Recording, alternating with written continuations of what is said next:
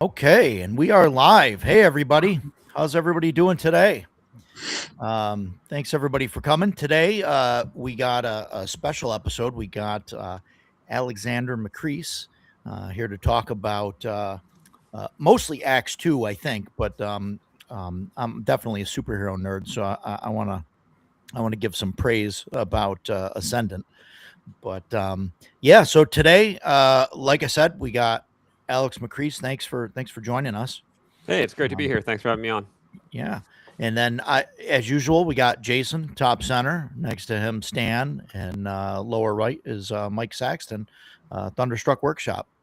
So and yeah, Chubby's in the chat. Um, he's I think he's made some stuff for Axe as well, right? He has, yeah. Yeah, yeah, it's good stuff. Love everything that I've seen of Chubby's. He's got a bunch of stuff for Shadow Dark. Yep. It's just awesome, and yeah. So I gotta say these guys some of these guys know this, but a long time I started with basic D&D BX. That was my first. I fell in love with the Earl Otis cover, and that was kind of my intro. And after that, the second RPG that I played was this here. Now, I don't have the box, but Oh yeah, there it this is. is the yeah. Greg this Gordon's is, DC Heroes. Yeah. yeah, and this was fantastic. I loved it. A lot of people, even back then, thought it was overcomplicated. There was too much going on. I really loved the system. I really loved the Megs system, Mayfair Exponential Gaming system, Yep. where it just everything doubled as you went up in value. So strength of 2 was double 1, and then 3 was double 2, 4 was and so on and so forth. And I've never seen that ever again until I found Ascendant. Yeah. And I was like, wow, this is amazing. Like somebody actually took that and then actually, made it so the whole thing is exponential. Yep. And just, yeah, it's just absolutely fantastic. So I love it. I can't wait to get that to the table. I've been doing some one shots and things of some superhero games in some smaller, quicker systems. With this, I think we would need to spend like a session just doing character creation. So I think that would take a while. But so thanks for that. I really like this book. It's fantastic. I thought it was well done. I backed the comic. The comic's great. Awesome. So that's awesome. So I take it you played the DC game. I did. Back Yeah, in the day? yeah, absolutely. I ran a whole campaign of it in middle school and high school. Still in touch with the guys that were in the campaign. It was fantastic. My motivation for creating Ascendant was literally my realization that that Greg Gordon hadn't gone all the way and made the game fully logarithmic, and I said, I want this to be fully logarithmic. And what I mean by that, this is ultra geeky, but if you consider Batman in DC Heroes, he has a body of 6, which means when his body is reduced to 0, he's unconscious. And you could reduce his body to 6 in, one of 2 ways, right? Like you could deal 6 points of damage, or you could deal 1 point of damage 6 times.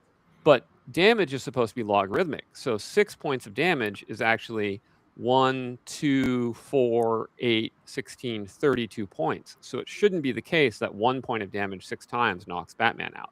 So when it Right. so the surface level of the system is logarithmic, but the actual mechanics are not logarithmic. Yeah. And I thought to myself, I can be a bigger dork than Greg Gordon. And so I went and made a fully logarithmic superhero system. And you know, that was the challenge, was to make it still playable, because the math gets interesting. But the advantage was, once I had made it fully logarithmic, at that point it becomes what's called a scale-free simulation.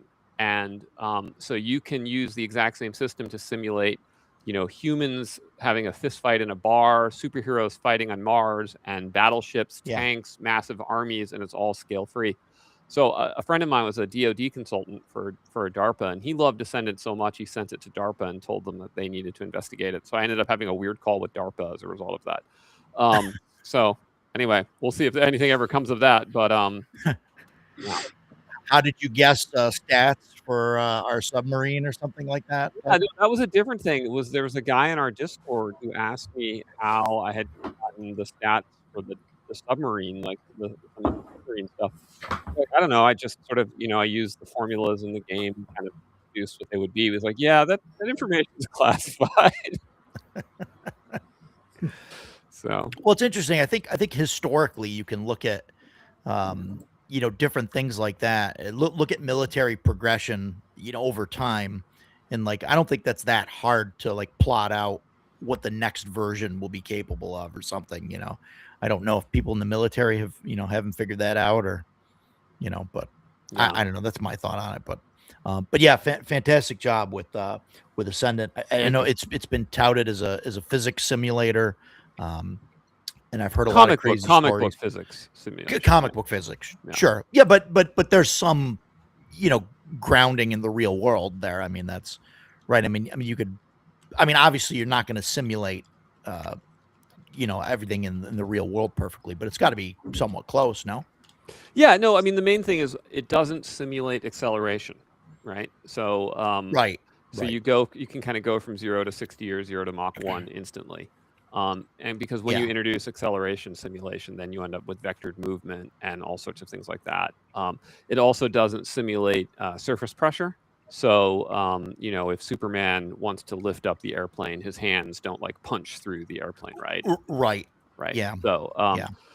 and that's just, I could have, but the complexity becomes really ridiculously stupid, and there's no gain, because in comic books they ignore all that. So I was like, I'm just Yeah, trying to so figure out how to ignore all that. Yeah. Chubby's got a question. I'm not sure if this is a real question.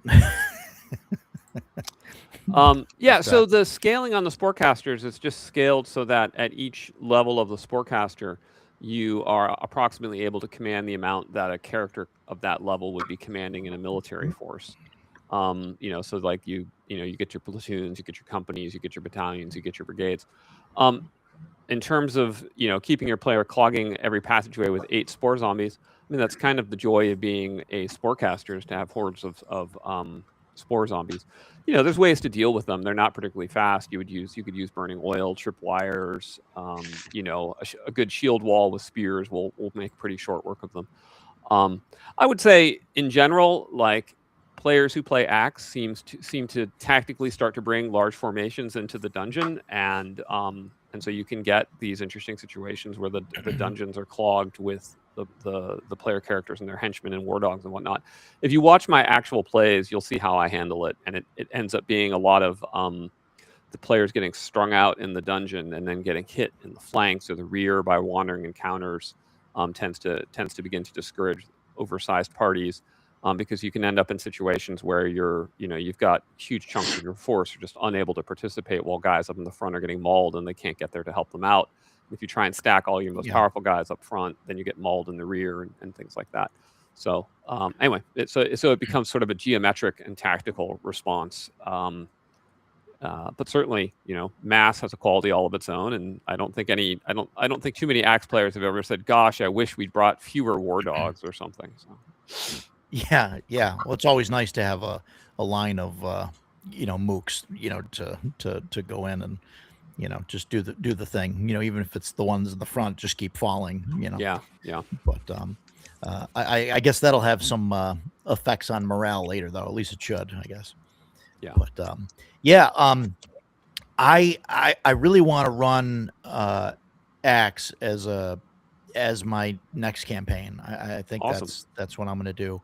I've always really been into domain play, and Right a on. lot of my players really aren't. Like I know Jason is. He's in my game. He's done some of that stuff. But some of the players they don't want to. They don't want to run stuff. Yeah. They just want to go and go in the dungeon. Okay, yeah, we'll go evil bad guy of the week. Yeah, we'll put the sword through him. Yep. Okay. Next Right. week, it's like, yep. Where's the next evil guy? Oh, he's in that cave. Yep. Yeah. Okay. We'll go in. Go in the cave. Well, so I mean, obviously I'm biased, but my sense is even if you just enjoy dungeon crawling, I would play Axe over BX or AD&D personally, because Axe, I like the way thieves play better in Axe than they do in those other games. I like the cleaves for the fighters. I like the free Yeah. casting that's available to the mages rather than having to memorize. I like the searching system, and I like the spelunking rules that are in the game. And there's a lot of extra stuff that adds some layers of depth. Now, obviously, not everyone agrees. Like lots of people would say, no, I prefer AD&D for various reasons, or Castles and Crusades or whatnot. And there's a lot that's subjective about that. But certainly, my goal, as a designer, was to make sure that the adventuring part of Axe was more fun even than BX had built on, and you also get domain play. So I hope that your players who aren't interested in ruling domains will still enjoy the game. I would be, it would be a design failure if they didn't. I could say from my perspective with my groups, I've been running pretty much AD&D for 30 plus years, and I could tell you with most of my groups, AD&D, a little bit in first edition. There's really none of it in second edition. Castles and Crusades, they don't promote domain play. Yeah. Or what little they have just isn't very good. Yeah. A lot of people, we used to play that way. Well, okay, maybe you did when you played BX or Beckme or whatever, but it's if you grew up playing like say AD&D and that's all you've ever played, you probably didn't get much experience to domain play. Most of my guys aren't interested in it. Right. I run a 2E game, and I just bought both of the. I don't even have them yet. I'm waiting for them to show up from eBay, but both of the battle system books. Mm-hmm. And I'm curious to see how my players are going to take to that because they've never done mass combat like that before. Right. Right. And I don't even know how the rules play out because I just bought them. I haven't, never got to experience them in the past. So we'll see. Yeah. Yeah. I found with my own group that their opinion of domain play and mass combat changed a lot when they interacted with the experience point system, because when they discovered that they got experience points for properly running a realm and they got experience points for winning battles and then looting and plundering their enemy domains, it was like a light went off for them and they were like, this is the best thing ever. And then they all were like, I want to be the prince of the domain. And up until that moment, they had been, I don't want to deal with it. Newton, you're into the domain thing. You be the prince, whatever. And then when Newton showed up higher level than them, because he'd been running his domain, it changed their mind. Perhaps my players are more XP greedy than other groups who are more immersed in the role play, but that was a big motivating factor for them. Likewise, with mass combat, they were not into mass combat until they had a huge battle, and then they got tens of thousands of gold pieces from the looting the supply camps and plundering the dead and taking the villages and whatnot. We got some questions. Full Metal Dragon wants to know if Axe 2 would work well with Gods of the Forbidden North. I think it would work great with that. I don't know if you're familiar with that setting. I'm not familiar with it, no. It's like a OSE. Yeah, it's an OSE setting. So I mean, I think power level wise, I think that shoes right in. And, should be fine then. It's a large kind of northern hex crawl type of thing. There's a lot of stuff going on. I mean, there's a lot of little towns and things like that you can probably take over. Yeah. I've used Axe with all sorts of stuff. I mean, I used Axe to run Middle Earth. I used Axe to run Kozakura from AD&D Oriental Adventures, Zeb Cook's setting that was in Swords of the Daimyo. Like, you can it works pretty well with most settings. Yeah. Chubby's got a lot of great questions here. I assume you consider less powerful strongholds at low levels. This is a great question, and I'd love to Yeah. understand. So it's interesting. If you actually if you look closely at the rules, you can have a domain at any level. And in fact, the vast majority of NPC rulers are relatively low level. Like your local baron or your local manor lord is 2nd, 3rd, 4th level. The legates that you encounter in AX1, the introductory module, he's 7th level. What the game mechanics say is that at 9th level, if you have a domain, or if you set up a domain at 9th level, then you get special followers and mercenaries that are attracted by your greatness. And the advantage of followers is you're capped on the number of henchmen you can have, but followers stack on top of that. So all of a sudden now you have more people that you can reliably count on to serve you, which lets you have both vassals to run your domains, as well as commanders for your military forces, or an entourage of escorts when you go into dungeons or battlefield. But you could actually set up a domain at any level. You just don't get those elite followers until you get to 9th level. Sure. So if you look in the chapter in campaigns, there's a whole section on how that works with getting the followers, not getting them. And if you look at the Judge's Journal, it'll tell you the actual average level of NPC rulers of various domains by their size and the size of their entourage. And you'll see the vast majority are not high level.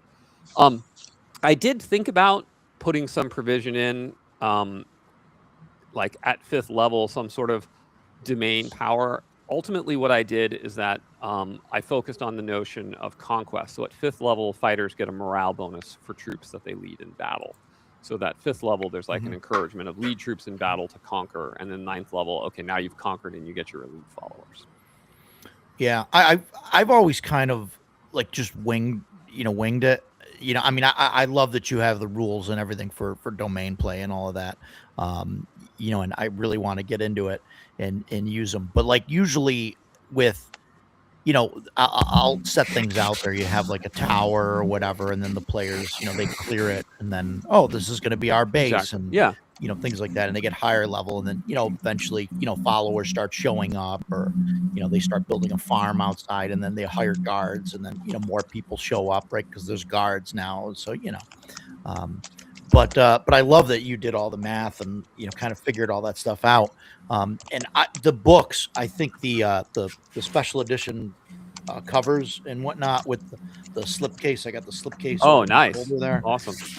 It's just gorgeous. I mean, it's really, really awesome looking stuff. And this is 1,800 pages, something like that. Something like that. Yeah, it's big. All 3 books. Yeah. So it's awesome. There's a lot of wealth of information.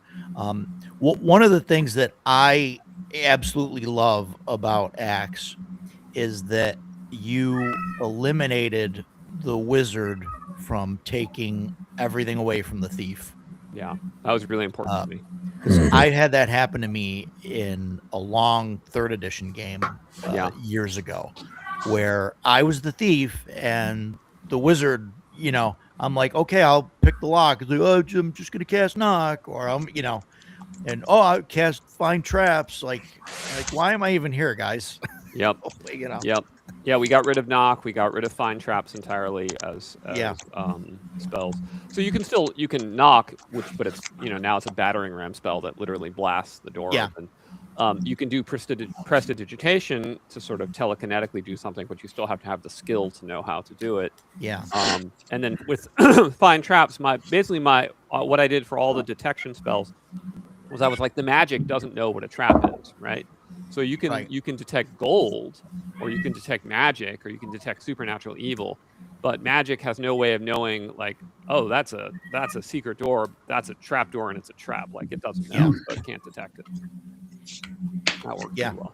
That's awesome. No, I love it, because that was always a point of contention, with groups that I played with. So that just works out great. I also love the attribute system that you have. It's instead of just being 3d6 down the line, it's pick one ability that's 5d6 drop 2, minimum of 13, right? That's a Yep, +1. that's right. Yep. And then pick 2 abilities. That's 4 die 6, drop the lowest, minimum of 9, right? Which Yep. is the bottom end of 0, +0, and then the other 3 are 3d6. I like that I think that it mathematically or whatever, it works out so that you still roll and you can still get a low number with those. There's still a chance that you'll get a low number or that you'll get a higher number, but you can sort of try and steer what type of class that you want to go towards, and it might work, it might not, but it's still, Yeah, random let thing. me speak about that. That's one of my favorite systems in the game. So random character generation has a lot of virtues that people don't recognize because they've bought into point buy. What we saw with 3.5 is a great example, but it's true generally of all point buy systems, is that as soon as you have a point buy system and you have a sufficiently large player base, they figure out what the optimum build is, and then everyone builds to that optimum build. And if you don't build to that, then what the hell's wrong with you? So, oh, you're a fighter and you put points in intelligence. Well, that was a dump. Why didn't you max out strength, then dex, then con, according to this formula that you can find on EN World? And this is true of all point buy. And so, under a point buy system, you will literally never see Alexander the Great, who's a fighter with really high intelligence. You just never see him. Okay. Yeah. Likewise, you'll never just see Alexander the Great, who basically has 18s and everything, because there's just not enough points for that. So then the disadvantage to random generation, of course, is you often get unsatisfactory characters.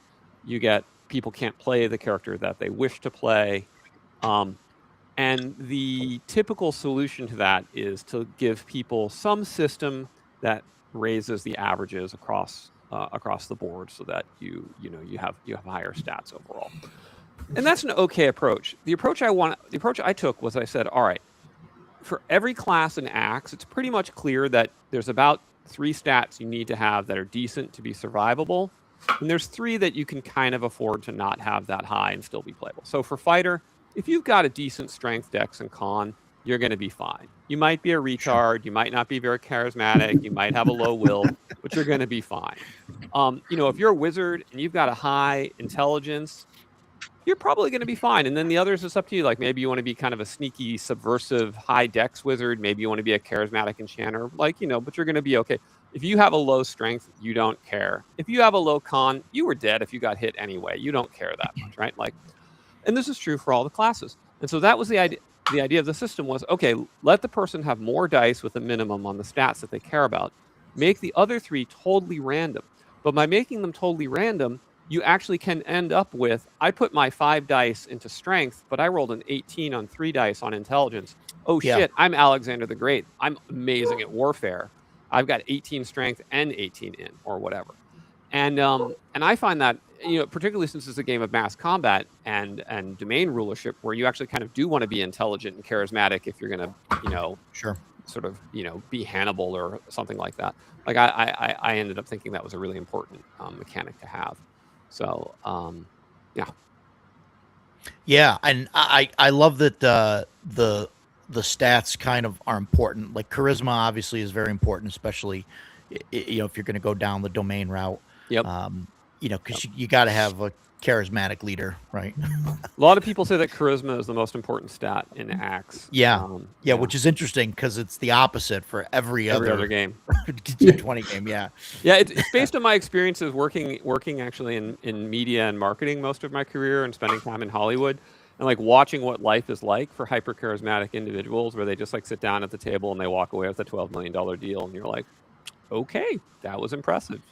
You have Riz. But even in AD&D, most people use charisma as their dump stat. But if you have a DM that actually uses reaction tables, it should not be a dump stat. No, it really shouldn't. If there's any stat in real life you don't want as your dump stat, it's charisma, right? Right. Yeah. Yeah. No, you're right, Mike. If following all that stuff, you should be adding the bonus or whatever, to it. And I'll be honest, maybe they were onto something with Unearthed Arcana, with introducing comeliness and separating charisma and comeliness. So then you can be like, oh, well, maybe you don't look so good, but you still talk good. You're still you're a good communicator. You're able to convince people to do what you want. it helps with your reaction stuff. But Yeah. yeah, you see it all the time as a dump. But Yep. really, if you're using reaction rolls, it should not be. Right. Well, what we did for Axe is you have your charisma stat, and then if you also have strength, con, and dex of at least 11, then you're super hot, and so you get an additional +1 bonus to seduction when you're wearing skimpy armor. So, Nice. yeah. But only skimpy Nice. armor. It doesn't work if you're naked or wearing skimpy clothing. It has to specifically be skimpy armor for reasons no one understands. So. Yeah. Well, I agree. Yeah. I heard Roger likes chainmail banana hammocks. Yeah, exactly. Chainmail bikinis. Yeah. I got a calendar coming out if anybody's interested. Oh god. That pitch is in all the wrong places for me. Yeah. Hey, someone earlier asked me why I didn't have the noble titles for the. Yes. Sorry, I did have that queued up. Yeah. They're on page 343 of the revised rulebook for the 4 main title structures. So there's some others I didn't put in the book, but those are the 4 big ones. Okay. Cool. They're in there. Page 343 revised rulebook. There you go. We'll have to look them up. Just kind of going through the chat here, just making sure that I didn't miss anything. I really love the idea, Axe. It the way that the release for Axe 2 kind of happened, it was just timing wise, it didn't work out for the group. And we ended up going with Castles and Crusades for a while. Mm-hmm. And then the group kind of got tired of that, and we ended up switching to Shadow Dark just because it's been a lot more accessible, to get. But we're looking at that. It's been fun. I don't know how long it's going to last. I think that some of it is might run out of. It's fun. I don't know yet. How many? We'll I have curiosity. How many sessions does like your typical campaign run, Roger? Well, Castles and Crusades lasted that was a weekly campaign for almost 2 years. Okay. Yeah. Something like that. So that's been the average. I mean, About obviously so years like ago, 100 sessions. yeah, 100 sessions. So years ago, I ran a campaign that was 9 years and one that was 7. But Yeah. I mean, but that was, before marriage, kid. Right. Right. And the CNC campaign didn't really end. We all just there are flaws with the siege engine. I see. And we were getting very frustrated with the flaws, and we were using Reforged, which has its own bag of ass that we were tired of dealing with. So we're still playing the same campaign. We just made new characters. I see. And we're using the Shadow Dark. Is it a scaling problem at level or something like that, or what's? That was part of it. The saving throws, once you start hitting mid-level, become wildly unobtainable. I see. Yeah. I guess the easiest way to put it is if you compare it with, like, say, AD&D.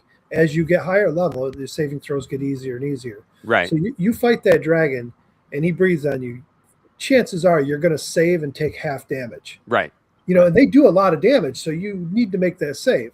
Well, in Castle and Crusades, they kept the dragon the same, doing the same amount of damage, but the dragon gets to add its level when you make your siege check. And they're just as hard to make at level 20 as they are at level 1. Yeah. So now you fail the save, and your party just wiped out. It's funny that's the example you use, because that is exactly what happened to us. Yeah, Roger's White Dragon breathes on us and he says, "Okay, make your saves." The DC is 32.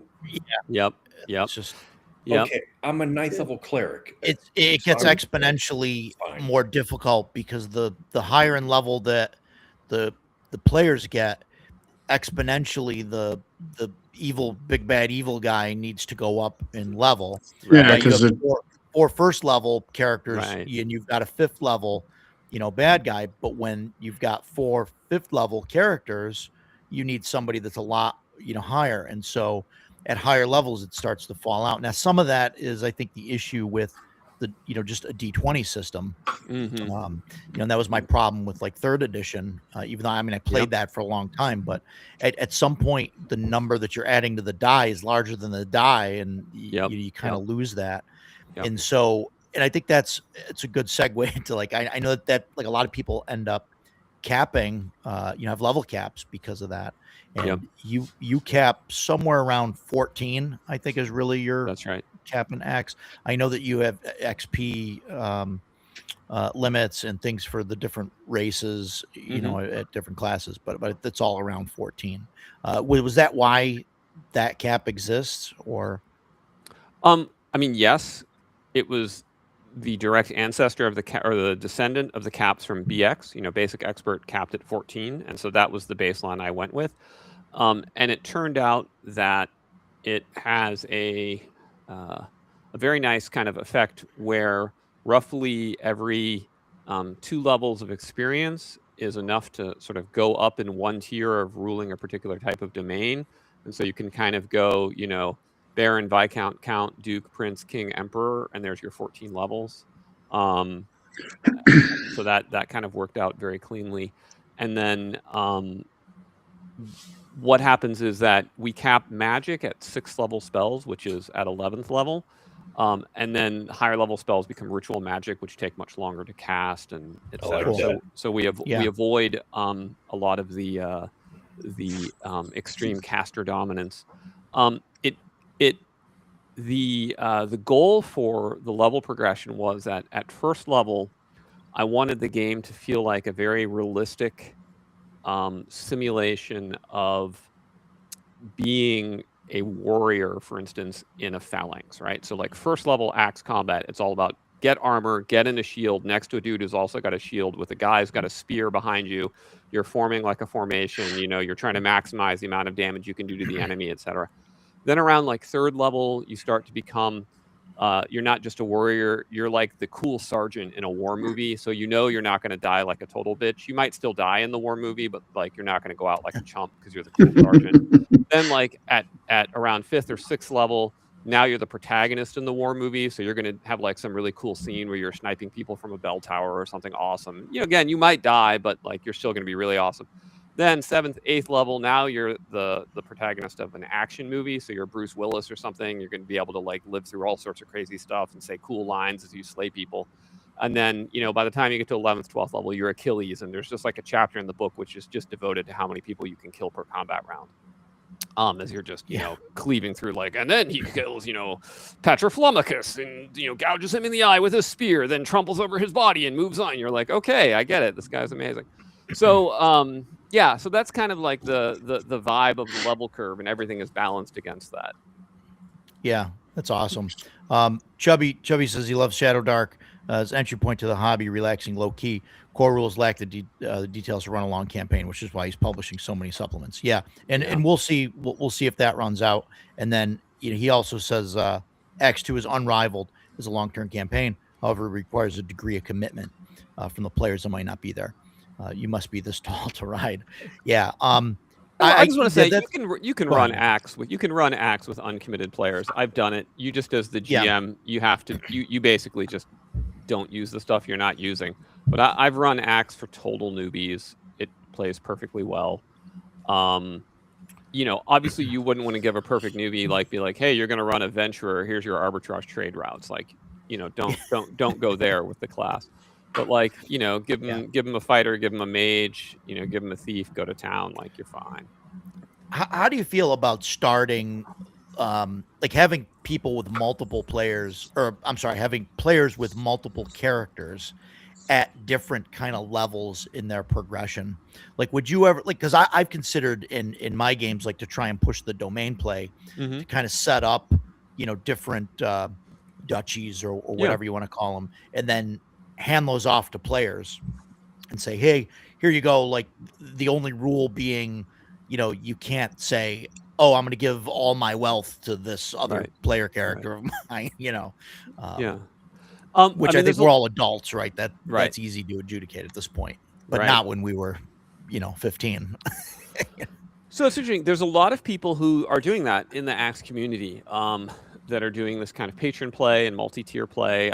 I made sure to include some rules for building advanced characters in the Judge's Journal. So I think it works quite well and can be great fun. Myself, when I run, I haven't done it, but what I've noticed is that people seem to advance in level fairly rapidly when I run Axe as compared to the actual play reports I get from my community, where I hear a lot of people spending a lot of time sort of grinding and dying at first, second, third level. And I think that's because we've inherited this sort of an OSR mentality of mudcore, where there's this expectation that you're not playing the game right unless everyone's just getting slaughtered at first level and it's a big slugfest. And also, I think that there's this, I guess maybe this inherited cultural belief that the games don't play as well past 5th, 6th, 7th level. And there's just no real point in trying to get to high level because there's nothing to do once you get there. Or they're unbalanced and not fun. And so I think if you kind of like throw those assumptions off and you run Axe as sort of written with the amount of treasure that I recommend, which is a relatively high amount of treasure, people will actually level up pretty fast. And when they level up, they get more powerful, which then lets them level up a little bit even faster. And you get kind of this flywheel that brings you into the mid levels of play pretty quickly, where then you start to unlock all the really fun things about Axe. That said, some people would just like to dive right into that stuff right away, and that's why I provide rules for that. So go to town. Yeah. Talking about the the grind, right, of killing characters. You also have the hit point rule there at first level that minimum of 4 on the die. Yep. Right. So basically, wizards get max hit points at first level, which I disagree with personally, but. Don't use it then. It's listed as one of many options that are available to you. I have a whole I list. wholeheartedly support that rule. It's a great rule. Yeah. The reason for the rule is that I think Roger's just full of shit.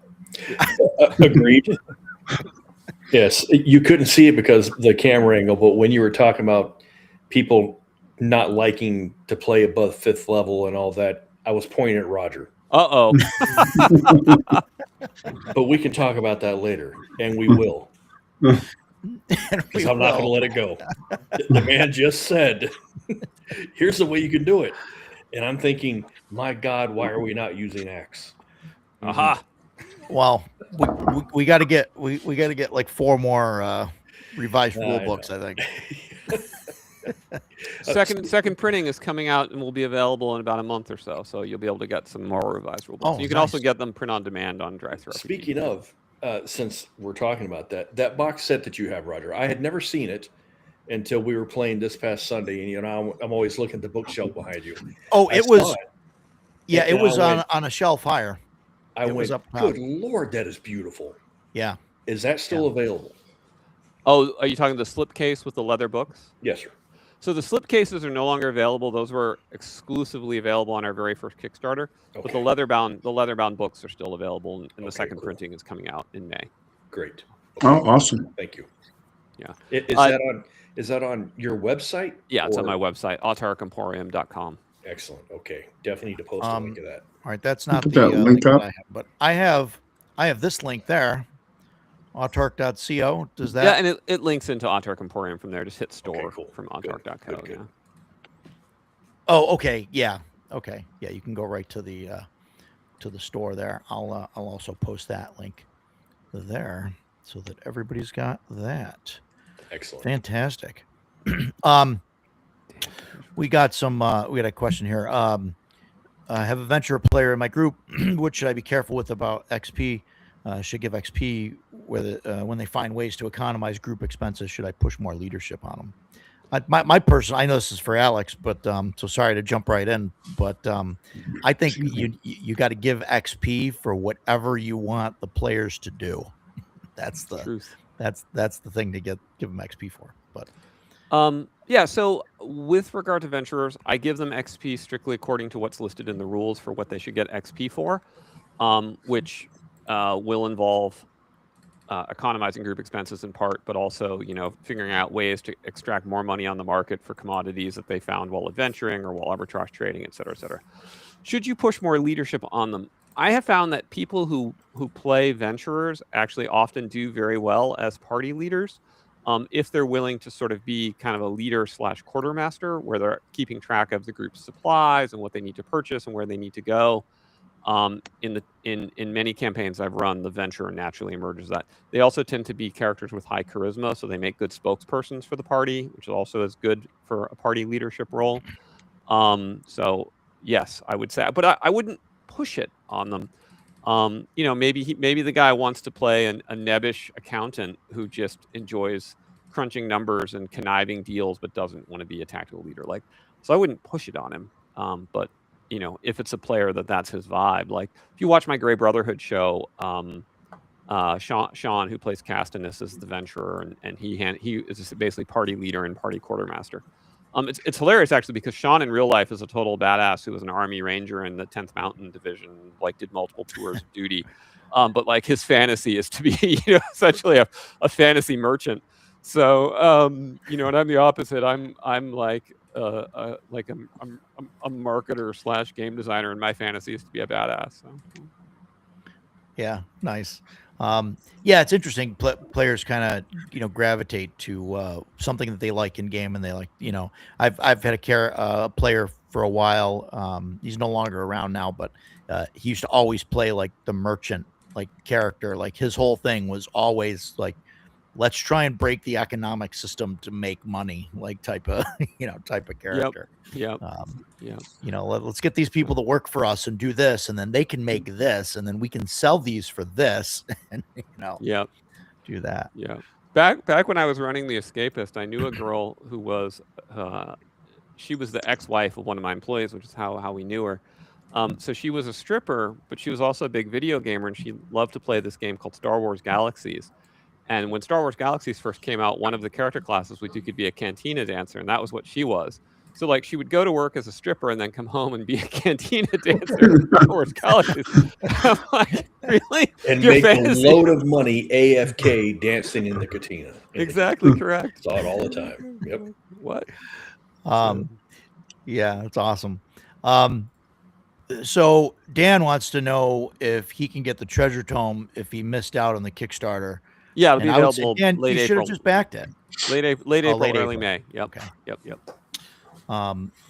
I backed it, by the way. Just awesome. Just saying. I can't wait. Roger, for that. Roger, what didn't you back? Come on, I'm trying to make it seem support, like Roger. the only thing that I missed out on that I am super sad about missing out on was the manatee, the stuffed manatee. That was the thing. And I had tried to order one from the web store after the Kickstarter, and I successfully ordered it. And you had to you sent me an email and said, "Oh, I'm sorry, this is out of stock. We sold the last one." and that was it. Yeah, so rub it in. Thanks. That's from Ascendant. That's right. It's a psychic flying manatee. Yeah, he's a flying wisecracking manatee called Levity. Levity. Yeah. Okay. Yeah. Levity. There you go. Yeah. His arch enemy of the depths is of course depravity. And back to Ascendant. I really love how you did the backstory. There is all online news articles and Twitter feeds and stuff in order to tell the history. And I think that's exactly how it would happen now, right? If we had superheroes, that's how we would get the news. And there's some WikiLeaks stuff, and it's awesome. The biggest problem I have with Ascendant, so I wrote that game in 2019, right? And so here's me writing the game in 2019, and at the moment I was writing it, it was actually a very kind of dull moment in the world, right? We had President Trump, and there was drama about that, but at the end of the day, there was not that much going on internationally. And so the whole premise of Ascendant was, wow, wouldn't our world just go crazy if superheroes suddenly appeared in the year 2020? ha ha ha, it'll be so funny. Watch 20, that'll make the 2020s a crazy decade. I can tell all sorts of stories. And then as I'm writing Ascendant, like I'm literally doing the story plot, we get, COVID, and we get like the Russo-Ukraine war, and we get AI. I'm like, so now the AI, the artificial intelligences in my comic book game are less powerful than the actual artificial intelligence I have on my phone. So I've had to like rewrite some portions of the direction I was going to go with the story to take into account the fact our world went crazy. So Yeah. Chubby wants me to mention your Patreon, and I wanted to bring up your Patreon here because a week ago I saw something on the Patreon, and it was on April 1st, obviously, so that's April Fool's Day, and that and so that's the same day that I saw news articles that the next James Bond was going to be female, and that that we were launching a craft to go back to the moon. So I don't know, what of those is real, but you've got this post about a cyberpunk axe game, accelerationist cyberpunk corpse system, and that sounds absolutely amazing. So please tell me it's real. it is not real. It is not real. I mean, I actually have a working draft of an Axe cyberpunk system. So along with DC Heroes and Dungeons and Dragons, one of the other big games of my youth was Cyberpunk 2020, which we played the hell out of. So I've always been really fond of the cyberpunk genre. I haven't done a cyberpunk game because I kind of felt like we're living in a cyberpunk future.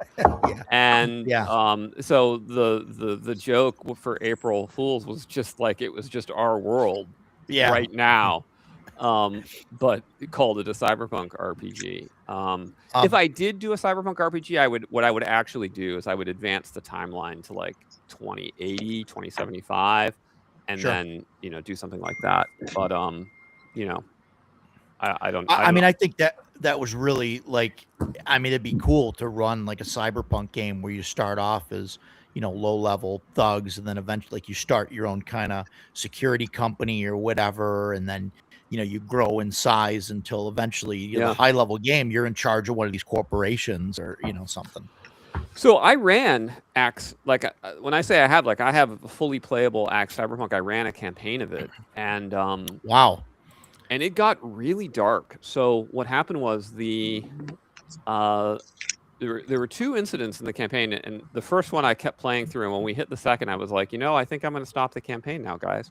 So so the group angered corporations, and so they were being hunted, and they then hired the small media studio to do deep fakes of their own deaths so that they could make it seem like they had been killed and thus could create new identities without being hunted anymore. So they do that, and they release that on the net. And then one of the players is like, "Okay, cool. I attack the media studio," and they just slaughtered all of the guys that they had just hired to make these deepfakes for them, because they were like, "Well, they're the only ones that know we're still alive." Wow. So and they just gunned them down in cold blood. And I was like, "Wow, that was dark as heck," but I get it.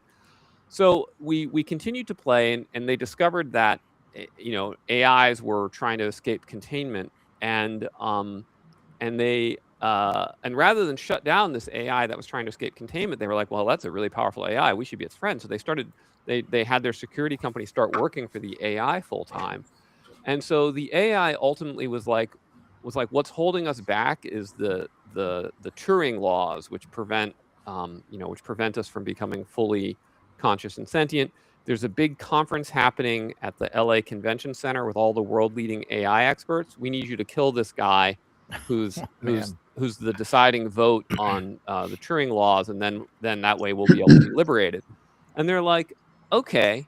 And then they thought to themselves, actually our AI friend would be even more powerful if we just got rid of these people altogether. And so they nerve gassed the LA Convention Center and killed like 10,000 people. Wow. To free the AIs. And I was like, okay, campaign's over, guys. The AIs take over. All of humanity is destroyed. Good job. And it was just too dark for me. So that was a big reason why I never pushed forward with Axe Cyberpunk, because I felt like was like, man, I'm living in a dystopian world. I don't need to write a dystopian game. Yeah, Edgelord wants in on that game. I think with those guys. Some players are going to murder hobo no matter what setting you put them in. Yeah. No, Yeah. but these guys are not normally like that. It was very particular to this setting. Like, they played Lord of the Rings and they were goody two shoes. So, yeah. Yeah. Is Power Overwhelming coming after that's Beyond All Others, right? Yeah, that's the Before All the Others is the Elven elf thing. book. Yeah, Power Overwhelming is the Ascendant source book. Yeah, it's about 80% written. So Cool. Yeah. Yeah, you did the dwarf book By This Axe. Yep. For Axe, and I missed out on that. I'm not huge on like demi-humans. I would prefer to run humanocentric campaign. So I skipped By This Axe, but then Before All Others came out, I saw that the book looked gorgeous. Yeah. And so I backed it and added on the By This Axe book. So oh, cool. Kinda Well, I hope you looking like it. Yeah, I never really liked dwarves until I wrote By This Axe, and then I kind of fell in love with dwarves in the process of doing it. And then I always loved elves until I wrote Before All Others, and now I hate them. So it's been an interesting ride. I'm okay with them. It just seemed, back in the day when we were playing things like basic and whatnot, just the way that things worked out is you had a humanocentric kind of game anyway. Yeah. Because of the level limits and everything. But later, like especially when we got into third edition, which we got into because we started playing it again and D&D again, and those were the books that were available, and you couldn't get first or second edition books at that time, or cheap anyway. And so but then like there was this whole thing where it didn't matter what race, class, there were no level limits, anything else, and so you had all these players playing all these other you had more dwarves, elves, halflings, and non-human kind of things going on. And then I think that's kind of got progressively worse. I get maybe worse isn't the right term, right? But like fifth edition, like there's no point in being a human, I don't think, anymore. That's right. Because like, well, why be a human when you can be something that can fly, or right, like, or see in the dark, or like whatever, any kind of extra thing. So, so I've kind of liked, more humanocentric stuff. But you seem to have, I think your Axe has like a decent, like happy medium. Like it's not exactly a races class, but the races have their own subclasses. Yeah, that's right. That's right. Yeah, I actually also really like humanocentric settings, and the Arn Empire is a very humanocentric setting. In the earliest iteration of the Arn Empire, actually, the elves were NPC only, and the dwarves were extinct. But I eventually decided that I wanted it to be more accessible to classic D&D players who kind of were used to those races, and so I made dwarves and elves available again. Didn't have halflings or gnomes available, and sort of have slowly relented as under demand. But I think for a setting, for me to feel real, it has to be humanocentric, because I'm a human, and that is the world I live in, and it's what I relate and understand. And so the elven and the dwarven have to be there as a contrast to a predominant human vibe. When you get a world where everyone is not human, but they all just act like baristas in a Seattle coffee shop in 2025, then I think you've entirely lost me from your setting, and I don't care at all what you're doing.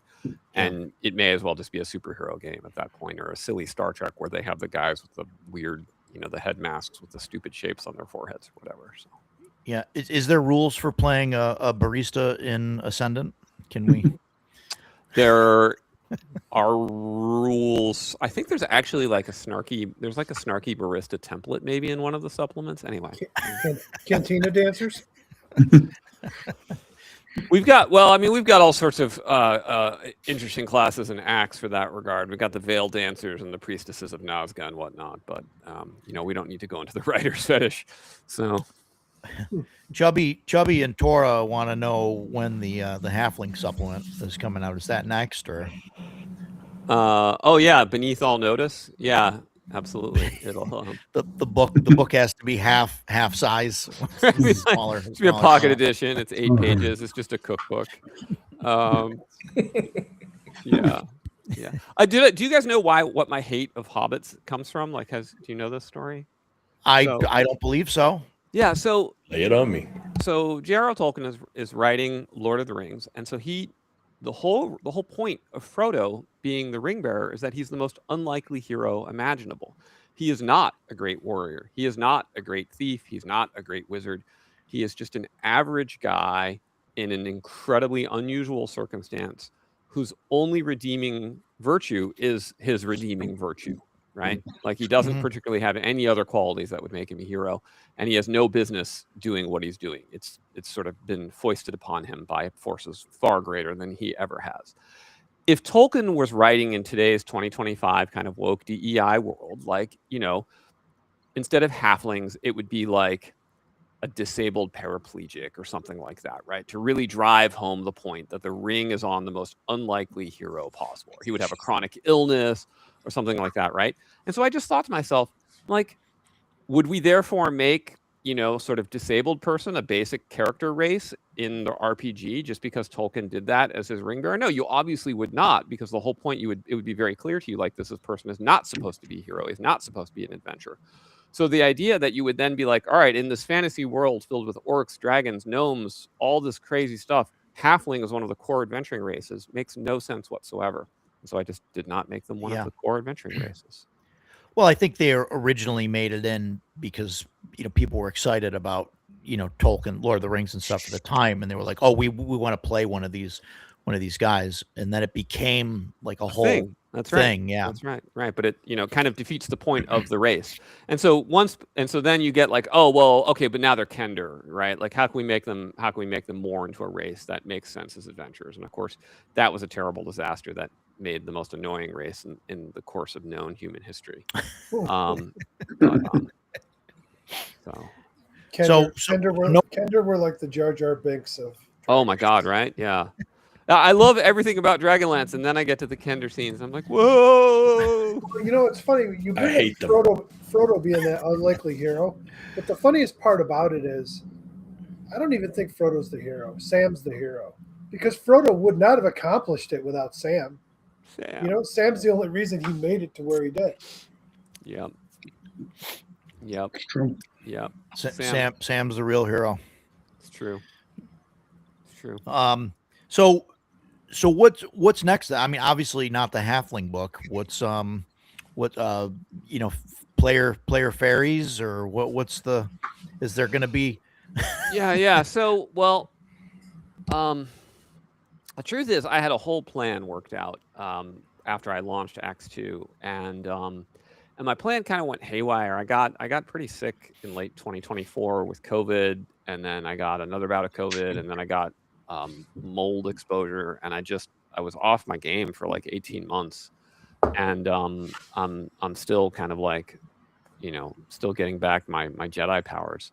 So that's kind of thrown me off, and while all that was going on, like, we had this insane AI revolution happen to where this transformative technology over the last 18 months. And now I have everyday people being like, hey, man, I just vibe coded the most amazing app you've ever seen for Axe. What do you think? It's like, oh, okay, I guess this is a brave new world now. So I'm having to kind of rethink all of my, plans. Like, for instance, had a guy approach me like, hey, we could use AI to turn your graphic novels that you've made into an anime series. Should we do that? And I'm like, I don't know. Should I invest in that, or should I invest in another graphic novel? I don't know. When did this happen? Like, now we can just do anime using AI. So I'm somewhat overwhelmed and uncertain as to how to proceed. Certainly, we have power overwhelming for Ascendant. It's about 85% written. We have the upcoming Annals of the Arryn Empire, which is an anthology fiction series. It has John C. Wright is one of the writers. Jonathan Oldenburg, whose book Tears from Iron I had previously published, is another writer. Then we've got a bunch of guys from the Alpha Mercs writing group, who are a great group that contributed a bunch of stories. We've got Brian Renninger's contributed a story. So that's going to come out this year. That'll be kickstarted this year. The stories are all written. The only holdup is I need to get the other products out the door. I need to get Treasure Tome delivered, etc. And then we have the Domains at War video game that we've built. So we have this digital edition of Domains at War. And I've got a draft of Domains at War for Imperial Imprint. So the updated that Domains at War. Domains at War is the mass combat miniatures game. So it's like our version of Warhammer or something. I love it. I love that you put kind of the math in there as well, to kind of to figure out the stats of the group so that you can kind of do it on the fly. Yeah, it's good stuff. Yeah. So and you've kind of condensed it down to one roll too, where you've got some magic numbers in there in the math formula that right, kind of condensed. You figured out, yeah. So that's the system that's in the Domains at War campaigns book and the revised rule book, and then the digital game is kind of takes that formula and it expands it into a full miniatures game where you've got command, forces moving on a battlefield, and you're tracking formations and flank attacks and everything. It's good fun. So yeah, cool. And that runs. I've seen that out there. I've never really dove into it or looked at it, but it's basically like a tabletop war game. It's a tabletop war game. Yeah, if we had hit a little bit higher, I was gonna run some elf versus dwarf battles, but we didn't hit the bonus goal to unlock it, and which ultimately worked out okay because, as I said, I was sick, so I didn't have a ton of energy to run it anyway. But what I'm looking at now is maybe doing like the Great Skysos War, doing some battles from that, which is like in the Arn Empire setting. The idea is, how like in the real Roman Empire, the Huns attacked the Roman Empire. So the idea in the Arn Empire setting is that the emperor saw the threat posed by the Huns, and so he's gone and launched a preemptive attack to attack them, over there, so they don't attack us over here. And of course it all goes disastrously wrong. So. Yeah. So the basis for the Oran Empire is obviously Rome. I mean, it's pretty. Yeah, I think it's Rome. Obvious. Rome with the Byzantine Empire and also the Serene Republic of Venice were the three influences. Yeah. No, and it's really fantastically well done. You also have this the Arbiter of Worlds book, which I think is a fantastic GM reference there. I read a lot of these, GM, books, and yours is definitely up there. Thank you. Definitely higher than a lot of the DMG's, the official Dungeon Master guides that have come out as of late.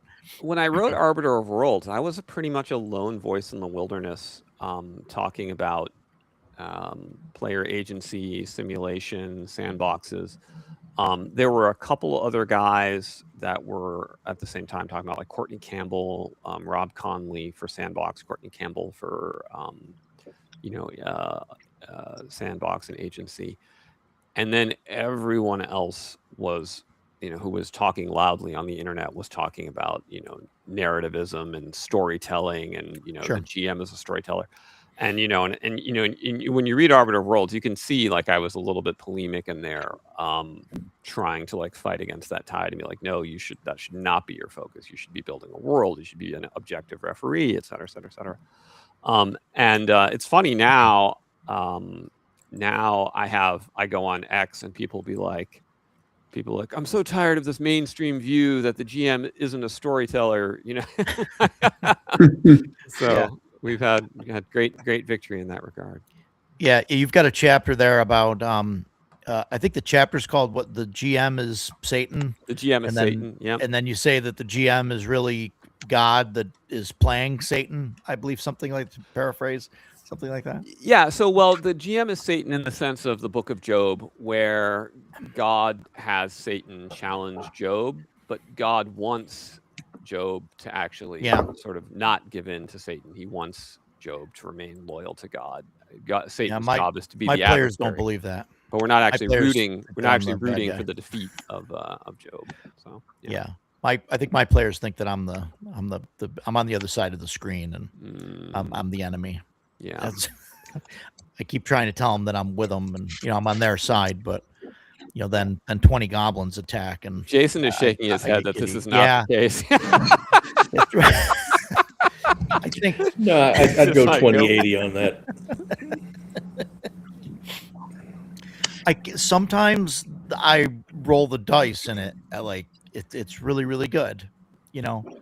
But they count those to like those are the times that they remember when I'm rolling natural 20s and max damage and all of that, and they don't track the number of days where where I just roll piss poor. Again, I would go 2080 on that. 1 out of 5. Why does it say waiting for the? Oh, okay. Do you roll, GM Roger? Do you roll your dice publicly in front of the players? Or you roll absolutely. Them behind your screen? I won't have it any other way. Yeah, me too. Yeah. I roll everything publicly. I don't see the point of rolling behind the screen. It just invites it, or just makes people think that you're fudging. If you're you're fudging or whatever. If you're rolling in the open, then your players should have no reason to say you're actively trying to kill them. Yeah. Unless you're trying to kill them other ways. Yeah. No comment. I guess I don't. Yes, you can roll out in the open and actively try to kill someone by giving them overwhelming odds that they cannot escape. Sure. That's right. That's right. Sure. That's right. I can. How many deaths did you end up with in the Citadel? I'm giving Roger a hard time. Oh yeah. How many people died going through the Citadel? We had 2 or 3? Right, maybe? But that's because you were rolling monstrously bad. Yeah. I mean, it was ridiculous how many times we went into the Minotaur room and he wasn't there. Yeah. Or Nabil puts a head on the spike and nothing happens. Nothing bad happens. Whatever. Sorry, go ahead, Alex. I was saying, I usually see killer DMs. In my mind, the killer DM is the DM who makes this mistake, which is that he prioritizes beating the players over preserving the life of an NPC who the NPC would like to preserve his own life. So, for instance, if you're an ancient dragon that's lived 1,000 years and you've just done a whole ton of damage to the player characters, you could be like, well, I could stay and party wipe them all, har, har, har. But if I do, I have a 10% chance of dying. If you're a 1,000-year-old dragon, you're like, you don't take 10% chances of dying. You did your ambush and you leave, right? Whereas if you're the killer DM, you're like, har, har, I'm going to go for the party wipe, even though the NPC wouldn't do it. So that's how I always try and run, is I'm always running it tactically from the point of view of what would the NPC do in this circumstance, given his personal motivations. And so often they won't go for the killing blow. They don't necessarily bring full lethal force for the same reasons that people in the real world don't. They don't want to take the risk themselves, or they're afraid of escalation or blowback or whatever. No, I think there's a caveat to that, though. You mentioned it as the dragon ambushed him. He got off the ambush, not going to risk the death. But when they come traipsing into his lair, that is a different story. Yeah. Because that dragon that's acquired 1,000 years worth of treasure, and he's sitting in his lair, and you're coming in trying to take it, is going to risk that 10% to make sure you don't get it. It's a different context. Yeah. Absolutely. Yep. Sure. But at that point, if the players, here's the thing, right? If the players go into the dragon's lair and get party wiped, that's on them. Yeah. Right. Yeah, exactly. Right. Like when I run my games, I use random encounters. Me too. But I never try and outright kill my players. No matter what the random encounter is, I will always give them an out. They have to take it. They have to actively choose the out. If they decide they're going to flee, 9 times out of 10, I'm just letting them flee. Because they're making that choice to preserve themselves, and they're going to go and whatever. They'll fight another day. It's not worth hunting them down with some random NPC just to be like, got you guys. Yeah, exactly. Yeah. So. Yeah. Chubby mentions making the players roll a lot of the GM rolls, and he says he used treasure tables as an example, which is interesting because in CNC I was doing that with the treasure tables and going around the table and having the players make those rolls, and they rolled usually poorly.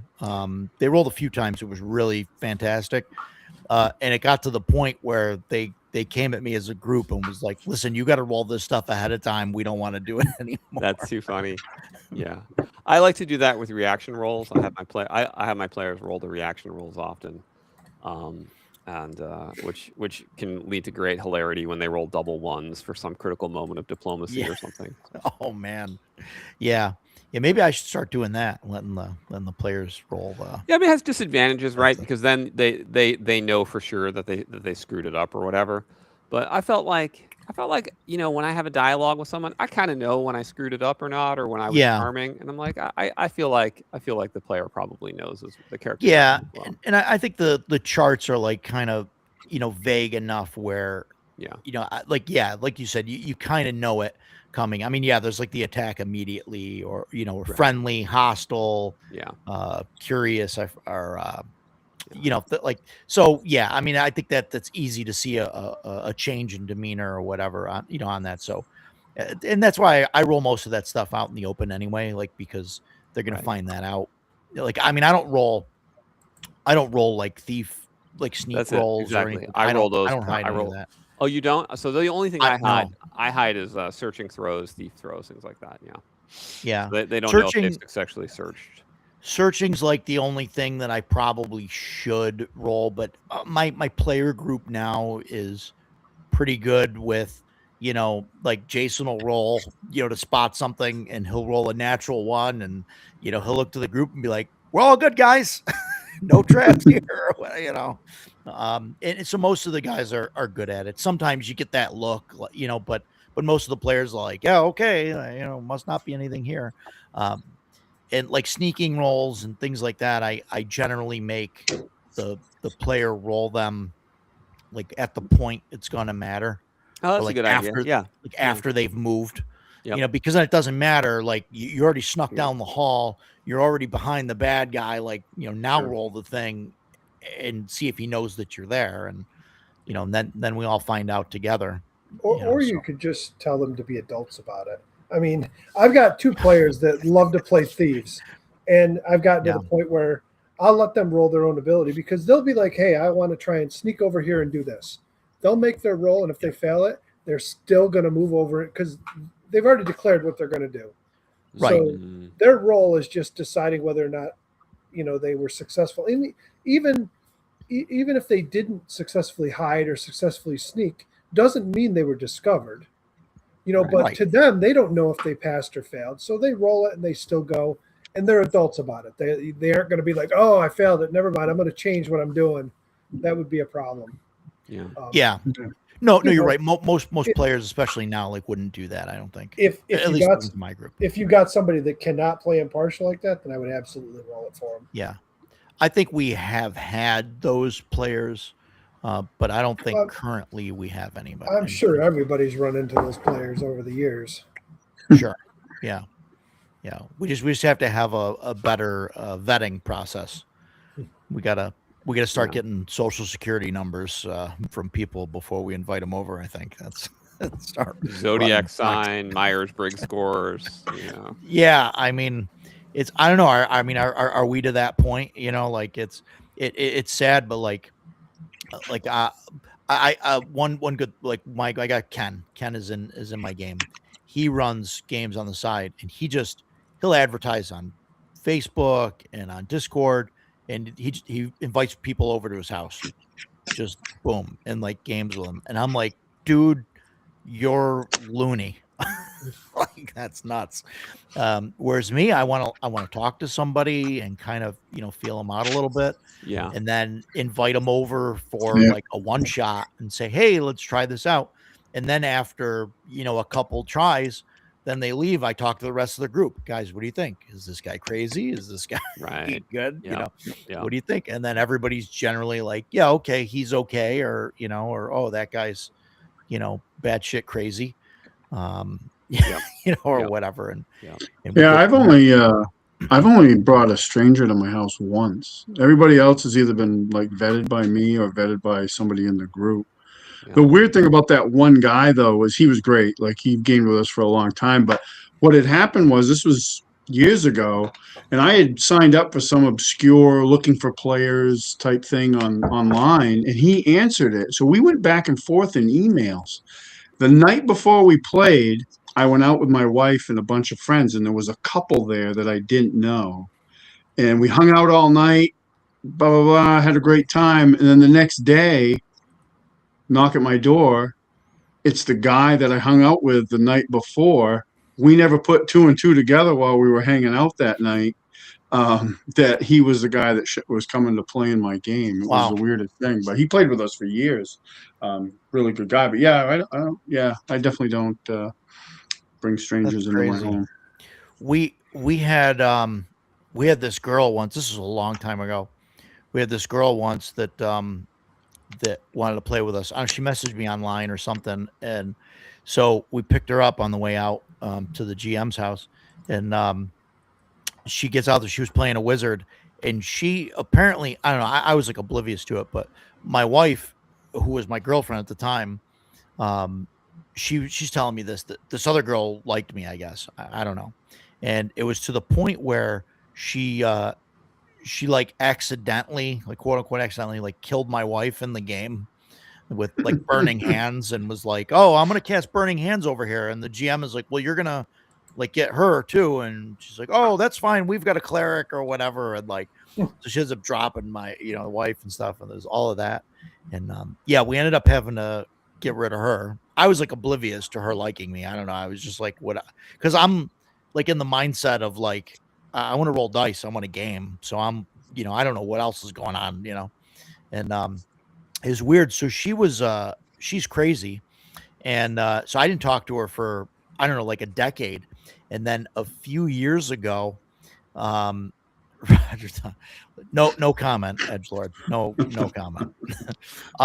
And then a couple of years ago, I saw her. She made the news because she pulled into a McDonald's drive-through like 10 minutes from here, and rolled up all of her windows and just parked there in like protest, I guess, but never like told anybody what she was protesting, and just sat there. And then the cops showed up and she took off. And then like I somehow outran the cops, and then but the McDonald's had like her photo and the license plate and like pictures and everything, and so they like drove to her house, and they like they like arrested her, and she got in trouble for something. And she's probably still looking for a group. She's probably still looking for a group. Maybe we'll invite her in. Maybe she's changed. A spot to fill. Yeah, desperate times.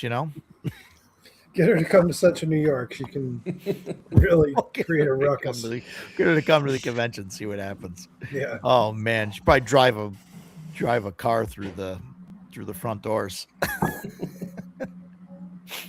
Yeah, Snark. Everyone deserves a fair shake. If a person sucks, drop them. Yeah, I mean it helps to get to know somebody, right? You never know. Yeah, make her bring McDonald's for the table. Yeah, that's right. That's crazy. But yeah, crazy. I'm sure we've all had crazy people at our tables. So Alex, you run mostly. Is Alex okay? Can I call you Alex? I guess I should have started with that. But course, I've been calling you that for the past hour and a half, so I hope. Yeah, that's what everyone calls me. I hope it's okay. I use Alexander for all my formal like nomenclature, because there's a guy on Google who's Alex Macris, who is it's like an international criminal. So I was always like, I guess I'd better be I better be Alexander Macris, so people don't confuse me with this rich Greek international criminal who's good looking and wealthy and and everything, and I wouldn't want to be the likeness is uncanny. So then I got canceled, and I was like, should have been Alex Macris. Could have caused blame him there. What you don't like wake up missing chunks of time or anything, do you? No. Okay, just I wish didn't know. Do you run mostly online, or do you run in person?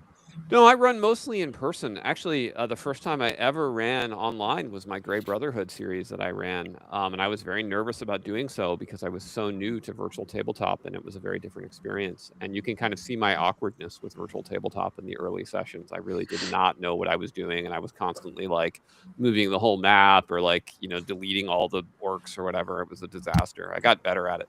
I mean, I've done, 20,000 hours of my life in first person, sitting at the table playing together, and maybe 1,000 hours total VTT. So yeah, I don't even think I have 1,000 hours, on VTT.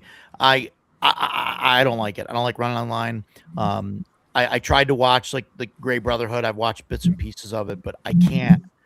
Man, I don't know what it is. No offense to you, it's not you. Watching like a game play, like it's just I can't do it. I don't know. It's like a slog sometimes, and For sure. I don't just watch a ton of online gameplay. I yeah, actually don't watch a ton of online video. I usually will just cut and paste the transcripts of things I'm interested in, and then read the transcripts, there you go. or get summaries. I'm Get not. the AI transcript and have the AI read it to you. Yeah, I'm not like a big video guy, which I think was hurt me because there's it's the way to reach people in today's world. And I think I dragged my Yeah. feet on doing a YouTube channel for a long time as a result. So, Yeah, yeah. it was difficult for me in COVID to switch to online, doing the online gaming, and I was running the Fantasy Flight Star Wars at the time, and so special dice and all of that. I don't know if you're familiar with Yeah, the I'm system, familiar with it. Yeah. and it was difficult for me running online, and just because you don't have that face to face thing, you can't. You're not rolling dice on the table. You got to type it in the thing or hit it, and I don't know. And people's attention, go elsewhere, and it's harder to get a vibe of what's going on. The only thing that I liked about it was that the dice roller would give you the total. Like you didn't have to adjudicate the dice rolls or do the math to figure out what dice were left. It kind of already did it for you. Not that that was a huge deal, but we had players that couldn't do that, cancel out dice at the table. So having that auto do it, made it a little bit better. But yeah, it wasn't a great experience for me, and I wanted to get back to playing in person as quick as possible.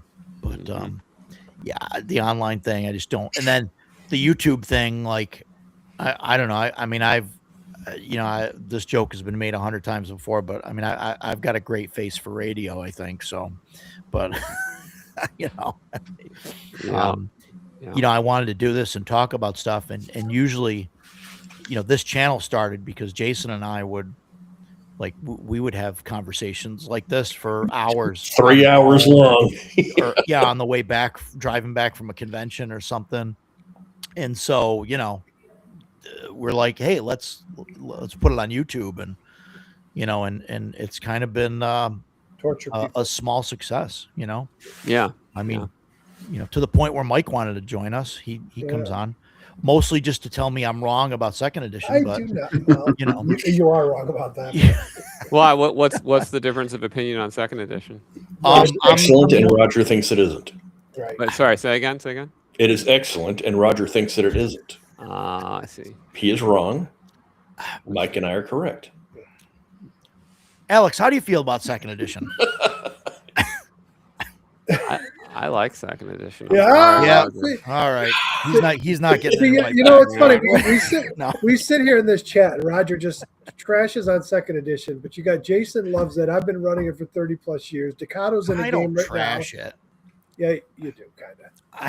I mean, look, I'm a Zeb Cook fanboy, right? Like he did Swords of the Daimyo. He did, he did Expert Set. He did the Conan rulebook, and he did second edition. And like, I feel like, how to put it, if it had gone down differently and Gygax had said, Zeb is my appointed heir and he's going to create second edition, and nothing else changed, just that, like people would love second edition. Right. But there's all this bad blood about it because Zeb kind of backstabbed Gary allegedly and blah, blah, blah, blah, blah. And so like, I feel like as a result, second edition is judged more harshly than it deserves, given its. And that's how I feel about first edition. This is something that Roger and I have talked about extensively.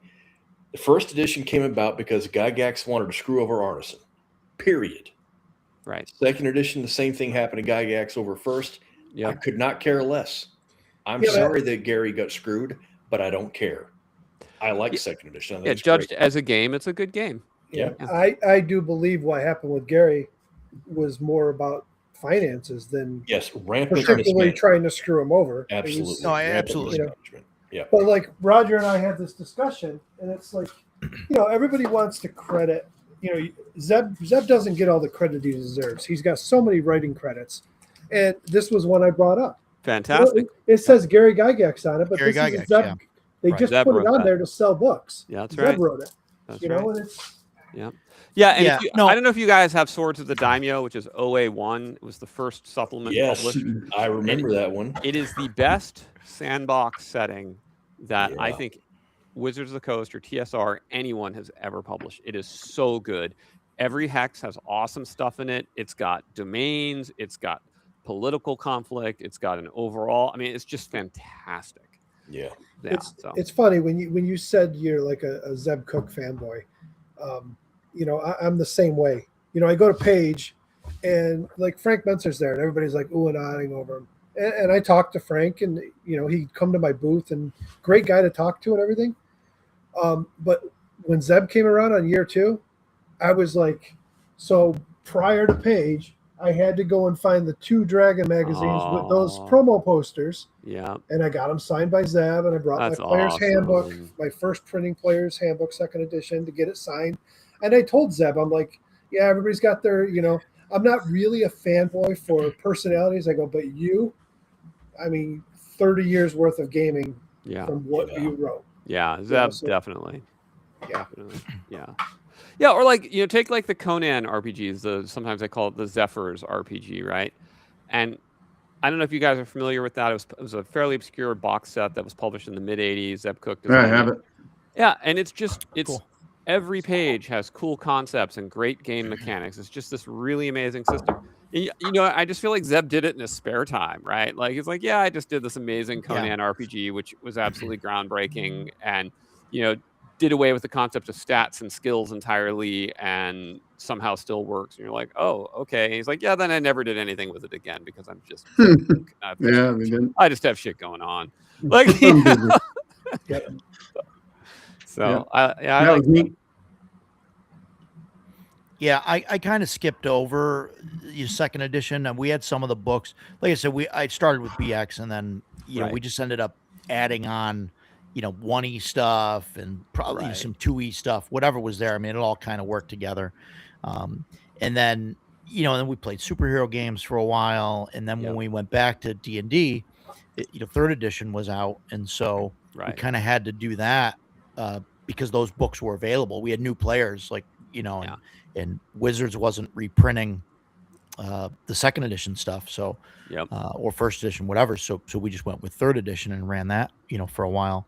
But yeah, I mean, looking back, like for me, there's like a line between like the 1st edition, somewhere in the middle of the 1st edition production, where that's like where Gary's out, and you've got the original stuff from 1st edition and before, where that's like the old.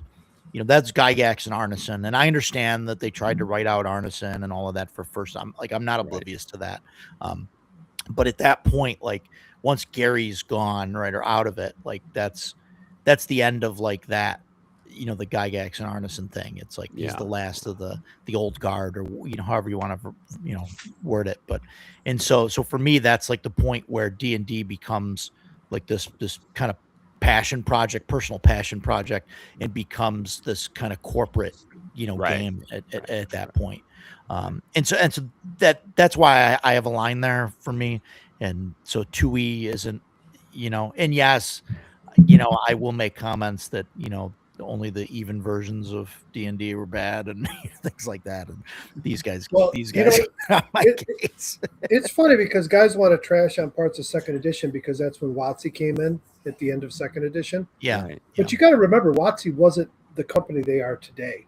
Sure, right. WotC was a small company that just hit, and I'm talking TSR.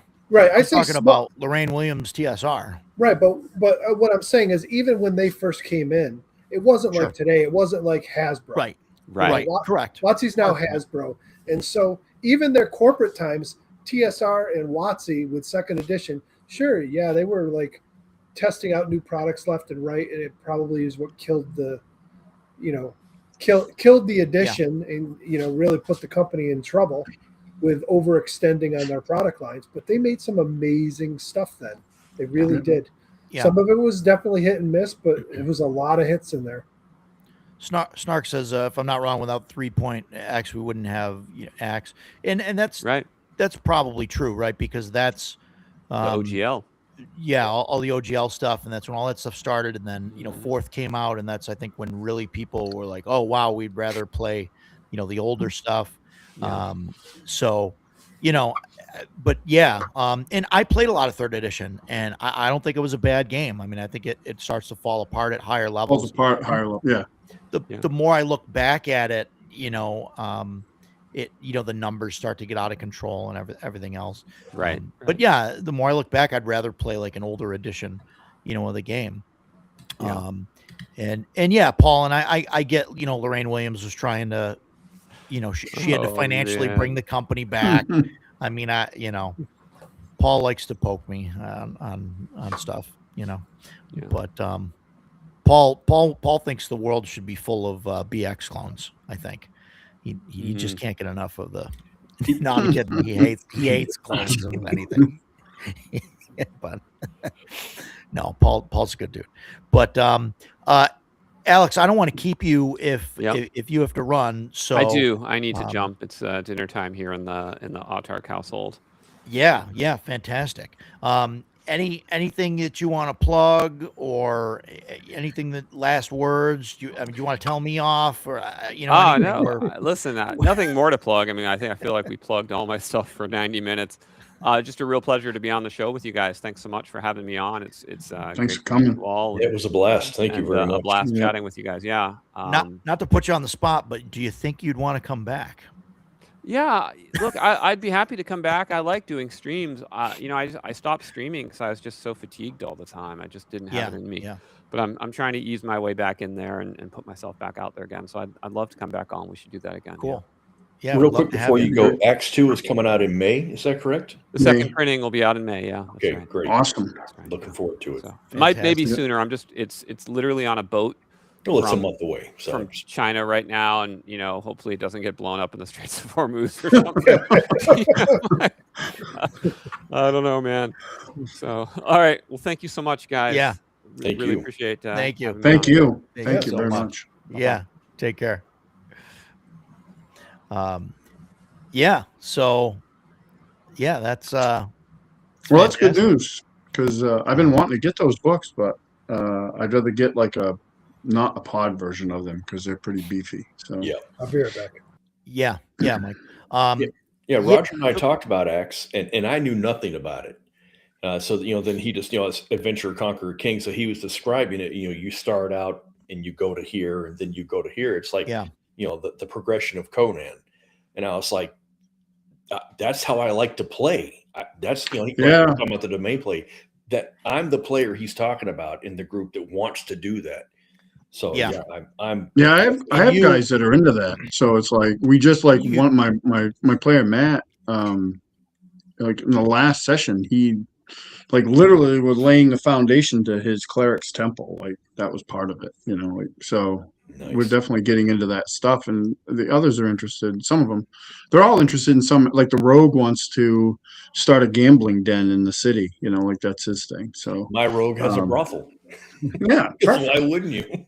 Yeah, right. So it looks really good. Like I've been looking through like the stuff, and I've looked at it before, but it was just I just didn't want to get the pod version because it's hit or miss, right? Like on the quality, like and they're not inexpensive books. I'm not complaining about the price at all, but they're not inexpensive. So like I'd rather get something that's going to be that quality, So I'll definitely when I signed up for his mailing list and everything while we were talking, so I could make sure I don't forget about it, so I can get them. Yeah, that's cool. I think that Jason, I think you would love like all the economic stuff in like the domain. He's got rules. Rules for setting up a Senate and domain I talk income. About the medieval life simulator that runs in my head all the time. That is so much up my alley. And that's exactly what it is. Yeah. So I never even thought of that, but like he just talked about it, like briefly talking about like, the domain stuff, but like you go do domain stuff but then you come back with a shitload of experience and treasure. It's just like, I'm like, oh, well, that would make sense that you would get that stuff, you know? Yeah. So That's Roger, really Yeah. cool. I got to bring something up here.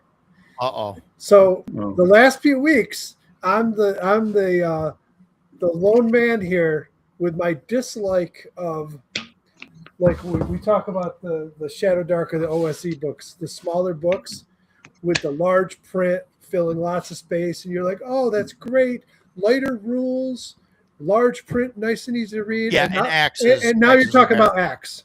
Axe is a bear. A Yeah. thousand huge. pages of tiny Yeah. print. 2,000 pages 2,000 pages of tiny of print. tiny print.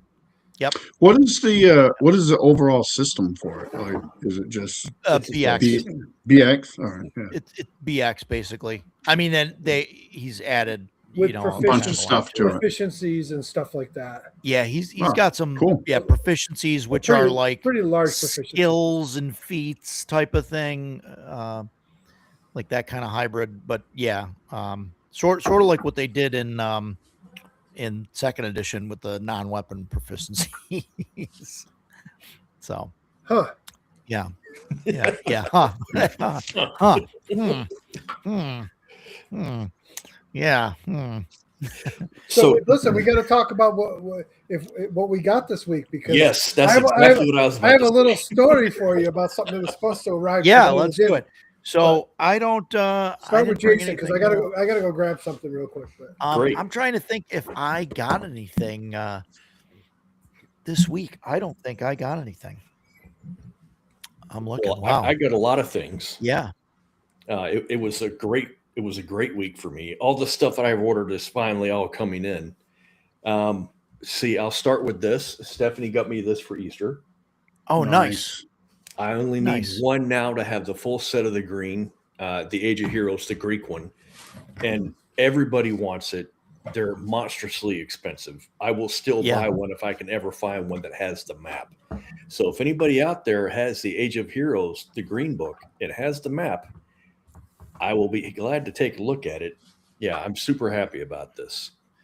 My wife got me that for Easter. She's always on the lookout for it. Finally, the new Blade Runner expansion has been delivered. This is the Wow, that's Rebellion. Replicant Rebellion. Okay. It's got a new box set, Nice. and it's got the campaign setting, and part of the box set, it has solo mode now, so you can play Blade Runner by yourself. I'm really looking forward to that because the RPG is for 4 people and it's written for 4 people. The Yeah. movie is a solo adventure, so I am really looking forward to playing my Blade Runner as a solo adventure. I think that's going to be interesting. I haven't done it So- yet. I haven't even opened the box yet. I'm wondering if the solo rules are solo you playing one character, or if it's solo you Team of playing player? all 4. No, solo Ooh. you playing all 4. I don't know. I characters. will let you know. I just got it, so I haven't had time to open up anything. Yeah. I also got my Modern Necessities. Oh, This- cool. This is the OSC Blacklight. The Vic's, Scrying Dutchman. Yeah, Victor Vic, the Gorshev, Scrying yeah. Dutchman. This is his Modern OSE. I've only opened it up and flipped through it, and I also don't have the OSC rules, so I'm just like, okay, cool. It references those a lot. I don't think you actually need it to play it. Either way, if you're gonna get OSE at some point, wait. Yeah. Wait. Okay. Because they had classic and they had advanced, but they're doing away with both lines. Yeah, it's and they're gonna being- do. It's going to be and just combined, do a and comprehensive. they're going to sure. be doing all as one, but they're adding new art to it. And I would imagine they might incorporate some of the rules that they codified in Dolmenwood Sure. into it. Yeah. So I would wait if you're going to. Oh yeah, I'm do it not now. going to do it right now. Yeah, if you don't have any now, I would wait till they do it. I know they have a starter set coming out too. Yeah. Snark, to answer Yeah. your question, I'm sure it is the same Blade Runner. It's by Free League. If you don't have the Replicant Rebellion, you probably have the starter box that a lot of guys have. And another one of those great things about Free League, props to Free League, if you buy the starter box, you have the game. You can play it, and that's all you need. Yeah. It's the same with Dragonbane. You got the starter box, you've got the game, you can play it. So super cool. And saving the best for last, my copy of Ambition and Avarice 2 came. This came today. This is Man, I'll Chubby put it up. Funsters. Yeah. And I think he's still in the chat. This is Greg's system. It's a cool color. And I got this. Yeah, it's awesome. I got this because when I was talking about, I think I was talking about the player companion a couple of weeks ago. Yeah. Hilda Chubby, the player companion, still continues to impress. We used it again last week, and I'm loving it, man. I got to play my archer last week, had a blast. Anyway, so he emailed me because I was talking about how much I love to play Rangers, and I was talking about the Ranger adjacent classes that are in the player's companion.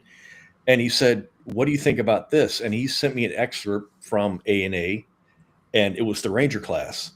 The Ranger in A&A is the Ranger that I want to play. I'm serious, man. Wow. Like, I was reading the class abilities, and I'm like, this is exactly what. There's no spells, there's no shenanigans with it. He's a great tracker, and he can fight. And I was like, one of the things, and I only got it today, so like I immediately flipped to the Ranger so I could read the whole thing. One of the things that he can do is when he makes a successful tracking roll, he successfully tracks that creature until he finds it. No more rolls are necessary, nothing Nice. like that. Later on, you get bonuses versus that creature. You can roll, you get bonuses to identify and all this. And that's just the sort of thing that I absolutely love about Rangers. I haven't even looked at the rest of the book. But like I said, I seriously pulled it out of the cardboard envelope today when it came. So as you can see, that's a pretty beefy tome, but you can bet I am going to be reading this thing. So, and I told Roger today, 2 weeks ago, Andrew asked me what I was, if I was going to be running anything at the con. And I was like, I don't know. I got to think of something. I told Roger today I'm going to be running Shadow Rim. So, Chubby, I'm going to be running your game at the con. Don't judge me too harshly, dude. So, and that's it. Actually, I got a couple more things, but they don't. Yeah, it wasn't a big deal. I was so excited to see this come in the mail, man. I'm just really looking forward to getting Oh, it. Greg, you're going to have to show up now just so you can stand behind him with your arms crossed and watch him run. Yes, stare down it furiously as I fumble my way through it and judge him. Yes. No pics, no cameras allowed at the con. You're going to have to show up. I'm going to have to borrow some terrain from Mike and Ducato and try and do something. Otherwise, it's just to be balls watered up on the table. Let me know CNY, Edgelord. Let me know what you need. Excellent. Yeah. Yes, I'm going to start writing up a scenario this weekend. I'm getting ready to travel to Wales in 2 weeks. I'm going to have plenty of time away from work, and I'm going to do some writing in Wales. Just got to have a little tag on all the terrain. The terrain by Thunderstruck. I was gonna say, we could just pull it off my booth and put it on your table. That's right. Anybody wants it, be like, price tags on it. You got to wait 4 hours for it. Yeah. Yeah. Wait until Jason's done with it. When the game's done, you can buy it. That's right. That's right. Yeah. There you go. There you go. I got Skyrim miniatures. I got all sorts of shit. So I will definitely need those. And I also joined Chubby's Patreon. So, and there's like 3 updates a day coming out of him. Dude's busy. I don't know what he does for a living, but man, it's money well spent. So cool. Yeah. He's pretty good. He's got a lot of stuff coming out. A lot of stuff in the works. A lot of Dark Sun stuff. He's working on Dark Sun, right? Or can't wait to see that. Shadow Sun, I think that's what he's Shadow Sun. Yeah. But he's been working. Yeah, and I've got that stuff. So. I definitely want to run. I want to run that sometime. Hopefully in the next couple of weeks. Got to set something up. Mike, I don't know if you're interested in coming out. I don't know if you're super into Dark Sun stuff with Shadow Dark there for Shadow Sun. Just if for a one shot, just be a one shot. When? Maybe a Saturday. You'll have to let me know. Yeah, we'll do. Chubby, thank you for all the kind words.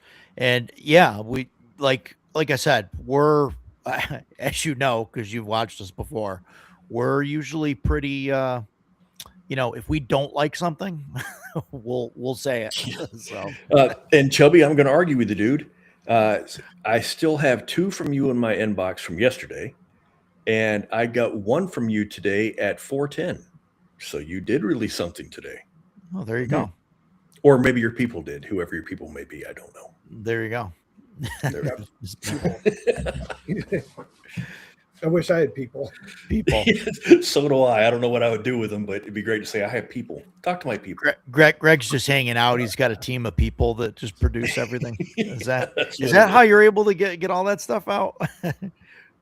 Oh, that was just a YouTube link. Okay, yeah. Yes, it was. Yeah, it Yeah. was about an So interview for Shadow Sun. Yeah, he's probably talking about actual updates and product. stuff. Yeah. Yeah. Cool. So Mike, what did you get? Oh my God. It's A been lot? busy. Well, no, I wouldn't say I got a lot. This week's been a busy week. A lot of painting. Lots and lots of painting. Yeah. So when I sit and paint, I find a movie to watch usually. Sometimes I'll put on music, sometimes I'll put on a movie or something. This week was movie week. I'm like, I watched, let's see, Fellowship of the Ring was on, so I had to watch that. And of course, then they came in Raiders of the Lost Ark and then Temple of Doom, so I watched both Nice. of them. Nice. I pulled up 13th Warrior and watched that. It had been quite some time. Cool. I pulled up Lady Time well Hawk. spent. I pulled up Lady Oh, Hawk and watched that. I haven't watched classic. that in freaking 30, Wow. 30 Classic years. of the '80s, right there. Yeah. I did get Van Richten's Guide to Fiends, which means Nice. out of this set, the only thing I have left is Vistani. Yep. Vistani's generally running about $100, so Yeah. I'm kind of, I've never paid that much for any of these. Even like my Barbarians book that goes for about 100, I picked it up for 20, and it's like mint. So I really shop around on it. I'm scouring eBay every single day, scouring Facebook, RPG auctions and stuff. I'll find it eventually. I told you about my movies was starting to build up a physical media collection. Mm-hmm. Yeah. And so I've been going for all of the 4K Ultra HDs, even though I do not have a 4K Blu-ray to play them on yet. They all come with, they usually triple format with like Yeah. the Blu-ray, the 4K and digital. So I figured I'd start collecting them. So I had 3 movies show up today, right? And don't judge me here because some of these, I love them. Yeah. And Don't judge you. It's a And great Oh movie. boy. It is a great movie. Roger, you're just wrong. It's I okay. like that No, movie. it's okay. No, it's a not fun movie. terrible. It's not meant to be It's taken fun. seriously. Right, It's yeah, a fun okay. movie. All right. It's fun. It's a fun Yeah. movie. Here's- I agree with that. It's a fun movie. Here's another one that's not meant to be taken seriously, but it's a fun movie because I love the setting, and it's the trilogy. So all Okay. three of No, them I are can good. see it. Yeah. No, Great that's movie. fine. That's And fine. then the third movie, you're going to absolutely love this one. Who's you? Me? They fucked That's not a up. movie. I know Those- it's not a movie. This is supposed. look like guitar. Guitar picks. They are guitar picks. They were supposed to be 4K Conan the Barbarian. Oh, So I I've got that one. What? I How do you make contact- that mistake? I contacted Wow. Amazon AI. through their AI picking them back. assistant, because that's the only way you can contact them. And they're sending me a new one tomorrow. So Oh, cool. I didn't even tell them they sent me this. I just said it wasn't in the box. You didn't get it. Yeah. And they were like, So you got free guitar picks. yeah, I got free guitar picks. Free guitar. I was really, really like, I opened it up and I'm like, where's the third movie? And then I see these sitting on the bottom of the box. I'm like, what the frick is that? Yeah. Okay. Yeah. But Yeah, that's crazy. They're supposed to be there's like another sequel to like the Mummy movie that they're I don't know if it's in production or if Yeah, just they're in working. talks. Yeah, apparently it's in pre-production right now. so Pre-production. Okay. Yeah. So This- still not like Yes. actually. Yes. Still not. I mean, Tape is not rolling yet, but I get that they're saying that they're making it, but if something like at They this say point, that about a when lot they say of them. pre-production, you can't even, so who's it going to have in it though? Is it Brendan Fraser? yes. Yeah. Yeah. yeah, he's gonna be in it again. Yeah, Yeah. because like the Tom Cruise one was okay, but it wasn't very good. Oh yeah, but that wasn't Right, part of the Mummy right. series. That was a different thing, I yeah. think. They were trying to bring back the dark, the dark- Classics. yeah. Yeah, but listen, Yeah. they package it together because there's packages you can buy that have Oh, really? all of these plus the Tom Cruise one in it. Oh, That's And they Yeah, package 'cause- it. interesting. in no way related, other than Yeah, there's yeah. a mummy. Yeah. Yeah, they're not connected at all. Hang on, Edward. Let me look on my Amazon and I'll tell you what it is. What is anybody watching Mall? I didn't even realize that started. I don't know his name. Watching what? I am not Maul. I have no idea. Trailer what it is. looked Darth good. Maul. Darth Maul series. Trailer looked Oh, good. No. Zero interest. Yeah, no, I figured you wouldn't. Yeah. But the it looked interesting to me. Trailer looked good, really it good. I take it I'm it's interested to see animated? how it comes out. Yeah, Yeah. it's the same kind of computer animation that they used for Rebels and Clone Wars. I guess more Clone Wars than Rebels, but yeah. So, but I don't know. It might be good. Might be good. I don't know.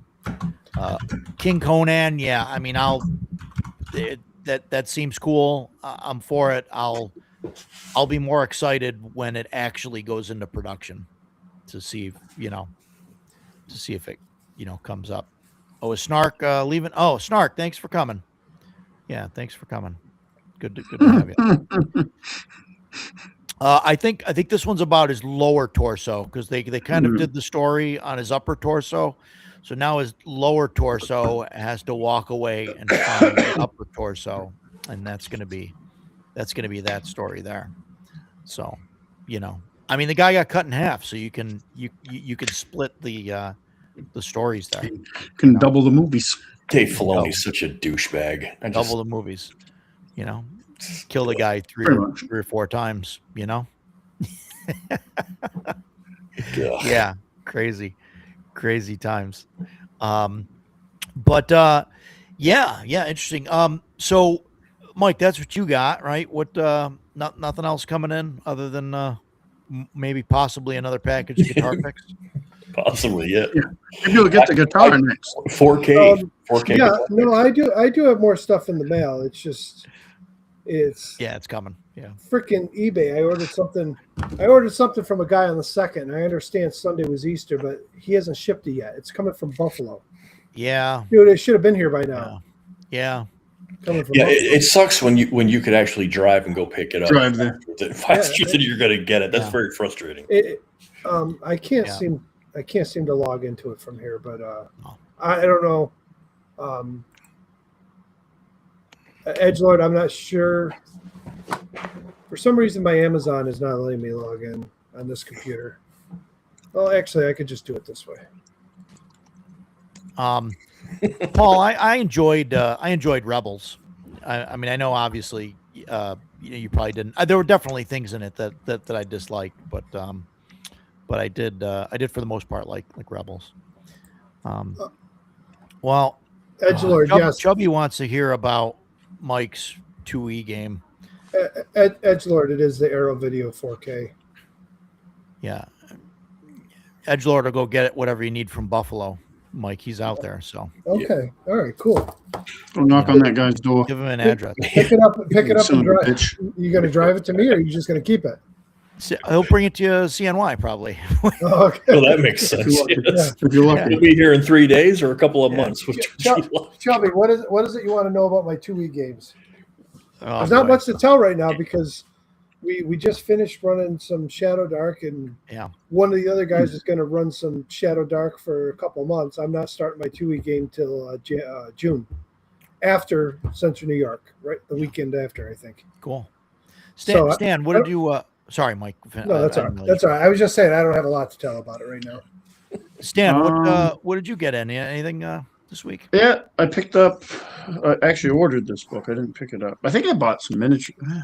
Maybe that miniature I showed you guys, that crew. I got that last week. Painted it, but I got this book. Whoa, shit. This is for Imperium Maledictum. Yeah. This is the GM the Inquisition GM guide. So I got to get the player's handbook, but that's been pretty cool reading. It's just actually a lot of good lore in it too, if you're just into the lore. But I'd actually like to run this game because I like the 40K setting a lot. I'm not really interested in wargaming that much, but I have Imperium Maledictum and the starter box set, and I'd like to run it because it's a really cool setting. So. Yeah, but I got cool. that. Fun times. I don't think I've got. Like I said, I can't remember anything coming in really this week. A gaming related, right? That's what I can't fathom that, right? Because I always must be some mistake. There's got to be something that I'm missing. Excuse me. But I'm like looking around. I don't see any packages up here that I got. I don't really recall. That's crazy. What Chubby, do you want to jump in and talk 2E with these guys, or I'll send you the link if you want to, if you got some time. I mean, we'd love to have you. But I mean, I know it makes four against one. Hey, listen, if that's what the people want to hear, and if it excites people to see me get ragged on, then hey, I'm all about it. Let's do it. Yeah. That's right, Dan. I mean, I don't think 2E was a bad system. I mean, I really don't. I really don't think it was a bad system. I just didn't like some of the production stuff. And yeah, I mean, we've had all this conversation, right? You and I had this conversation last night. Yeah, I know. But I mean, that's my thing. Honestly, I really don't think it's a bad system. The only thing that I can really recall in the system, in the rules, that I didn't like about 2E is the whole druid thing. What about the whole progression of like the druid, where I think it's like at 10th level there can only be like 8 10th level druids or something, and then one of them has to die before you can progress. I mean, let's be realistic. How many people have campaigns with druids that ever get to that point? I'm just saying, you could still do that. That's it. I'm not. You could still do that. You can hand wave that, or you could do it whatever, make it part of the campaign. I get it. That was like one. I remember that one thing kind of turning. I don't recall that being the case about druids. It may be, but I do remember that being the case for monks. In 1E, it was the same with the druids. There could only be one. Yeah, you had to go battle. Yeah, there was like you have like one Hierophant druid or something. At but the Hierophant is level 14th level or 15th level. No, it was lower than that. It's like 14th or 15th. 1E did the druid thing. Well, maybe then 1E. Then maybe you've harbored all this hate for 2E mistakenly all these years. Oh my God! Yeah. Right. Right. Well, wow. Maybe. Okay. All right. You guys got. I just. All right. Yeah. I was 17, going on 18 when second edition came out. My first edition stuff, the vast majority of it was not new when I bought it. I got it used from a guy who was no longer playing. But when second edition came out, I had a job, I had a driver's license. I did not have a car. I would borrow my parents. But I could drive to the mall, and I bought the books. They were mine. I bought them. So I just, and I remember the Dungeon Master's Guide came out first. I never understood that, but whatever. I got it and I brought it home, and I was just enthralled by it, man. I was so excited to have D&D stuff that was mine. And then when the Player's Handbook came out, man, and people still, they took the demons and devils out. Okay, I don't care. Yeah, it just doesn't. That's why I didn't get it. I had D&D, so I didn't need it. Yeah. I think it's a great system. Still love it. But it's like I told Roger yesterday, they're still in there. Even in the Monstrous Manual, you have the Tanari and the Batsu, but they are demons and devils. Absolutely. Yeah, they weren't there initially, but they put them in later. Yeah. Right. Yeah, they were a supplement that came in. They are in the hardcover Monster Manual. Some of them are, and then of course you have, what is it? The Outer Planes supplement, and there's some in I think the Fiend Folio supplement and the Outer Planes one, and there's a bunch of different ones in there. They're just named differently, but the Tanari. They renamed them. I don't know. That never concerned us. It really didn't. It wasn't an issue. Yeah. I mean, and when 2E came out, we were still using all our 1E stuff with it. Every session anyway. Well, that's what we did. I had, all the 1E stuff, and then 2E came out. I was like, well, there's no assassin, which honestly wasn't that big of a deal because we didn't use them. Right. But I was still like, what? There's no assassin? And then there was like no demons and devils right off. I was like, what the fuck is this?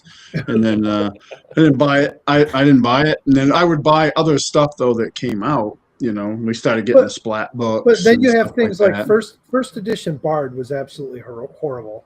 Oh, it's horrendous. It It was I badass if you could ever get one, but nobody ever did right, because you had to play fucking 90 years of real time right. just to qualify. Stupid. And the biggest thing about it that people don't get, like when Roger and I were talking last night, is how much optional rules are in that book.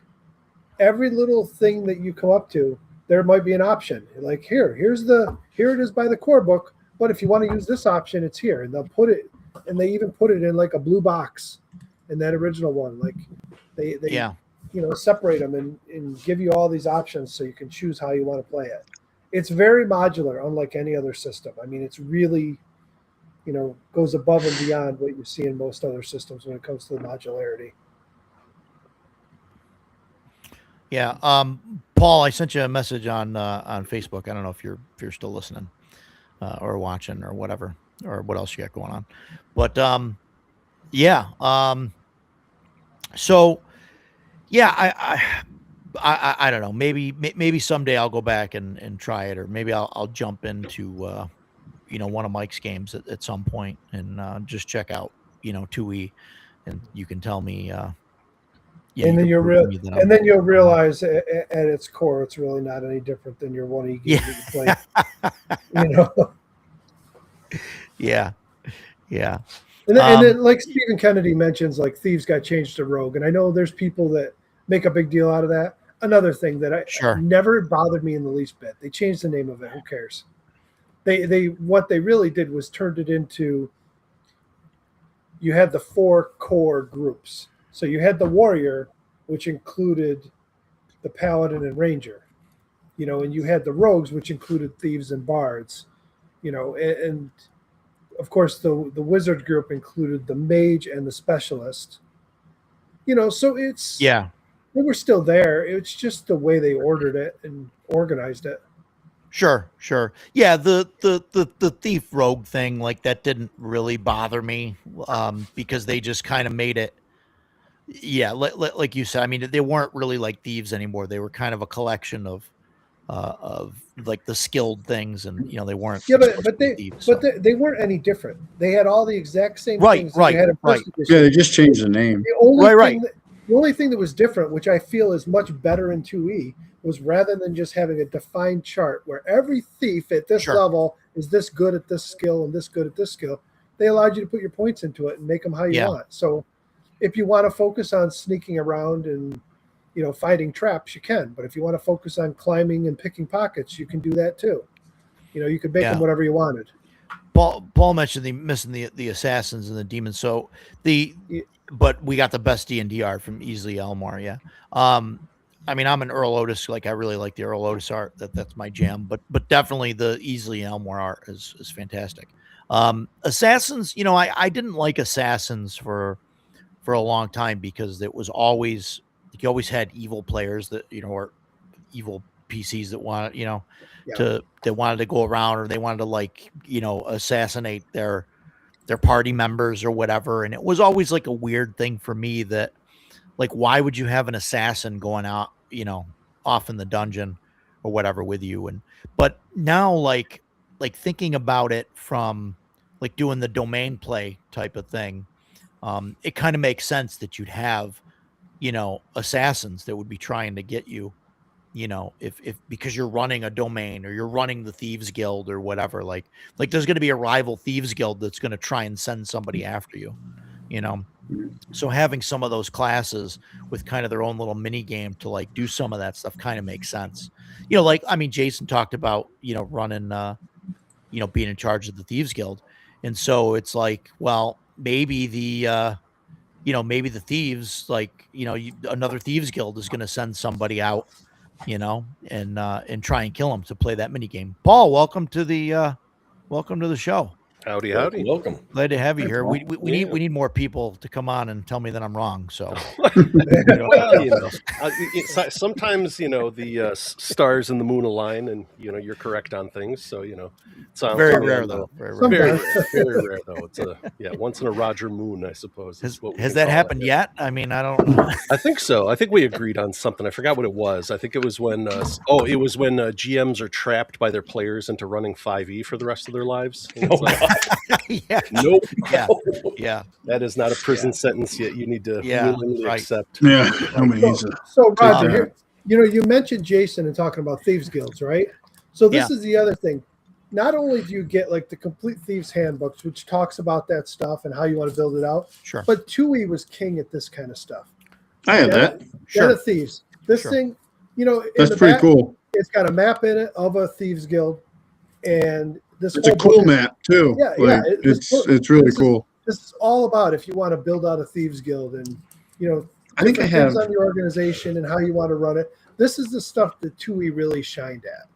Yeah. In my opinion, it really did. Yeah, sure.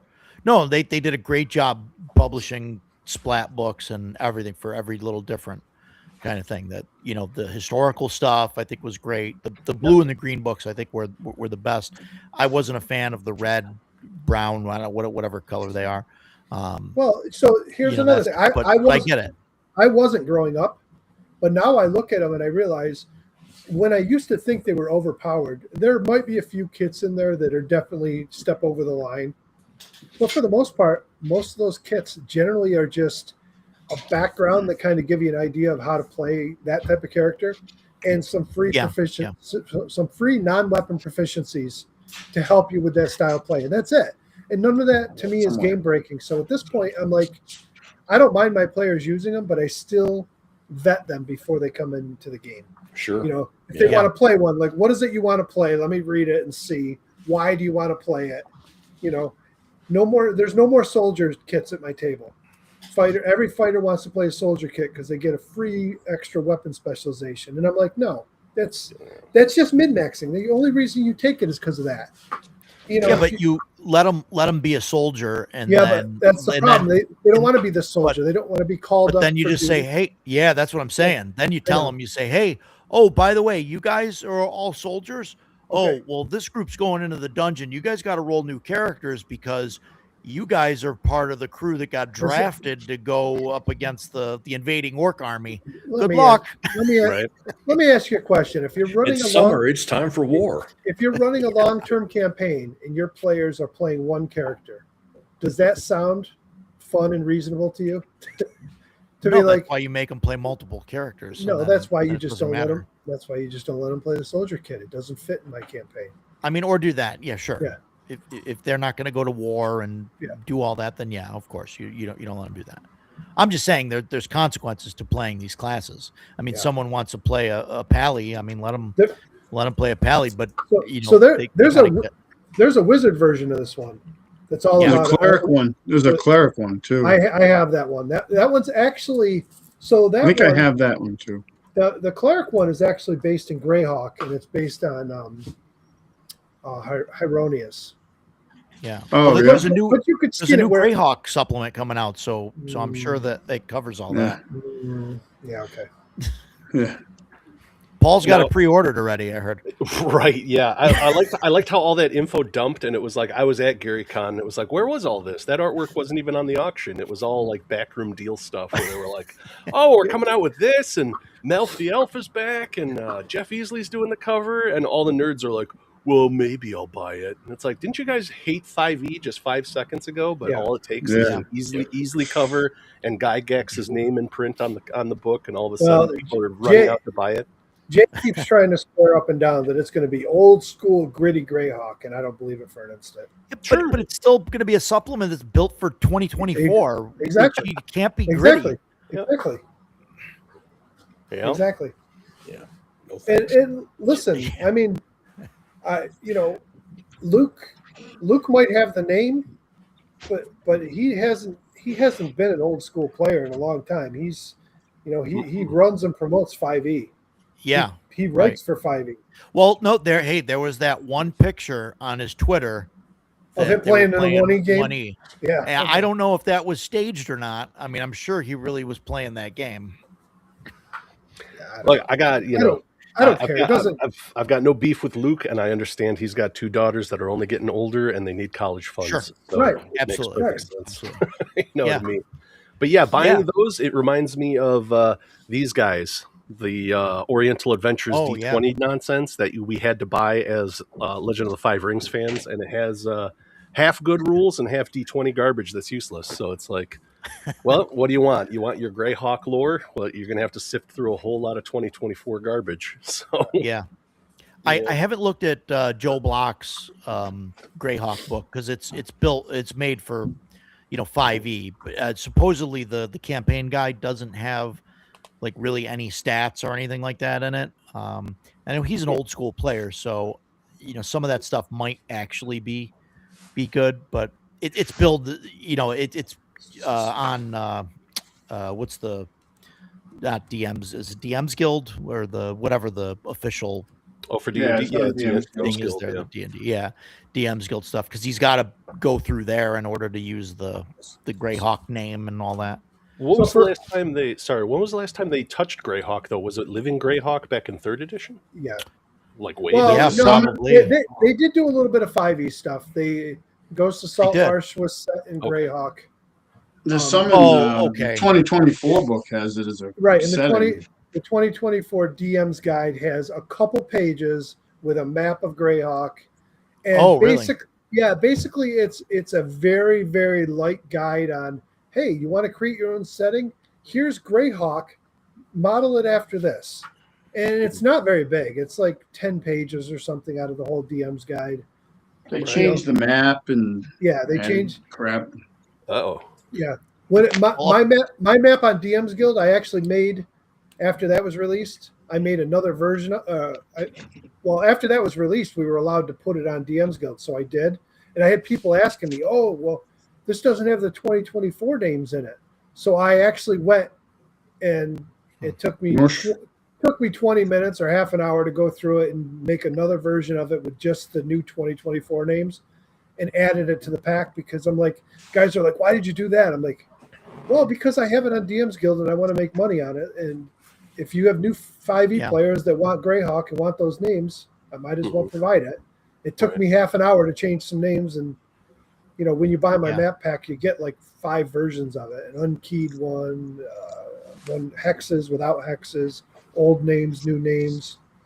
But Did a lot of the names get changed? nah. They changed different countries. Yeah, there's no barbarian anything. Is it- There's no. Yeah, they changed all the barbarians from the Fruski. And There's another one too that they changed. I don't know what the heck it was. Is it just like name changes, or It's is there just actually like history to it where they've changed like some of the borders and some of the no, things because that have happened? there's no history. They haven't released anything yet. So no? it's Then just they names. added the races that were never there. Like there's a Dragonborn librarian and Greyhawk, and Oh, right. Yeah, they got to backfill all of that nonsense. it's Yeah. nonsense. I don't know why they would do that. Pushing me further away. I was gonna say I would quarantine Greyhawk from all that stuff and be like, just put it here. It would be like a nice big old folks home for all the people that love Greyhawk. Yeah. There you go. No tieflings, none of that nonsense. The smart thing to do would have been to do that, and then you can add to your little 2024 book a little paragraph or a thing that says, "Hey, in this race, in this setting, traditionally there's these races. However, if you want, you can add Sure. these other ones as your game desires," which is what they should have done with all this stuff anyway. But they Right. didn't. They go back and they change it, and they just piss off the actual fans of it and appease the mental midgets on Twitter. Oh boy. That seems About like it. that seems like something they could have thrown into their spell. Yeah, super. Yeah.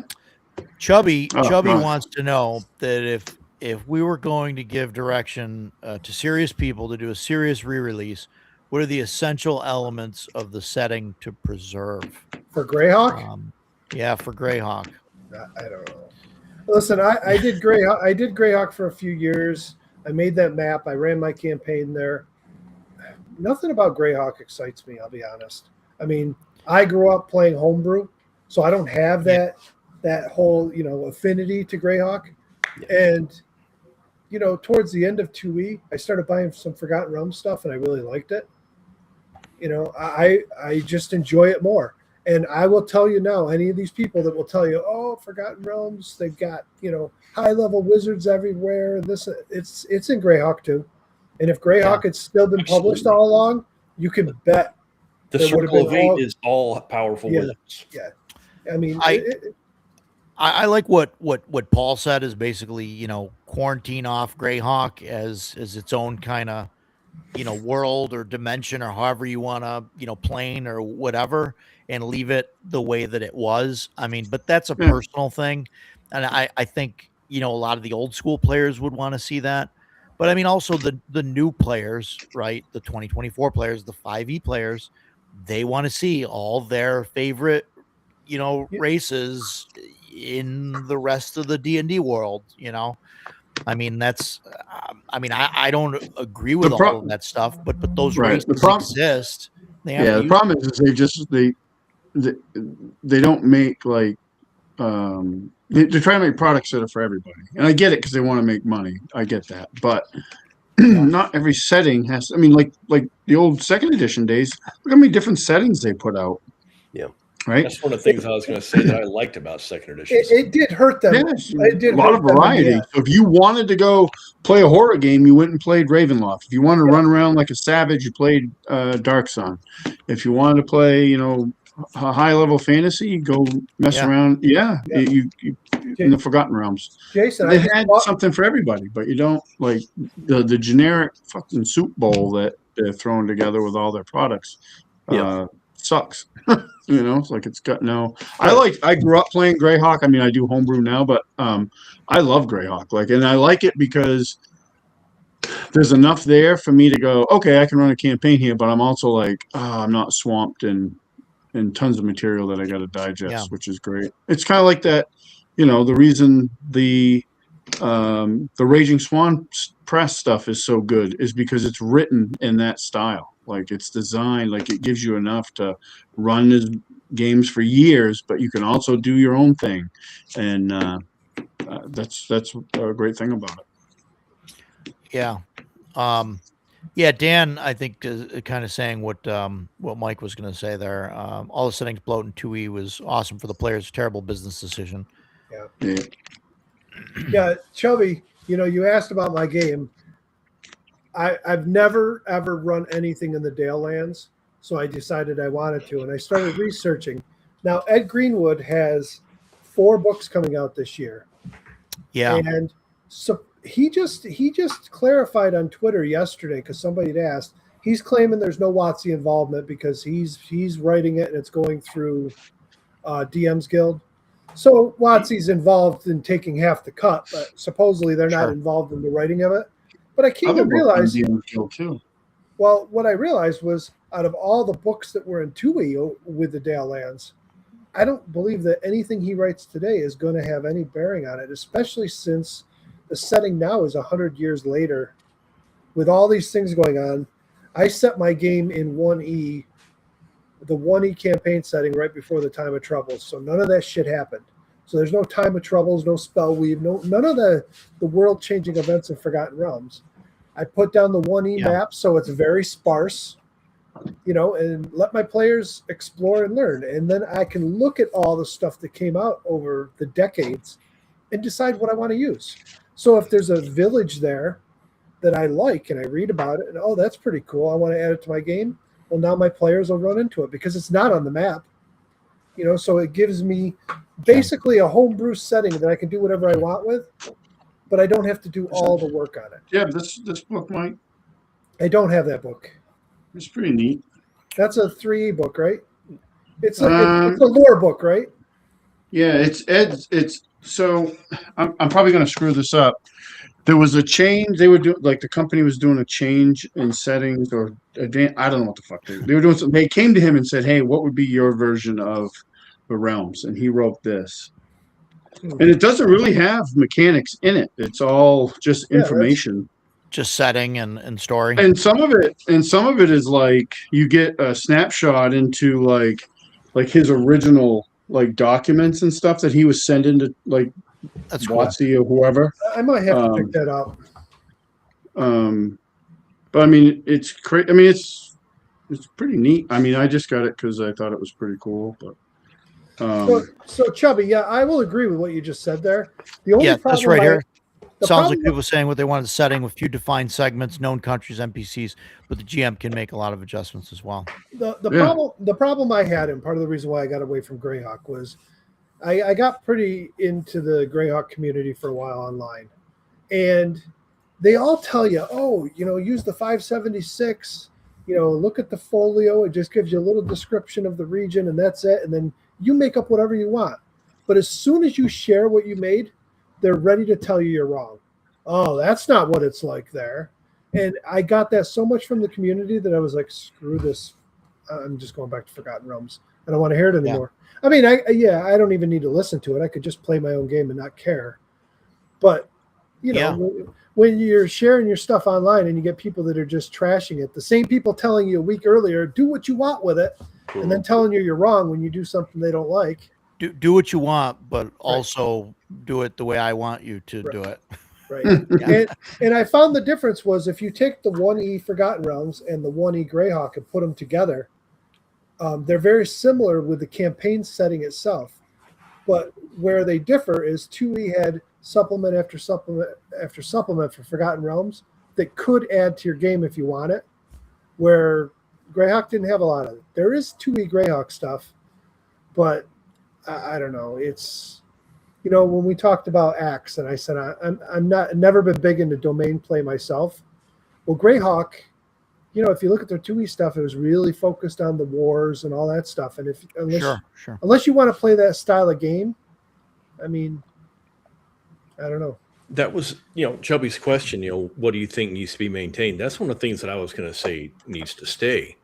The different duchies that are fighting with each other and all the political stuff that was going on. I was it Rary? Was he the one that betrayed the circle and killed Tensor and a couple others? It's been a long time. I think that stuff needs to stay in there. It's really important to the setting. Vecna needs to be the prime source of evil, chaos, and backstabbing. I feel like Vecna became everybody's like, oh, we went and fought Vecna. We met Vecna because it's 5e. Just like, oh, we fought Tiamat. No, you didn't, or you'd be dead. Vecna should be, you never, ever, you don't even say his name because God forbid he hears it and appears in front of you. The hand and the eye, those are evil artifacts that should never be obtained until your 20th level with the intent of destroying them, and then they destroy you. In 5th edition, things just got so soft. That's one of the reasons I like Greyhawk. It's incredibly well developed to me. I thought it was, and I just love that. Like it wasn't like a super happy place. Things kept going wrong. People kept being twisted, and the Rary's, and I if I'm misquoting, sorry, but I think it was Rary was the betrayer. He was called Rary the Traitor. Yes, that's right, Rary the Traitor. When I saw that, I was like, oh man, that's one of the trusted circle betrayed his closest allies and friends and killed half of them. Just like, man, that's intense right there. I really like that about it. So I would want that to stay. I would not want it softened up. So there you go. That's my take on Greyhawk. You don't want everybody, all the races and cultures living in harmony in one big happy household. And I would, yeah, I know you're just poking the bear on that, right? Yeah, but I agree with Paul with that. Greyhawk needs to be taken and set aside, and you don't touch it. You don't add any of that modern stuff on there. You leave it alone. Leave it as it was because that ship has sailed extremely well. Yeah. Well, yeah, unfortunately true. Unfortunately, that is true. But I don't play 5th edition, so I don't have to worry about that crap. I can open up my first/2nd edition Greyhawk book, which I don't have. It's the only orange spine that I don't have. If anybody's got one of those, sell them, and I don't have to worry about that stuff. But yeah, and that's the thing, right? There's nobody that's policing us playing, what we want to play, right? I mean, that's right. Play what you want to play, run what you want to run, and hopefully your players are on the same page, and and that's that. You guys want to play Is there 2E all anybody day? on Let's, this you know. podcast that doesn't have cats? Everybody's got 'em. Nope. Yeah, I think it's a requirement for I have- Yeah, correct. going on Yeah. YouTube. Membership. I have 2 cats and a dog. In There fact, you go. one of my cats is my daughter's cat that's away at college with her right now, and it looks just like Paul's. It's a tuxedo. No tuxie. Yeah. Yeah. And We've got a My- tuxedo cat that my daughter picked up a few years ago that was older, and then now she got a new cat that's 2 years old now, and she doesn't like the tuxedo cat, and so there's territorial disputes and stuff, and she's convinced another cat to like gang up on her, and they started trying to keep her out of the bathroom, and we've had some That's issues rough. there, and then Yeah. so we've got like the spray bottles now, and you know what I mean, you do the thing, and so I mean the bathroom thing has kind of been fixed. It was short-lived, but yeah, there's a whole cat hierarchy and factions. I mean, it's terrible. I hate it. our other In the cat, middle of the night, it's wow, wow, wow. You just hear 'em. our other cat's an orange cat, and they are freaking insane. They are Oh, just Our mental. orange cat passed a long time ago. His name was Cheddar, Yeah. and he wore a bow tie and drank his water out of a martini glass. That cat was cool as hell, man. I have a photo of him doing it, and I love that little dude. He was so awesome. this. Chubby got 2 puppies, Maltese poodle mix. So yeah, Yeah, Well, and apparently Chubby my cat wanted was no making a peace in his racket life. earlier. Yeah, I somebody commented, whose cat needs to be fed, and I was like, Christ, open the door so she can come in. God forbid I shut the door on her. So it's funny because when I retired, I adopted a pit bull puppy, and she is the greatest dog I've ever had. awesome. Absolutely, and she now gets along great with the orange cat. Comes out there and she's all crazy, gets in the cat's face wanting to play, and the cat just starts rubbing his face on her, purring and whatnot. But that pit bull is scared to death of the tuxedo cat because he will chase her, growling and swiping at her, and she runs. yeah. It's hilarious. The dog we've got the husky mix. She's a Goberian, half husky, half golden retriever, and the small young 2-year-old cat will go into her crate, and the dog will whine and howl at us, and it's like, what do you want? Like, what? And she'll take you over to her crate, and the cat's just taking a bath inside her crate, and it's like, really, you're 100 times bigger than this stupid cat. Just bark at the cat. The cat will run, like, but it's like, nope, the cat is definitely in charge of this relationship show. So Move along. nuts. But I want to change the subject because Paul's here. Sure. This is something that I was talking to Paul with a little bit last night on Bear Stream, but and this is something that Jason and I talked about at some point. But we're talking about the train. So Paul was considering taking a train to come to CNY, probably next year, possibly this year. We don't know. I of course told him that it's a great train station. Utica train station is gorgeous, and that we'd pick him up there. But it's what a 13-hour. Yeah, it's like something. I think it's like a 14-hour trip. Yeah. What do you think track. of that, Jason? We've had discussions. We've talked. We've usually decided to drive. But what would you think about taking a train to go to Philly or to some of these conventions? As long as a first class car was available, I would do it. If we were in Europe, I would say, absolutely, man, take the train. You're going to have a great time, because I rode the train all over Europe and I never once had a bad experience. Unfortunately, American trains are Amtrak, and they are, sometimes they're open sewers. You have to get kind of lucky. Man, Wow. I'm serious. No, and I'm serious. I mean, I haven't been on a train that was that bad. There's the bathroom at the end of the train.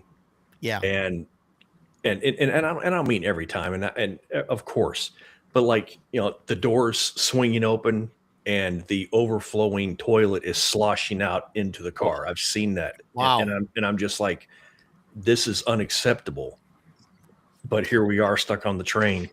And also, Well, God, man, I Paul's hate not coming anymore. Yeah, I was like, no, gotta go. if you've got the schedule and okay, it's going to take me 13 hours to get there, you're good to go. But in Europe, that same train ride would take you 5 hours. It's just Yeah.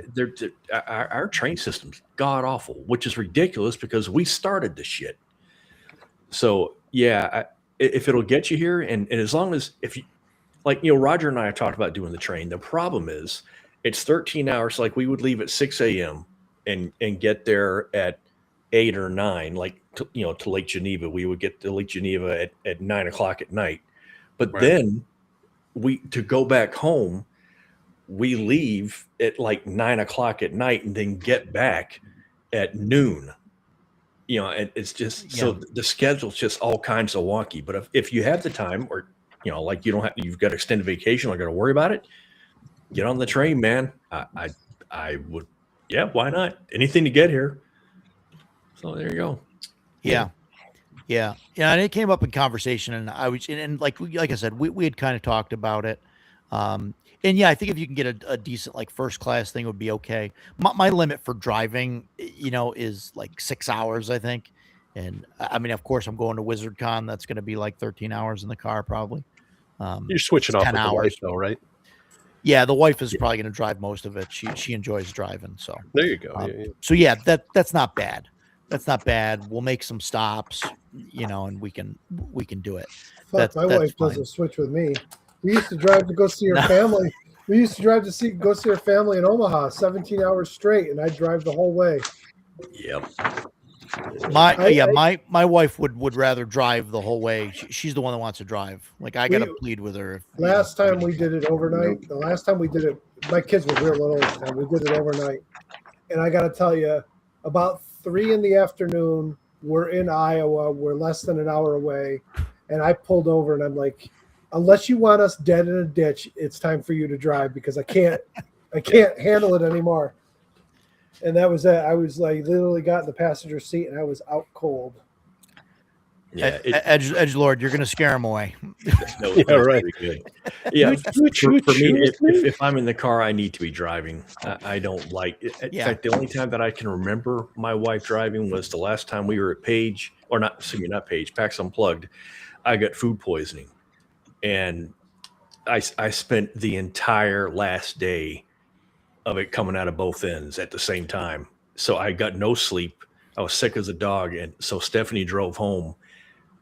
But even then I was like, oh, this is terrible. Cause like, I don't like the loss of control. And but not only that, but like I get motion sickness. And so like, I can't be like, I'm going to read a book or I'm going to play with my Switch. I can't do any of that because I start getting sick and I'm like, okay, this. So now I'm just sitting in the passenger seat for 6 hours with nothing to do. And I'm hyperactive as hell. And I can't do this anymore. I've got to be driving. Just imagine you sitting there sweating, occasionally barfing into a bag, and you're like, don't forget the cruise control. Don't. I managed to go faster. Right before we left, I had another evacuation. I drank half a bottle of Pepto, and we managed to make it home before I had to go again. Yeah. But like as soon as I got the door open, I'm like running down the hall to the bathroom so I can grab the trash can and do it again. That was a miserable experience. I don't know if it was the bratwurst or the street food, but something got me, and it got me hard. Yeah, that was great. The street food in Philly, I'm sure that wasn't the problem. Yeah. That was breakfast, and that was just an egg on a bagel. That wasn't a big deal. I think it was the bratwurst that I got at the Christmas fest that night. I'm pretty sure that's certainly what came out of me because I recognized it. So, save for some crap. Right? I failed natural ones the whole night long, dude. Yes. Oh man. Yeah, I can go into more detail if you like. It was a great time. Yeah. No, it's terrible. Well, I think you've been sick worse than I have at conventions. Usually, yes. Like PAX Unplugged, I think a couple times. I've come back on Sunday and I've got the sniffles, and then maybe Monday I've had like a light fever or something. But you, like, man, like 2 or 3 Who times wants now, COVID? you're like day one, you're like, oh, I'm dying, and this is Yeah. you got COVID. We were at Mepo and we're in Yeah. the same hotel Yeah. room, and Well, I had I'm gone to like, visit my oh, I'm mom in getting New this. Mexico, and I was fine. New Mexico was great. I got it in the airport. I know who gave it to me at the airport because that son of a bitch was coughing his lungs out next to me. And I looked at him and I was like, great. I'm going to MEPA in 2 days. Sure as shit, Yeah. man. Got there. You and I drove. And I was like, man, it's getting kind of hot in here. And I was like, it's no big deal. Maybe I've just got a little sniffle from travel because, it's planes. You're sucking up recycled air. I was like, Yeah. maybe I've just got a little travel sniffle. Halfway through the first game in MEPA, I was like, I want to die. It just got worse remember that, after yeah. that, man. And then we were supposed to game with George, and you came to the table and you looked like death, and you were like, guys, sorry, I don't think I'm not going to make it. it. And then you left, and it was so bad that George, like during the game, George was like, is he okay? Maybe you should go check on him. Maybe you should text him. And I'm like, no, he's probably fine. And I'm thinking, like, I don't want to go near that guy. What are you, crazy? We're sharing the room, for God's sake. Here in the room, I'm like sleeping. I'm at like the furthest edge, like on the bed, so I can get 3 more feet, away. And I'm like, oh, I'm getting sick. And I did. I think I got it in like the last day. Yeah, I gave it to you. I gave it to George, and I gave it to Cyrus. Yeah. But what are you gonna Gave do? it to all my DMs. You're right there. Yeah. Oh man. Games are canceled for the next 2 months, guys. Take that. Yeah. Everybody's messaging me, hey man, I've just tested positive. I'm like, guys, I'm so sorry. I didn't know that I had COVID until it was too late. I just thought I had a sniffle. Yeah. That's it happens. I mean, it's whatever, but it was crazy. That was that. PAX Unplugged. I remember you getting sick there. But usually it's afterwards. I'll get sick. I'll get it after. But just get the crud. Yeah, right. Con crud. But or whatever. hygiene helps. Vitamin C doesn't really do anything for you, but it's a good placebo, and it doesn't do any harm. Right. And I was going to say that Jean, my wife, she gets on me because I'll get the like when I was doing these classes for the kids, I got the chewable vitamin C. Yeah, the vitamin C chewable, like, sure, 3 and I'm like, she's like, you know those don't work, right? Like it's just, and I'm like, you shut up. They're fine. They work. I believe it's going to work. Miracle. I'm good to go. Just keep saying that. But it's really more than anything. It's hygiene. Wash your hands. Don't touch your face. And that's you guys see me on the stream. I'm constantly doing this. I'm always doing it. Scratching my nose all the time. I'm terrible about that.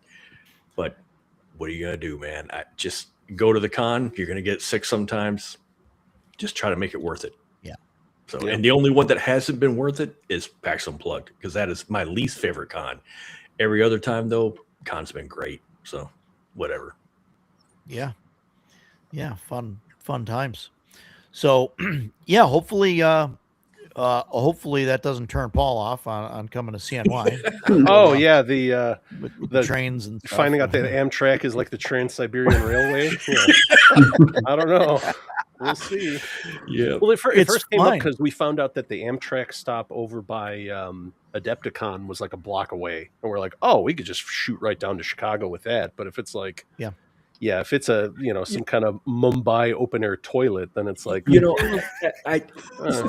about it, and I was serious about that trip that had the open toilet. That did happen, but I think part of it is, I spent 11 years in Europe, and my wife and I, man, we rode the train because I was stationed in Germany, so we traveled all over Europe by train, and we always rode first class because first class is not terribly expensive in Europe. It's really just like a little bit better than second class. But every time we rode the train in Europe, it was flawless. Like one of my favorite memories, Stephanie and I, we were stationed down in southern Germany, and we were going up to the coast for our anniversary, December 6th. So it's winter in Germany, so it's starting to snow. We're on the train, and it's in the middle of the night. It's like 10 o'clock at night. It's dark as hell out, and we're on the ice, and so it's just flying down the tracks, nice and smooth, really pretty. And I look out the window, and off in the distance, I can see a small German village lit by the street lamps that are out there. And it was like looking at a snow globe. And so that things like that are so ingrained into my memory of it that when I get on the average American train, it's like riding third class in Europe. And I'm like, oh, this place sucks. I don't want to ride this train because it's never going to be equal to what I did in Europe. So Right. it's probably not as bad as I'm painting it. It's going to get you there. It's just not as fun as I remember it being. So Well, Dan don't says let me that stop. he's been on Amtrak a bunch and has never run across a Golgothan. So I think I think we're good. You know, So a little Jason, I had a dogma, little, dogma reference there. I had a little opposite experience because in '95 I went to London, and we ended up going over to France for the day, to Paris. So we took the Channel train over, and I could tell you when that Channel train comes out under the English Channel and comes into France,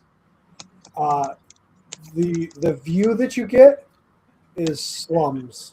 Yes, Because there was nothing but slums all along that railroad. No, that is certainly true, and I've done the Channel as well. It's certainly true, but it's the Channel. It's a humongous train station, and there's just hundreds of cars waiting to get on there. And it's all industry in that area. There's nothing pretty in that. But once you go into the countryside, that's when it becomes incredible. So, yeah. But I agree. Yeah, the Channel is. In fact, I fell asleep both ways on the Channel because there's nothing to look at. So, yeah. No, there's nothing. You're in the dark under the channel. Under the English Channel. Yeah. Paul, have you taken Amtrak trains? I mean, around or? No, I'm trying to think of the last time I took a train. I haven't flown a plane since pre 9/11, so it's been a while. Yeah, that was a high school graduation in 2000. Let me tell you, it's a little bit different now. Yeah, you got to take your shoes off. They take scans of your naked body beneath your clothes. Who knows what to do with that? Yeah, all that crazy stuff. I with the last time we flew when we went to GaryCon, I remember I had my bottle of Pepto with me, and no, that wasn't GaryCon. It was when we went to Florida to go to Disney. I had my bottle of Pepto with me in my pouch, my carry-on, and it flagged as an explosive device in my bag. They scanned it. Sure. So yeah.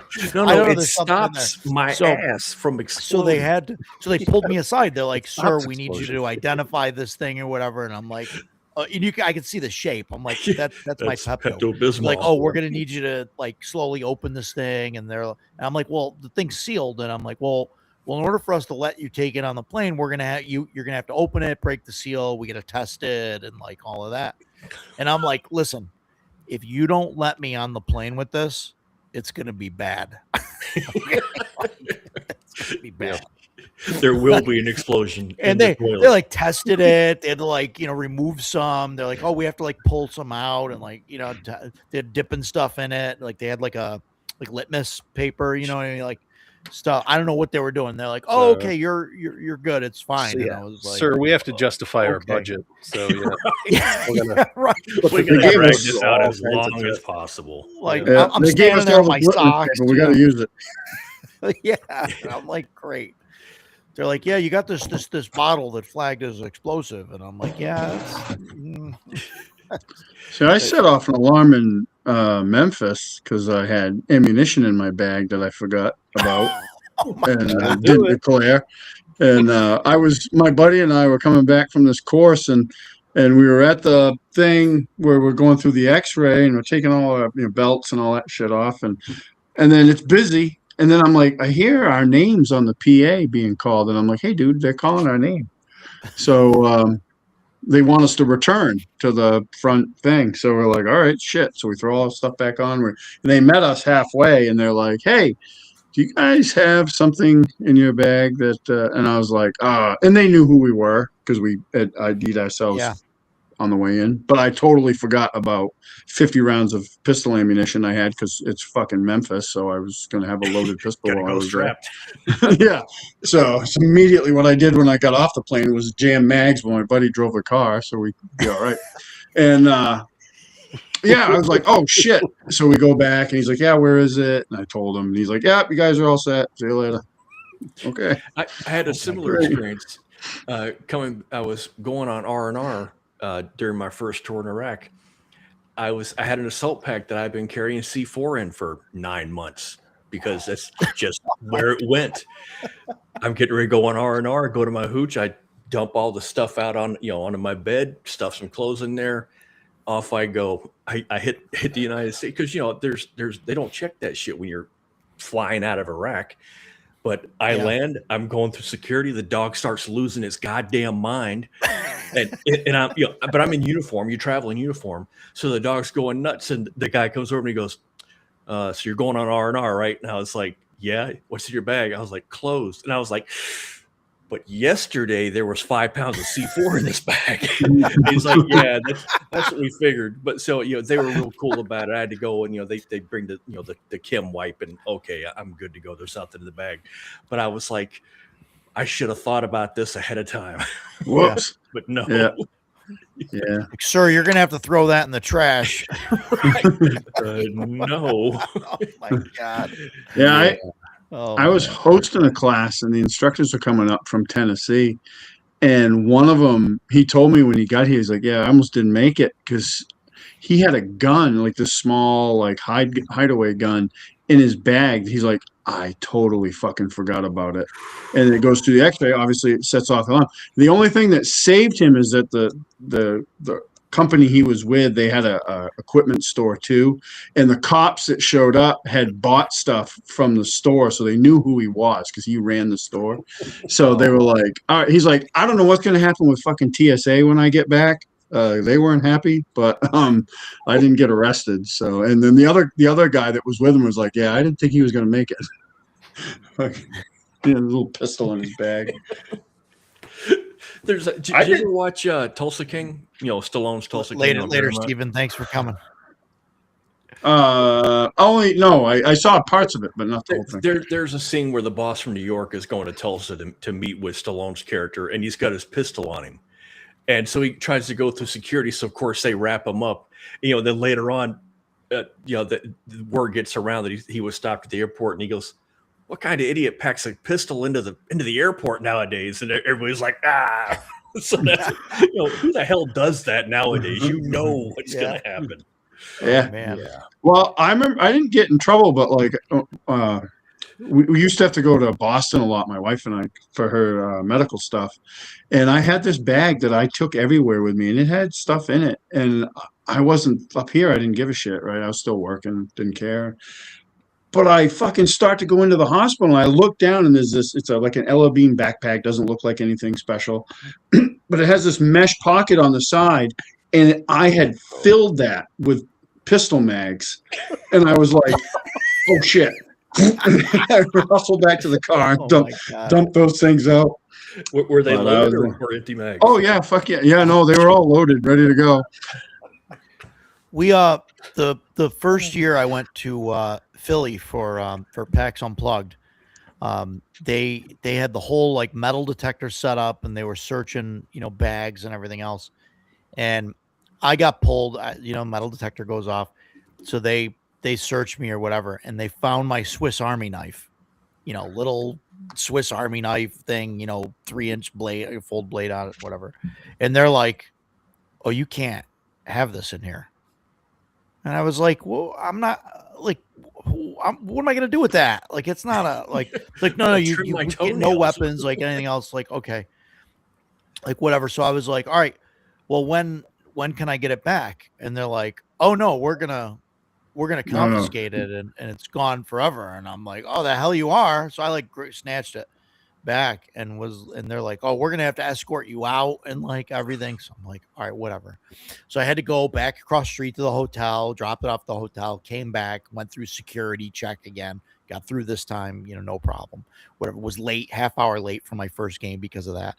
So anyway, so the first time we went with the fam and everything, and then the last day, so on Sunday, we said, "All right, we're gonna go, to the Liberty Bell and to see what's down there. Is it the Declaration of Independence? I think is down there. Yeah, Independence Hall Declaration. So we're gonna go see that." And so, well, no, the Declaration of Independence is in Washington D.C. in National Archives. Okay, well, there's something in Philly. I don't remember what it was. There was some document. I don't know if it's It's Maybe not. It's probably reproduction. Right, probably reproduction and like the Liberty Bell, get in all that stuff. So Right. so we go down there. So it was me, Gene, Chloe, and Bill was there with us. And I go in it. So when I packed up everything from the hotel, like I just, instinctively I put my pocket knife back in my pocket because I just left it on the counter. And I just instinctively, it goes in my left pocket. That's where it is all the time. It still is now, But so I go get in line to go to the Liberty Bell and stuff. And I realize, so you park underground and you're like a quarter mile from the place. So I'm in line and I realize, oh shit, we got to go through security. And I got this pocket knife on me now. And literally, like, they wouldn't let me into the board game convention. There's no way I'm going into the, I mean, these are like real, like military people. You know what I mean? They're not rent-a-cops, right? So we get inside the building and I flag down one of the security guys and I'm like, hey, listen, man, I got a knife on me. I forgot to leave it. And he's like, oh, let me see. And I pull the thing out and the guy laughs. Right. And he's like, oh, that's fine. We don't care about that. You can have that on you. I don't want your Rambo knife coming in. What? Yeah. Like, that's it? It's just a folding thing? I said, yeah, Yeah. I'm sorry. I'm like, and he just laughed. And I was like, yeah, like I was at a board game convention and literally they were ready to throw me out because I had the thing. So Yeah. it's just so weird. They get so anal about that stuff, like PAX Unplugged, and I don't know if all the PAX events are like that, high security, but They are. it's just Yeah. crazy. Yeah, for a PAX game con, that's pretty high security. I don't think I've ever got checked anywhere for Yeah. anything for a con. So, Yeah. Yeah, PAX Unplugged. Everybody goes through the metal detectors. The first couple of years they were searching everybody with a bag, they were searching, and then now you just All right. go through the metal detectors, and if the light goes off, you got to get pulled aside, and you go through, and I usually get pulled because I Roger, usually have an umbrella. I heard you're doing personal pat downs at Central New York. That's hot. I'm doing personal pat downs. Yeah, Central New York. That's Yeah. I'm in charge. I'm doing personal pat downs. Yeah, We tried That's right. we tried to tell him to hire somebody to do it. He said, nope, I want to pat everybody. that's right. No, I'm gonna personally do it myself. I'm gonna take I one wear for the my team. and do tightest it. jeans with no underwear. Yeah. Stuff a banana down there, let you know what's up. Yeah. I See, have to Paul, laugh. that's a perk to coming to CNY. You There we get go, get an intimate hug from me. Get a pat down. I have to laugh when you see these pat downs that the TSA does, and they're like literally groping you. And then I worked 25 years in prison, and the pat downs there were just a joke. You watch people do pat downs, and you're like, "Did you even touch the guy?" Yeah. TSA, they're all about it. I used to do work at Central New York Psychiatric, and that's maximum security, and That's I'd fake. go in there. It's fake prison. Right. But I'd go in there and I'd have like a cart loaded up with tools and everything, and like they would pat me down and like look, go through stuff. But then they're just like, yeah, go ahead. And I've got a cart full of tools. I mean, there's screwdrivers, I got a but listen, sawzall, I got all this stuff. But what I'm saying is, come an hour further and come to Auburn Correctional, which is a real Sure. max. Sure. And you ain't coming in with that. No, cart. I get it. I get it. Yeah. No, I shouldn't say that. The contractors, they're going to bring their tools and carts in. Yeah. But there's a whole process to it, and they're going to get Yeah. escorted down. They're going to get inventoried. They're going to get Yeah, locked you've got a up. CO that's walking next to you the whole time. Yeah. Yeah. You're Yeah. not just. Yeah, I it was going to weird say, at CNY. back in the World of Warcraft days, I had some guildmates that were corrections officers in the Twin Cities, and they were telling us all kinds of horror stories about body cavity searches. And I was like, wonderful. I don't want to go to prison even more now. Yeah. You don't want to bend and spread them? Yeah. Right. Yeah. Oh man. Shelby No, that's commented all on wrong. me being a train grognard. I absolutely am, dude. I am such a huge train nerd. Huge nerd. I've got model trains down in my basement. I've got a dozen different locomotives. I really just wanted to get us off the prison wallet topic. Wait, even more, Edgelord, what kind of whiskey you bringing? Yeah, it's a great question. Yeah. I'll be bringing my rum. It's a great question. We'll probably do probably after the movie. We'll probably do a little The cultural exchange. secret. meet Is and greet, the yeah, movie and stuff. Friday night or Thursday? Friday night? Yeah, Okay, 8:30 good, to 'cause 10:30. Friday The night. Skyrim board game is Thursday night. Then I think. Yes. Is that right? Yes. Okay. Here, Roger. that's the I got. plan, Oh, you're bringing Blanton's? Well, fucking come Oh, find boy. me. Come by me. Yeah, we just we gotta be careful with bringing whiskey in and drinking it around. I mean, there's places we can do it where no one will see us, but can't walk around the convention during the public hours. room. No. I mean, we could do it in the room, and that's what we did last year. I kind of, Yeah. we had a bunch of people just come in the other room after the convention hours and do it. We can't be walking around the convention. But yeah, after the movie Friday, we'll, and it clears out, and like especially like once the kids are gone. Should I bring? I could bring like a 12-pack of these if you want and share. There you Those go. look good. There you go. Oh, I was like, oh, that looks tasty. Oh, high potency THC. Oh, it's just tea. 50 milligrams Yeah. THC, 50 milligrams CBD. Oh, Jesus. Oh, Jeez, no, I had to pass. I on can't. Yeah. I can't do that. Yep. Yeah, I'm never, not never allowed. done it yet. No plans to. Yeah. Yeah, same. Yeah.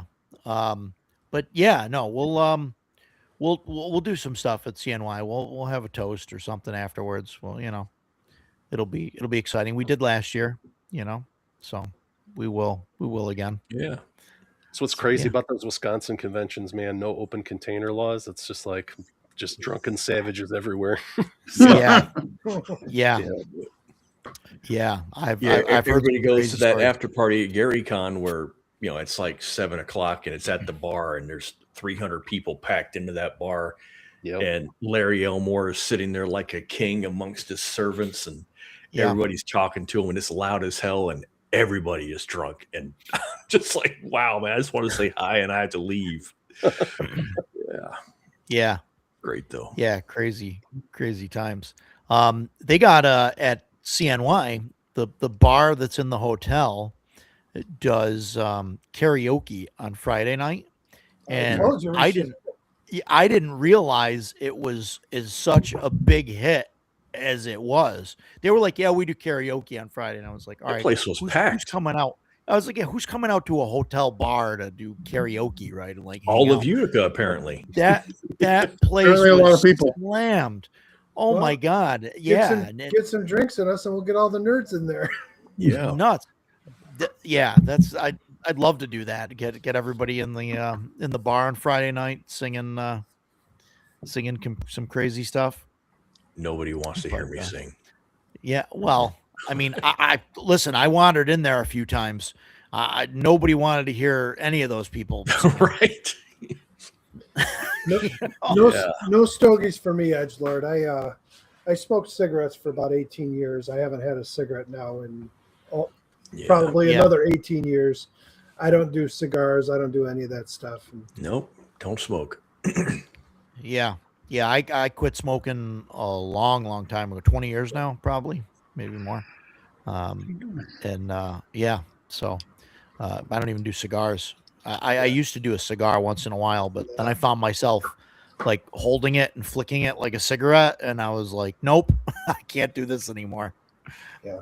So, yeah, but yeah, good times. But yeah, we'll do we'll do a toast, and we can do some of that. I mean, I can't get plastered because I'll be too paranoid that I'm gonna miss something going on, So, but yeah, fun times. I was a nervous wreck last year. I'll probably be close to a nervous wreck this year.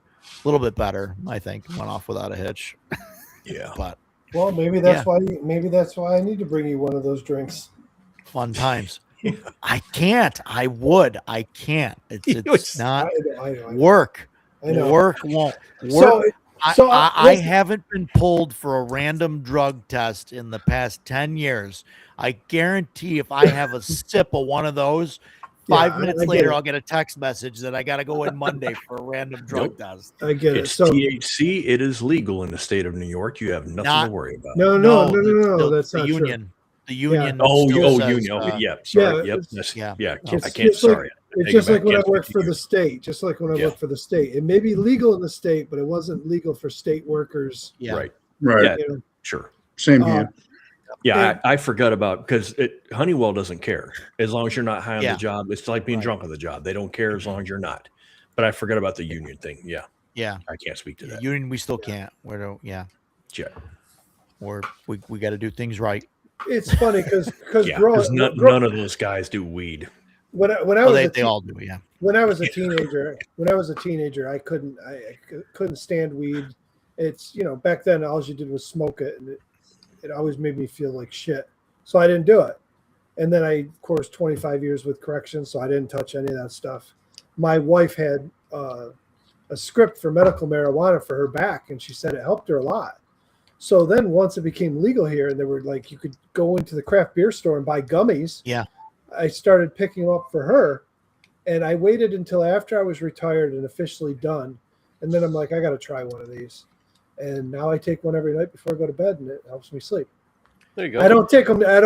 I take 10 milligrams. Like, this thing's been sitting in the fridge now for months because I'm like, this thing is going to knock me out. It's going to kick my ass. Yeah. My wife and I were going to split it sometime, but I'm like, we got to do it sometime when you don't have to work the next day and we got no kids around. And maybe my dad was a cop when I was growing up, and so I had no interest in it.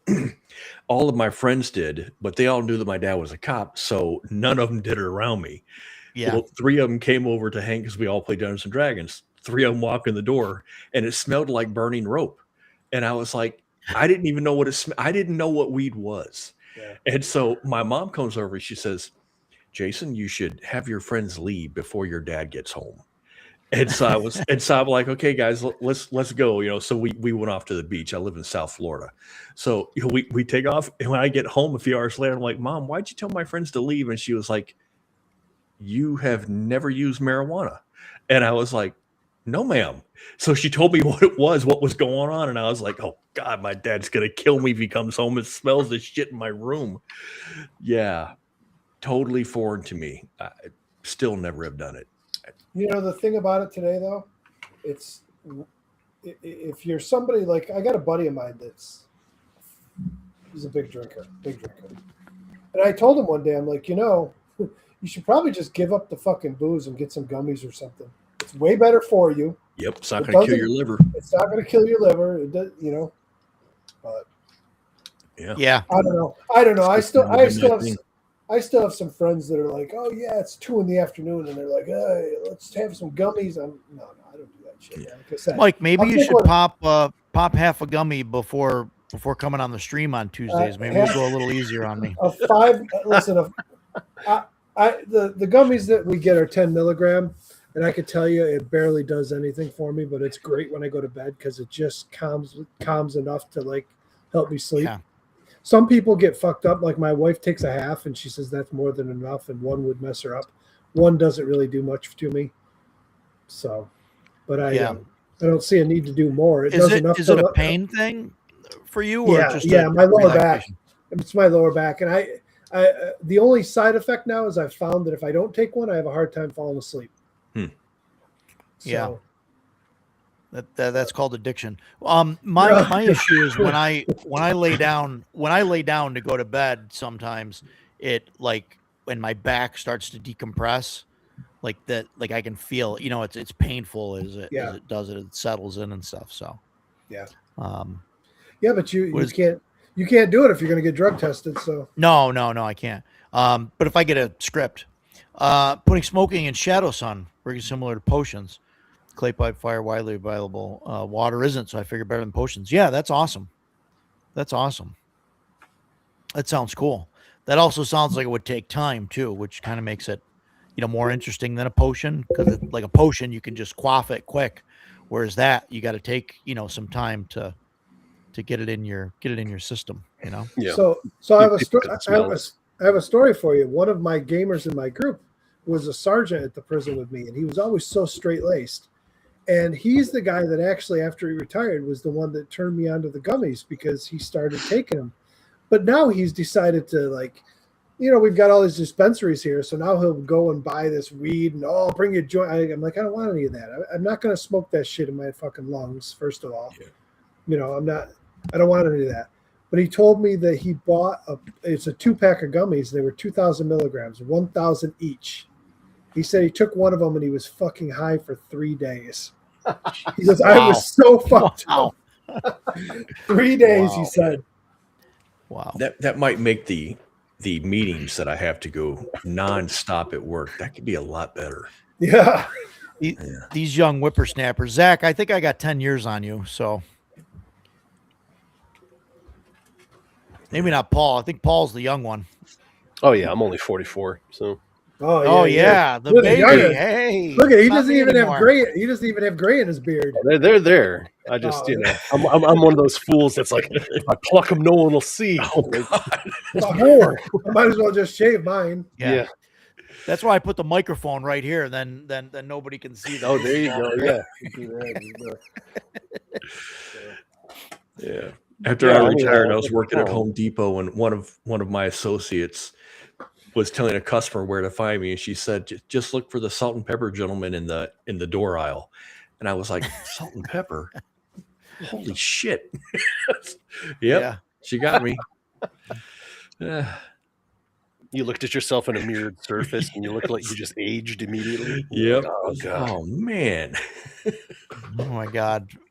Zach wants to talk about bidets. The days. Bidets, yeah.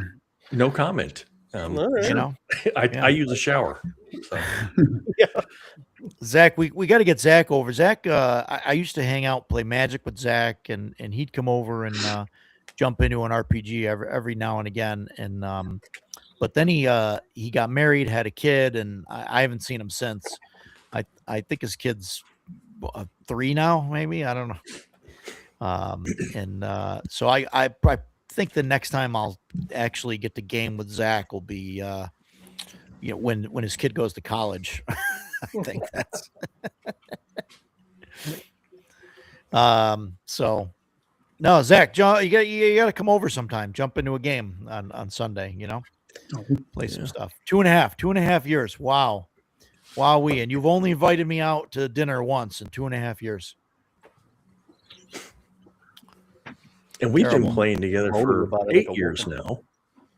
So why hasn't he come over to play? It's been 8 years. Oh, well, we didn't. Oh boy, here we go. We didn't talk. 7.5. We didn't talk for a while. He did some things while gaming a long time ago that then we kind of had a falling out. So All right. he was trying to set a plastic water bottle on fire in my basement. That was He was a young kid screwing around, Okay. That's how long it's been since he played Magic.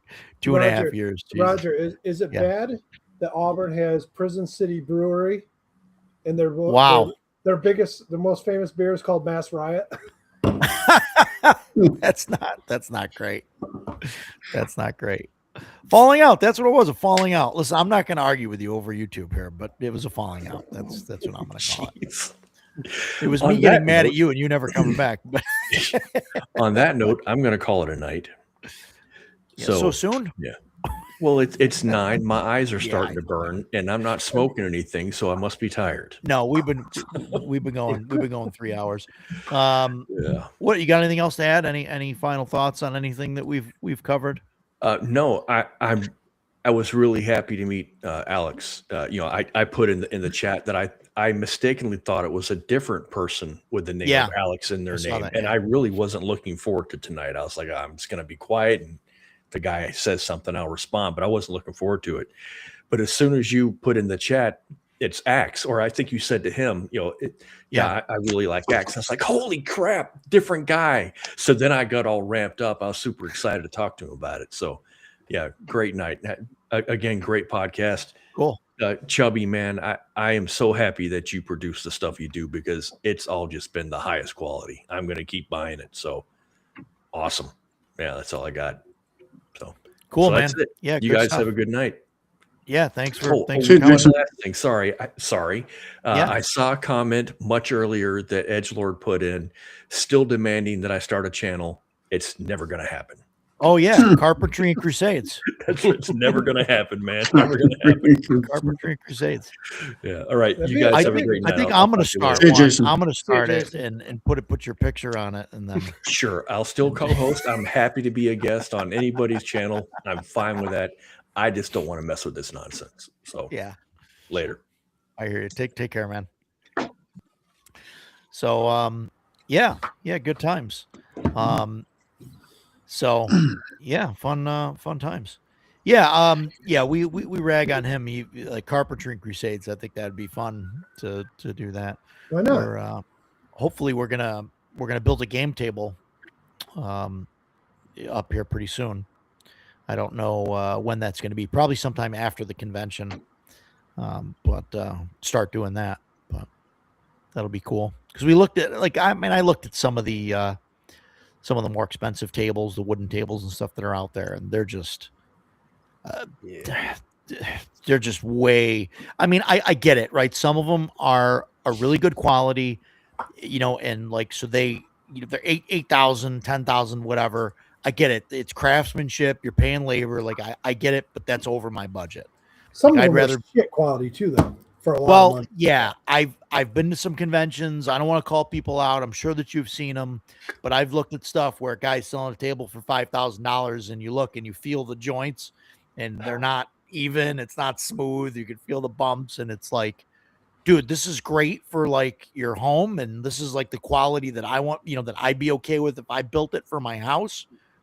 But it's not something that should be, Not something I'm sold paying publicly. $5,000 Yeah. for. Yeah. Yeah, right. Yeah, it's Um, some of them are just particle board and cam locks too. Yeah, right. Yeah. Right. I'm not spending thousands of dollars for Well, a that- game table made out of Easy wood to cam mass lock. produce. IKEA trash. Yeah. Yeah.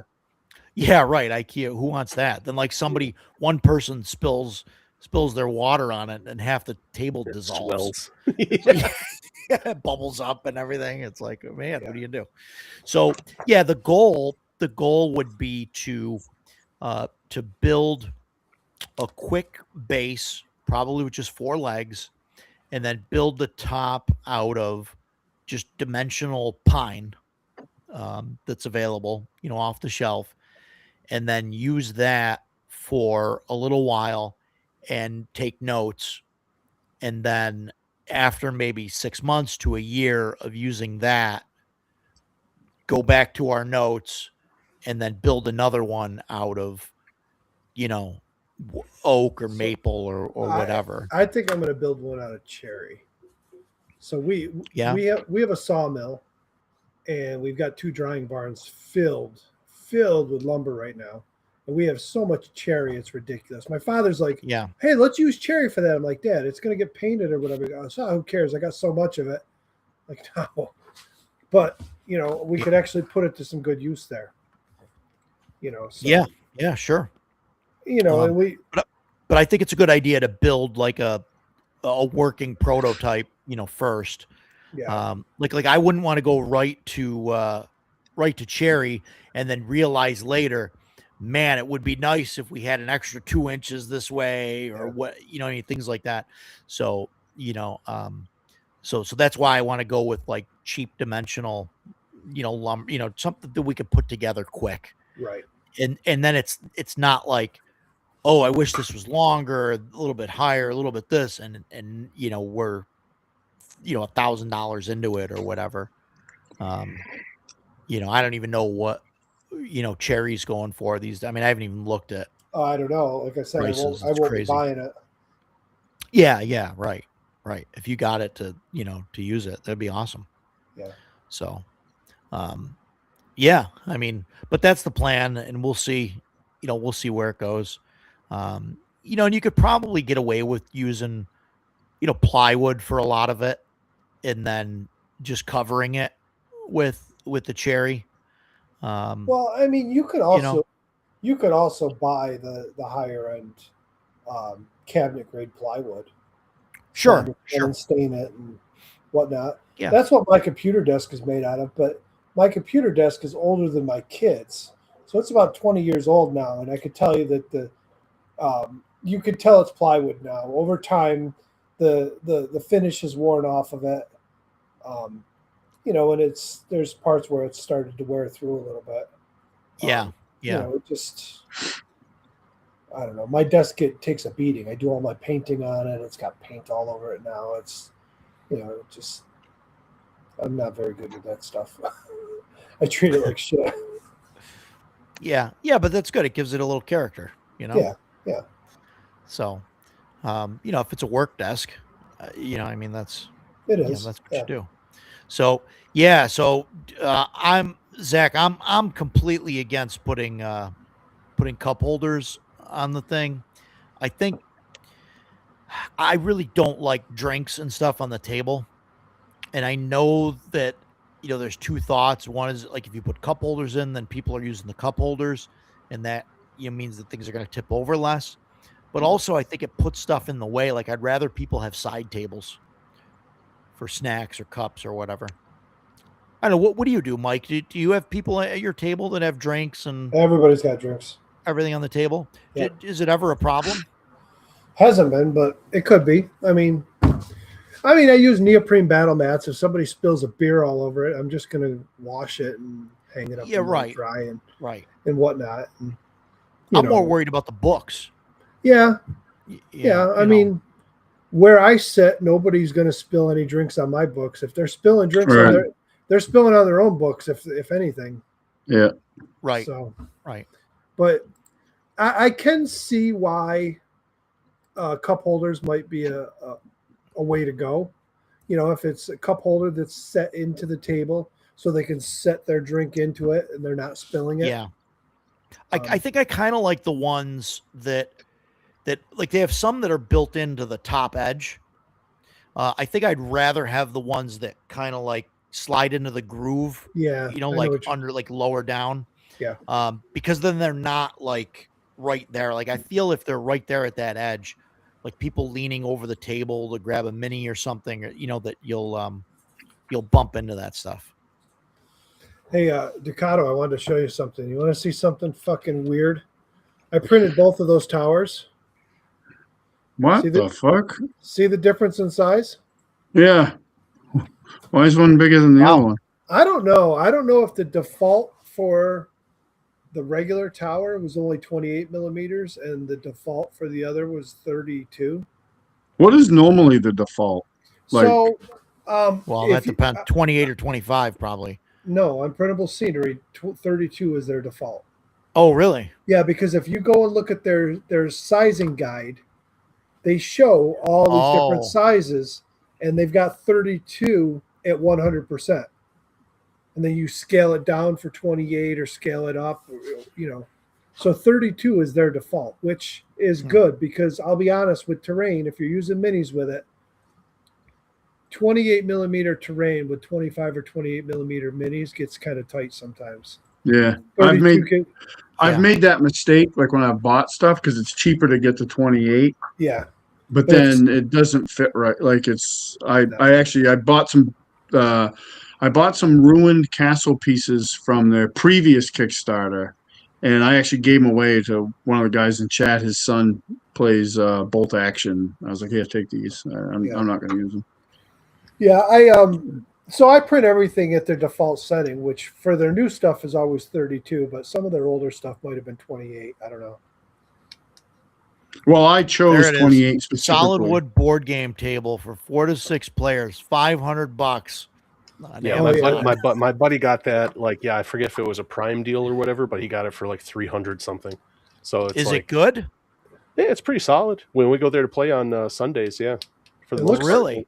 It looks pretty small though. Yeah, no, it's not gonna. No, it says 4 to 6 players. I'm gonna put the link in the chat, but Zach's is building a whiteboard. I love having a whiteboard. I would definitely have something there to, that can inset, that I can draw on. Right. Probably without a grid at this point, but have something available to, that has a grid. I'm kind of moving away from using a grid right now, but. See, the way I would do it is if I wasn't going to put a TV into it, which I probably will put a TV in the table I build.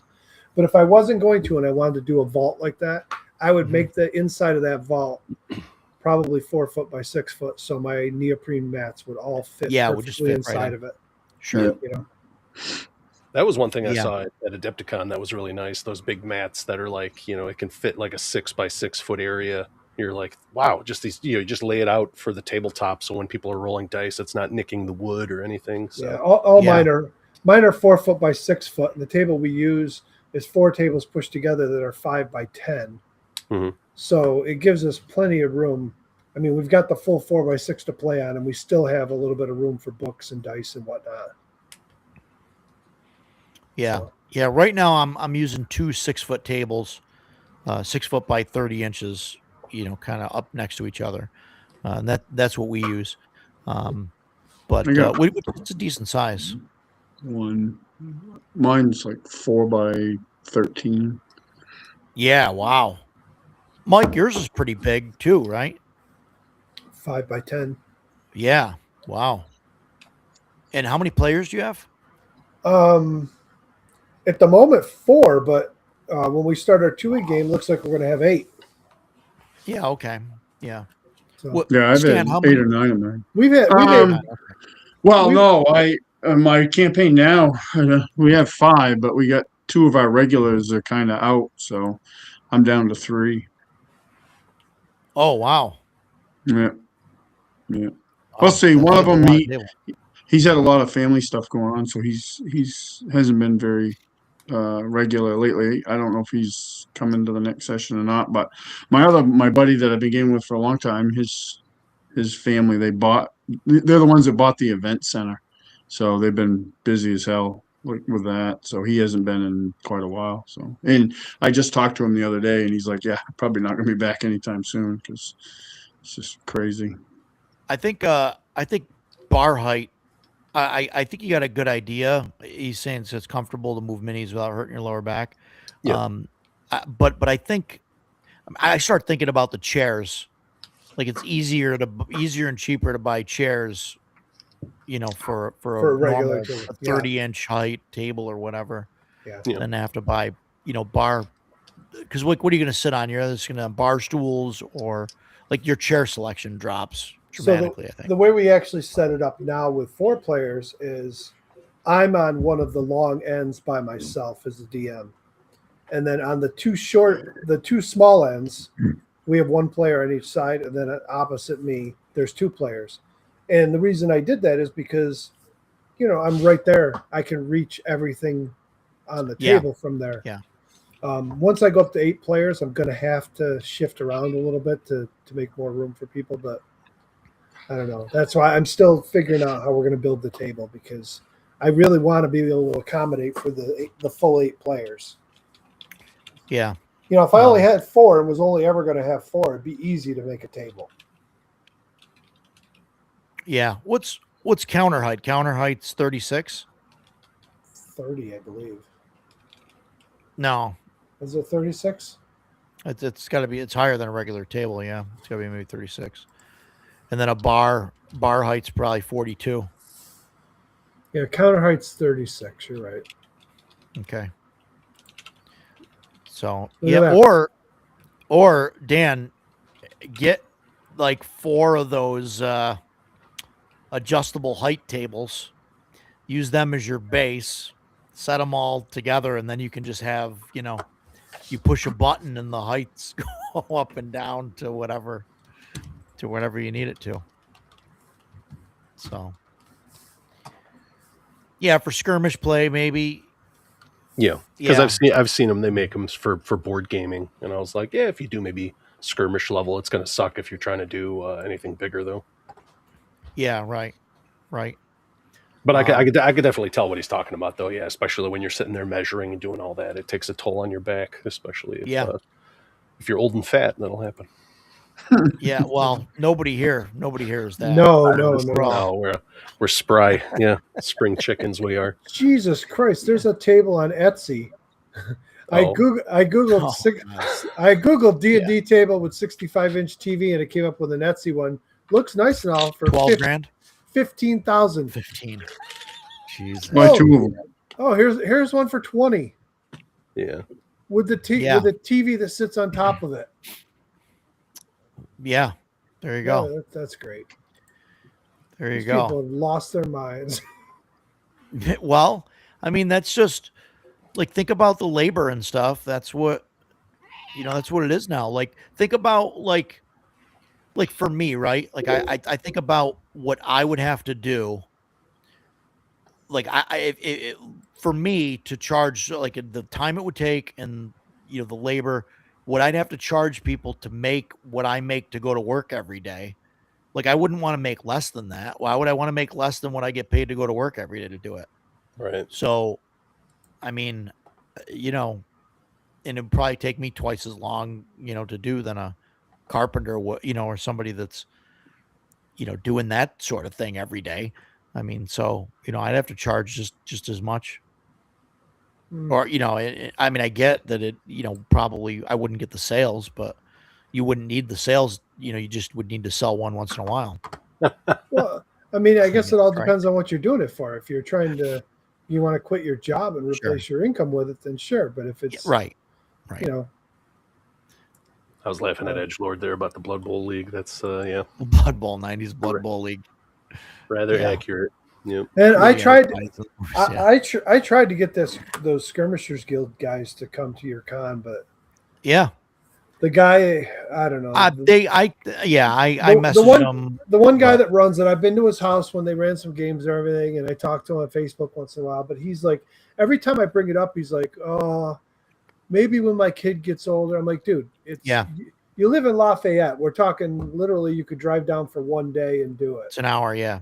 Right. I think that I started looking into doing what they're doing. They're running Mario Kart Gaslands. Well, Mario Kart they run Gaslands. a million different games. They run all sorts of different tabletop stuff. he's- But But yeah, but they got, you know, that'd be cool. It'd be great to have them. I'd love to have them. You know, to run some games. But, yeah, but he keeps giving I mean- me every excuse in the book why he can't do Yeah. it, and so I just kind of gave up on that. I mean, Paul was going to come out until Jason told him about the exploding toilet on the Amtrak. So Yeah. Yeah. Well, you know, one of his biggest problems was he claimed that he's been to cons before and nobody signs up for the skirmish games, which could be entirely true. Yeah. I mean, it depends on what con Yeah. you're going to, I guess. sure. Yeah. Yeah. Absolutely. I get it, but I guarantee, like, look, I mean, we already got signups for Mario Kart Gaslands. I know. I mean, I told him, I go, if you bring that thing and you promote it on the page leading up to it, you'll. Get I've people mentioned it sign to up. people. I've got like 4 or 5 people that would instantly want to play that. I mean, listen, I've got Frostgrave 1.0 books, a whole bunch of them sitting here that have never been used. I mean, Same. if somebody was running Frostgrave at your convention, I'd consider like jumping in a game and playing it. Yeah. And the Frostgrave is super simple to pick up and everything. I mean, it's great. I mean, I play Rangers of Shadow Deep. Yeah, I've got and Rangers it's of awesome. Shadow Deep. I've got Frostgrave. I I've bought got the Ghost. Yeah. Do you do the solo mode, Roger? Is that what you do? Yeah.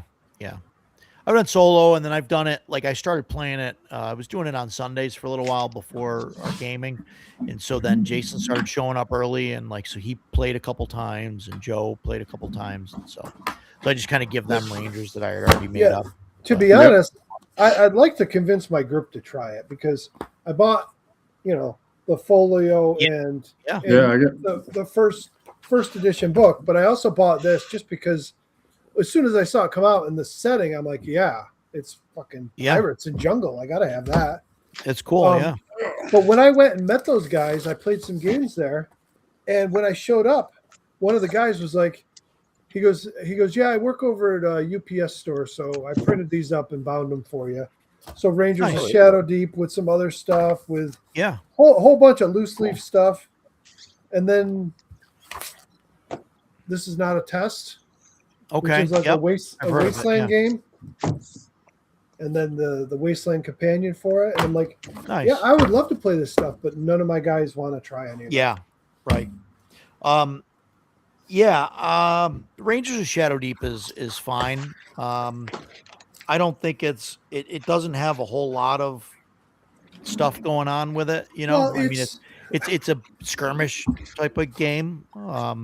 Yeah, but you know what? You know, half these fucking guys these days, when we talk about D&D, all they want to, you know, you get in like half these games now is all they are is dungeon crawling. Right. It's literally dungeon crawling with like, oh, we're using the old mechanics and we're going to attract this and this. And I'm thinking, why don't you just play a skirmish game at that point? Right. You know, that was like Otherworld Miniatures. Rangers of Shadow Deep is fantastic. Yeah, I've never played it, but I have because I like Otherworld Miniatures, and they're out of business now, but you can get their models from other companies. But they came out with a skirmish game, and that was their whole premise, was like, we just get you to the dungeon crawl. Like, just get in there. Like, we're skipping Yeah. all the other stuff that goes along with. If you want to do that other stuff, they're like, go play a role playing game. Like, that's what it's Right. there for. But Yeah. Right. this is just to get you in to the actual exciting part of it. So That was Yeah. what was Neat. great about the first edition Warhammer Quest. That's pretty much what it was. It was like you had Yep. I charts have and that. stuff to do all this stuff, Yeah. and then you would randomly generate the dungeon and run around with your character. Yeah. Wow, this is great. That's a super cool game. Like, Yeah. I wish I had all of it. Like, I have the big box and a couple extra characters, but I never got the 2 expansions. I wish I had. Yeah. And the cool thing about that game was, if you wanted to, you could turn that into a role playing game. Like, it gave you the steps because your character progressed as you went through, and then it had the thing like beyond the. You could start to like you could have played it like a role playing game. It was awesome. Yeah. No, and like, yeah, Rangers of Shadow Deep, like I said, I mean, if you're into the role playing and stuff, like, Oop, the host is dead. Uh-oh. Taken out. I'm back. Are there rules in this for solo play, or is that a separate? Yeah. Yeah. Rangers, yeah. There's, Yeah, it's designed basically, for solo play. it says And how many points, cooperative. you get different points, and then you get so many, like, henchmen. Like, I think go there's with a book for Frostgrave, so you can play it solo. I think Yeah, one there of us is. might have it. There is. I think that's it right there. The one that you had, Perilous something. That one? Perilous Dark. I think that's the book that's got the solo rules. Yeah, it is solo and cooperative games, which But yeah, you Focus can on run something. Rangers of Shadow Deep. You can run it solo with like one ranger, and then you can get like a bunch of like henchmen. Or like if you end up running with like 3 rangers, and they each only have like 1 henchman with them. But I mean, it works. I think it works great. they can be. I don't have a lot of experience with the game. Like, the last one I played is they run over at Crossroads. Necromunda's pretty popular, and I played that one day, and it was a lot of fun. I bought a bunch of stuff for it, and the problem is it's on the weekends, and most of my weekends I'm doing other gaming, so I don't really have a chance. And then the problem with it, and I've listened to like some people that are pretty experienced with it, is that the fucking rules are like all over the books. Like, it's not like they need like a little condensed, like, this is how you start. Because it's really cool. Like, I was like super impressed with like how it does 3-dimensional combat, which, coming from, playing D&D or other role-playing games with miniatures and terrain, like, they don't do 3-dimensional combat very well at all. Like, Yeah. it's, so like when you're talking about elevation and all that stuff, that was really cool. Like, and the setting for it, I'm a big fan. So I was like, oh, it's really cool. So now Joe McCulloch does Rangers of Shadow Deep and Frostgrave. Yes. He's got Oathmark now, which looks awesome, and that's like fantasy mass combat. You got dwarves and elves and whatever. It's his version of basically Warhammer, but much cheaper. Yeah, much Chubby's cheaper. a 1 hour test that's he's got to put 5 hours into, and luckily he's got us, so we're saving him. We're keeping him from the edge, guys. Well, you should be 3.5 hours through it by now.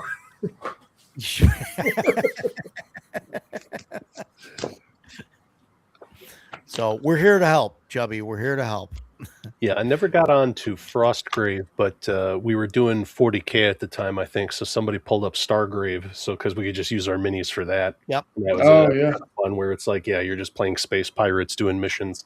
And I was playing with a buddy of mine, and there's one where you're fighting on a ship that's it's getting hit with like micrometeorites or whatever like that. So occasionally there's a hull breach, and everybody gets pulled or gets blown by the atmosphere into the vacuum of space, either one way or the other. And you have to do initiative rolls and stuff to see if you could grab onto furniture or whatever and not get sucked off the ship. It was pretty cool. Hey, Roger, I was showing Stan Printable Scenery just released a whole set of, they're calling it Desert Outpost Terrain. It's basically Star Wars stuff. Like okay, cool. Tatooine stuff. And Yeah, nice. So I own the stuff through Terrain Tinkerer. Terrain Tinkerer was it's a separate company, and they had a Kickstarter, and you bought into it, and you could add all your printable scenery stuff to it. And what you basically did with it was like, it was a 3D building tool. You could put the stuff together, and it would literally combine them into single pieces, and then you could print just that piece. And that stuff was in there, and I made some of it, but none of it had like pegs to hold the levels together, so it all slid around, Right. and I didn't like it. Well, now they're taking all the stuff that they created with that and releasing it. And there's going to be like 10 or 12 models in the series for it, and a whole pack of scatter stuff, and the whole bundle is $25. So I'm going to buy wow. that, and I told my wife, I said, I'm going to buy it. I'm going to print up one of each of the buildings in the scatter terrain and paint them up and bring them to the booth, because, I know most of the focus is D&D stuff, but Star Wars geeks will buy that shit up. Yeah, absolutely. It looks great. Yeah. Edgelord wants to do a Star Trek skirmish game. Yeah, I don't know. I kind of want to try the. Well, first, Edgelord, when you say skirmish, I assume that you mean on like a man-to-man level, or are you talking about like ship to ship? Star Trek would probably be ship to ship, I would think. Well, that's what I was wondering. That's the first thing I thought of. Tom Tullis has got that Star Trek, the ship skirmish game with it's got the serial numbers filed off, but it's he's basically got it's the Federation and Klingon ships. I wonder how that plays. I don't know. Curious to I don't try know. that. Whatever he released initially for free, because some of it, usually when he puts out new stuff like that, he'll give away the first part. He's like a drug dealer. First one's free, and then everyone after. So I only have the free stuff. Away team, he's talking about man to man. Oh, okay. That's crazy. What's this, Paul? This is one that I'm trying to get to the table. It's called Don't Look Back. It's cool because you guys are talking about Rangers of Shadow Deep, rather. This is another co-op game, but you're pretty much playing the teens. That's a horror one, isn't it? Yeah, you're playing teens in a slasher kind of film thing. So you have this an automated killer who's always trying to get you. Oh, yeah. And if at any time anybody loses line of sight of where the killer is, you pull him off the board. And then so like if you're opening a door or you go around a corner or something like that, he can appear like right there, like in a horror movie. That's awesome. Yeah, really? Cool things about it, yeah. That's cool too. All the little expansion packs come in these little VHS cassette little things with the cards and looking minis. At it. I love it. Wow. Yeah, Black Site's got cool expansion. Yeah, they do that. They've got a lot of cool, very specific kind of stuff that they make. Violent Times Day that looks like Five Nights at Freddy's type of thing. Mm-hmm. Wow. What's the system? Do you know much about it? Or? Just for Jason, I see there's a mini in there with a wheelchair. I'm sure he'll love that. I'm not sure about the system, really. Yeah, that's one thing I gotta read up on. Yep. I'm kind of saving it up for one of my buddies. He's a really big fan of Friday the 13th, and this is like I was all over it. So yeah, I was unsure about Rangers of Shadow Deep and Frostgrave, and that's like when I first looked at the system, because I thought that it would be too swingy. Right. But in actual play, sometimes it is, right? But you get one side that rolls a 20 and another side that rolls a 5 or something, and it's like, oh, they're dead, Right. But it's not bad. I mean, I think it works pretty well. So I was impressed with it. Do you guys know about what it's Don't Look Back. Don't Look Back. Yeah. We just there was a Walking Dead game from who was it that made it? It was called All Out War, and I was reading something about it. It didn't do so great, and they just relaunched it now, and now they have a tribe on My Mini Factory. You can print all your own minis. So I backed it from day one. So for a few months now, I've been receiving all their minis, and that's cool. I don't. It's a skirmish type game, so I might check it out because I like the setting. But I also thought if I want to run the Walking Dead RPG, it's a good way for me to just start collecting minis. Yeah. I mean, they're doing some of the main characters, but they're also just doing generic, generic bad guys and generic zombies and whatever else. So sure. There was a company that did miniature games that bought like a bunch of different IPs and basically made skirmish games for like all the stuff. And I don't remember what company it was. I don't know if it was them, but there was a Doctor Who one that a buddy of mine bought, and we tried it, and it was okay, but it just felt I don't know, the rules and everything. It just felt bland. Like there really wasn't anything to it that made it feel like what it was. It just felt like it was just a reskin, and just the Right. rules were just the same over and over again Right. from their different games. But yeah, the Osprey, I kind of like the Osprey stuff. All the Osprey stuff is miniature agnostic, which is Yep. cool. Generally Yeah, with it's the cool. Osprey stuff, I wait until the book gets a second printing, because Osprey loves to make games in their blue books, and those are mostly poop. And they see what sticks to the wall, and if they make a second edition, that means it was really popular and people like it. So I generally wait for the second edition and stuff. So like that Gaslands, there's the A Billion Suns that they're going to a second printing or second edition with. Lion and no, it's not Lion and Dragon. Dragon Rampart, I think it's called, the Dragon Rampant, something like that. Lion Rampant, because that's Lion the Rampant. flag of England. Yeah. Lion Rampant, and then there's the Alien one. There's the Xenos Rampant, which I think is like outer space themed one. Yeah, there's things like that. So cool stuff. Walking Dead isn't good as Alien. You're talking about He's talking about the Free League stuff, right? Yeah. Yeah.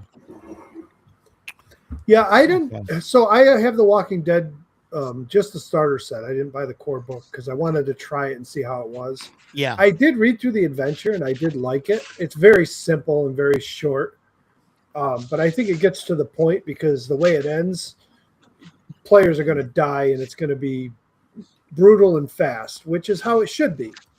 Is that is the I don't want to spoil too much, but is that the scenario where they're like held up in the house, like trying to defend it from a bunch of zombies coming in?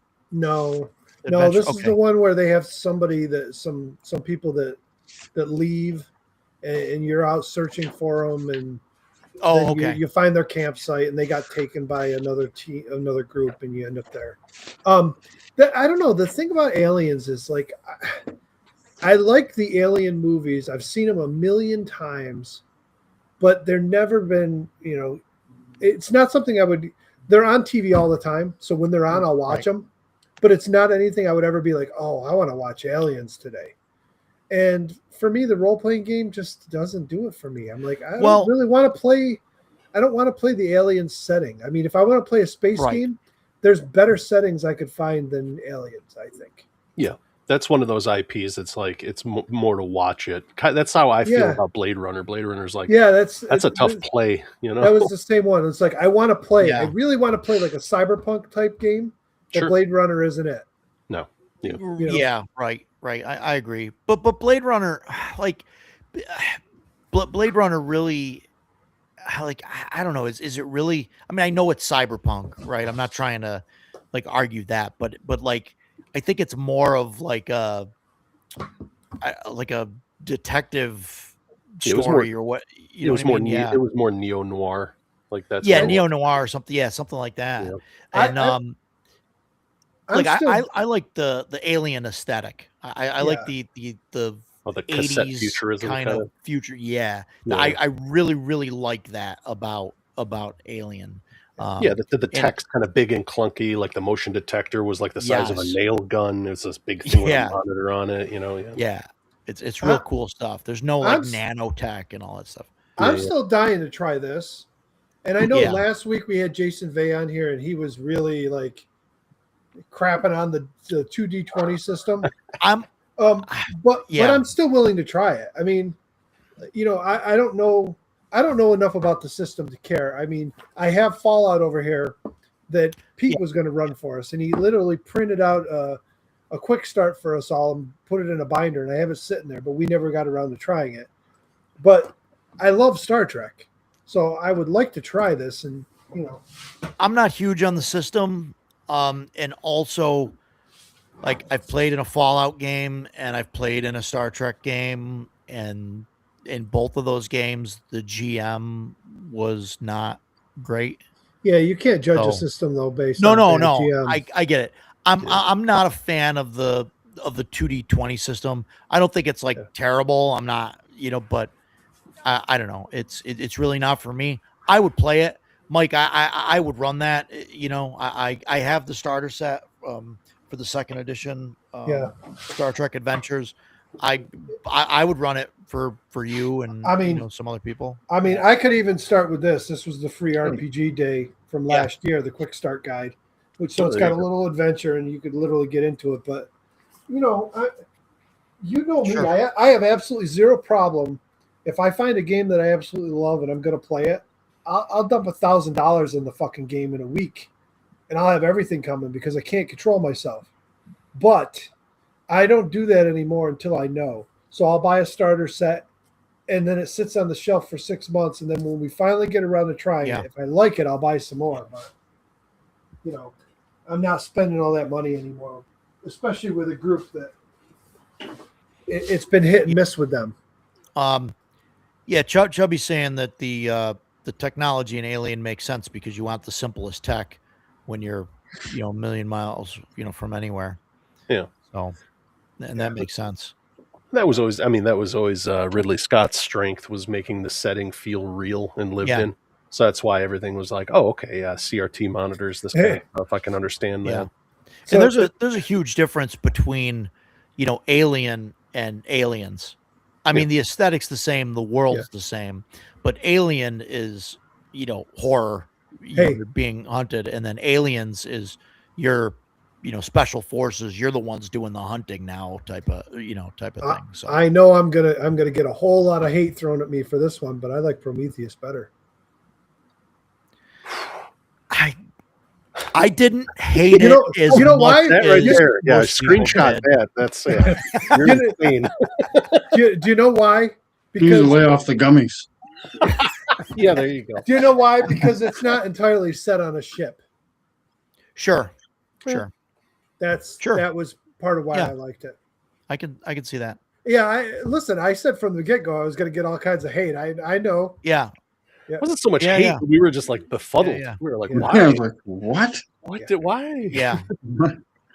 That's Yeah, I don't know, Mike. I mean, it's not it's definitely not the best one. But listen, if you think about it, the whole movie was a D&D adventure. They drop down on the planet. They're searching through caves. They're looking for all this shit. They find the ancient.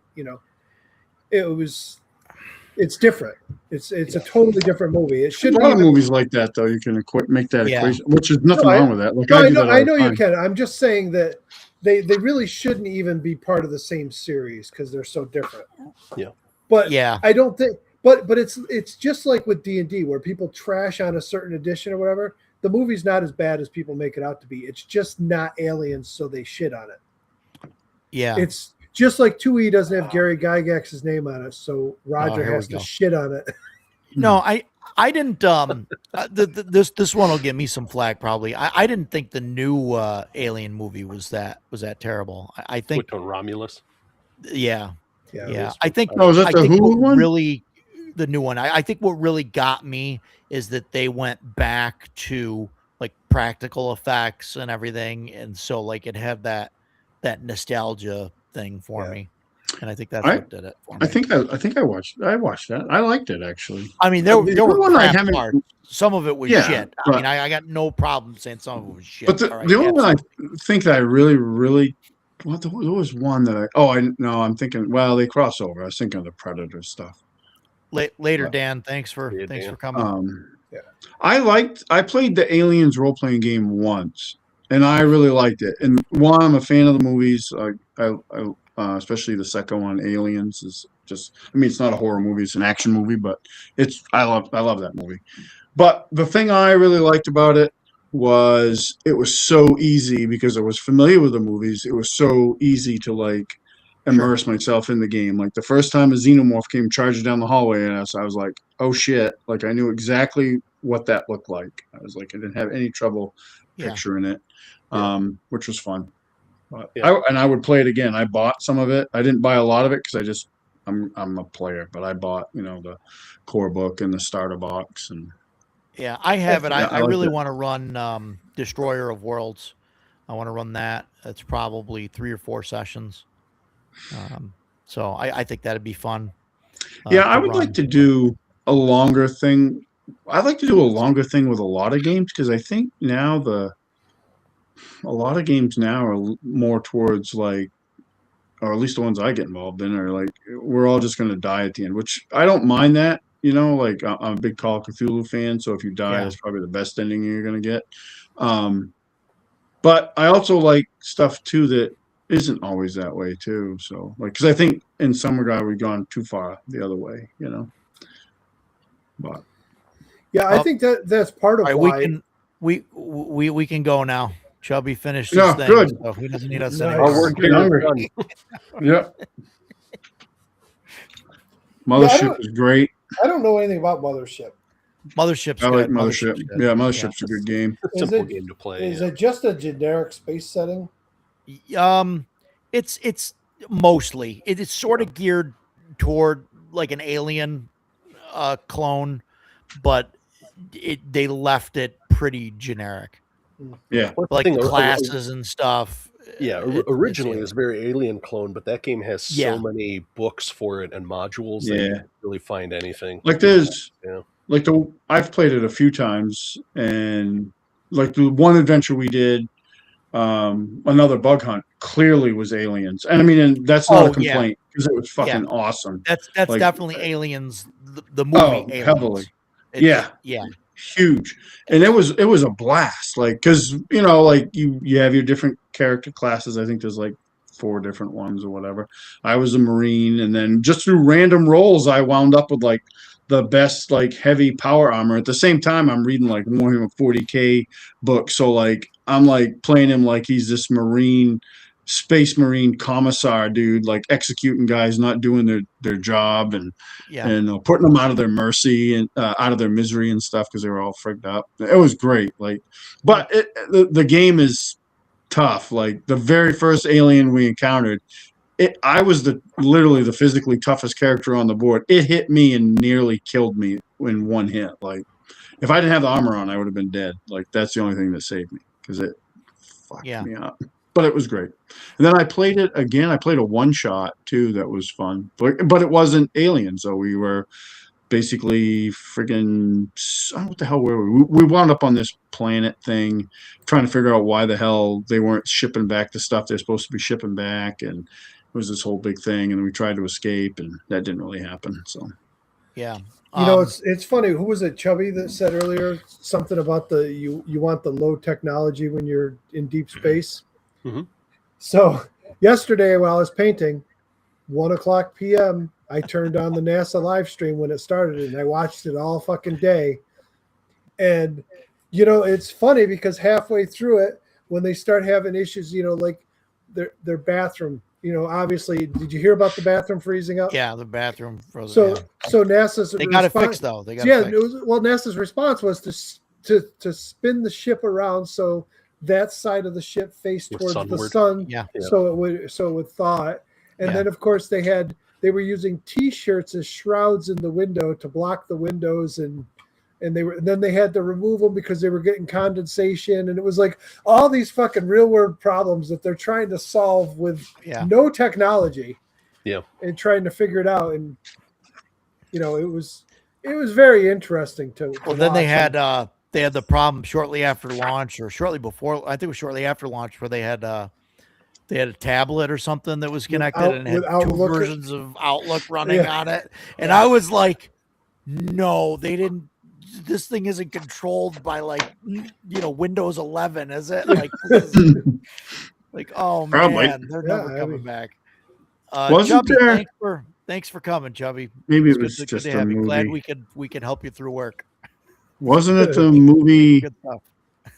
Apollo 13 where they did that, where it was like something happened and they went to the ground crew and they like just dumped this box of parts and they're like, all right, Yeah. you need to figure out how to This is what they fix have. that, and this Yeah. is what they have. Yeah. With this, And I was like, yeah. oh, that was really cool. Yeah, And that's how they that's- actually did it. Yeah, Yeah. Because they After, couldn't like, figure out. you need to tear the cover off this manual to make a seal for this. I just can't wait because it was a different thing. The scrubbers and everything were completely different because the lunar module and the orbital craft there were made by two different. One was like one was Northrop Lockheed Grumman, Martin, and one was Northrop Grumman, something like that. Yeah. So you had like a round filter and a square thing. I can't wait to see the full photo and video dump when they get back, though, because they started releasing photos today. And I mean, think about it. We're you take a 400 millimeter zoom lens and you take a picture of the moon from 300,000 miles away, and it looks great with a 400 millimeter zoom. Now think about being 4,000 miles away from it with that same lens. Yeah, it's gonna be awesome. Well, they remade that shot of the Earth coming up from behind the moon, and it looks the Earthrise. Different. The Earthrise, because it's like 60-something years later, so it looks entirely different. So but part of that, people are like, well, the land masses look different. Well, yeah, you're looking at a different spot of the Earth. Yeah, it's not right the same, now. It's on a different, but. I can't wait till we get to Artemis 4 and they got to film the 10th fake moon landing. As I was joking around with them. I was like, "Oh, the Artemis mission when we're finally going to get to the moon," and people are like, "Ah." You would think with the live stream and everything that it might settle some of that down, but it just makes it worse. Oh, it won't. It'll make it worse. People are just like, "Oh my god!" It'll make it worse. When you're watching the video that is literally being broadcast 300,000 miles, and then you get artifacts in the video, and you get color splotches, and they're like, see, it's a green screen. Yeah. Oh my god, guys. Yeah, that's what green screen. That's what they want you to believe. I know. That's what they want you to believe. Yeah. Yep. Mike spoken like a shill for them, Mike. I just don't understand when becoming absolutely ignorant and stupid became in vogue in this country.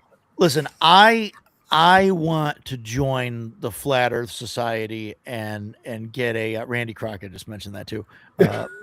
Flat Earth people must be losing their minds. Why? You look at the picture; it's clearly flat. It's a disc. But no, I want to join Flat Earth Society. I want to get a patch and put it on my vest just to be contrarian. I don't care. I don't mind going around saying the Earth's flat. Like I don't think there's anybody that is in the Flat Earth Society that actually thinks the Earth is flat. You don't think so? I think I think they're just in it to be contrarian. Honestly, I think that's what it is. Really, I mean, you really think that there's people that actually think the Earth is okay? I mean, right. So 10%, Roger, 10% can't be more than 10% of the Roger. people. In 2025, we had the first giant outbreak of measles that we've had in how long? We've just become stupid, and we are anti-science on everything these days. Yeah. No, I mean, so I do believe some of these people believe that. I get it. I do. I get it. But come on, there's no way. Like 75% of the people in the Flat Earth Society's got to be in it just because they're contrarian. I mean, am I the only one that thinks that? Australia's a lie. Australia is what you saw on that moonrise. Allegedly. Allegedly. Oh yeah. Allegedly.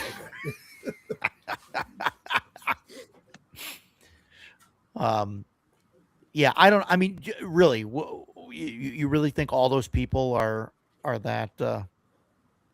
Did you ever take the time to watch that one guy? I forget what it is, like Flat Earth Dan or whatever. Talk to the one scientist who was just debunking everything that he said. It was like 45 minutes of that scientist for just insulting him outright. Right. If it's the one I'm thinking of, it's hilarious to watch. But also, look, I go through this with the RPG stuff, and I know that I'm not great at it, right, either, you know? But if you're going to get in somebody's face and say, you're stupid for this, this is dumb, you're an idiot, you're a moron, they're never going to come around to your side, man. Like, you got to... Yeah. Like and the guy's doing it for views and like all that stuff, and it's hilarious to watch. You know what I mean? Like, no, you moron! It's this right here. Look at this. Obviously, you know. But that's not how that's not how a debate should happen. You know what I mean? Like, well, no. I get it. As soon as debates turn into name calling, you've just lost. Sure. Because if you can't debate somebody on your facts, and you have to resort to name calling and whatever Yeah. else. Right. Well, that's the thing. A debate also requires two people to come in good faith. And Yes. like when the one Yeah. guy, Well, and that the when other- does that happen? The Flat Earth Dan or whatever his name was showed up immediately questioning all the guy's credentials. So he was Right. like, "All right, gloves are off, dummy. This is Sure. the way science Sure. works." Yeah. You know? Yeah. And he's like, Absolutely, it well, goes if both the ways. world Yeah. is turning at this speed, why aren't we all just flying off? And he's like, yeah, because you're not dividing the speed by the circumference of the enormous planet we're on, you moron. The best one is I keep seeing all these. They show all the pictures that came out today that they dumped, and they look phenomenal. And they're like, "Where's all the stars? Where's all the other planets?" I'm Well- okay with Starship Troopers. Well, I go, tell me you don't know how a camera works without telling me you don't know how a camera works. I mean, You don't know how the Yeah, solar exposure system's times laid and out. all that stuff. Yeah. right, You right. know? But when you're taking a picture of the moon that's being illuminated by the sun and it's that bright, you need to have a very fast shutter time. Yeah. And therefore you're Right. not going to see, those stars and these people don't Yeah. realize that light coming through is millions of years old. Literally has traveled millions of years to get here. And it's Yeah. I don't know. No, it's got to be like Star Wars 7 when it shoots that laser and blows up all the worlds. They're all next to each other. That's how Right. Yeah. they're always Right. like Yeah. in the same shot. You never. Right. Yeah. That's the level of Yeah. intelligence you're dealing with. Yeah. So it's Yeah. like you cannot reason with them. Yeah. Yeah. I've been nerding out here this week because I've always been a big science guy and I love this shit. And this was like, finally we're doing something. Yeah. All these that's- missions. listen. All these. Let's What? be honest. Well, one. Let me say this. I want to say this. This is an amazing time for a couple reasons, right? One, we're going back to the moon, but part of it. This is like one of those things that very few things that has actually transcended the political divide in this country. The like Trump put aside the money to go to the moon and He said the T Government- word, and then that was that. Government didn't Wow. like him talking. They Wow. shut him down.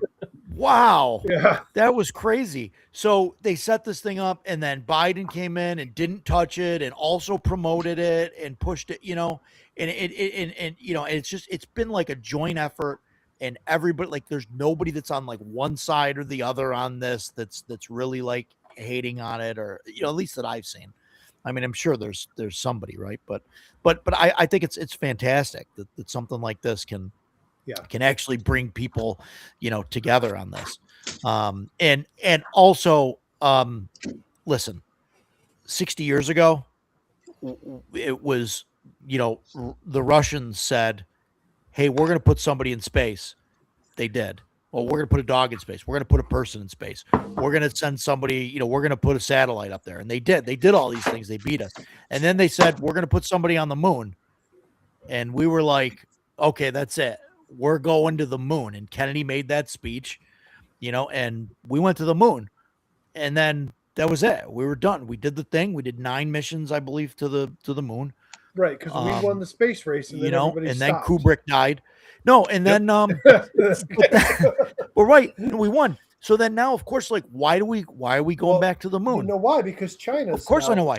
Because China said, "Hey, we're gonna send somebody to the South Pole, and we're gonna build a base there." Yeah. And they're probably kidding, but we took them serious, and we're like, "Well, we can't let that happen." Yeah. So we're gonna spend billions and billions, and we're gonna put a base there just because we gotta beat China. And I mean that's obviously why we're going back. I mean, I don't think it's a bad thing.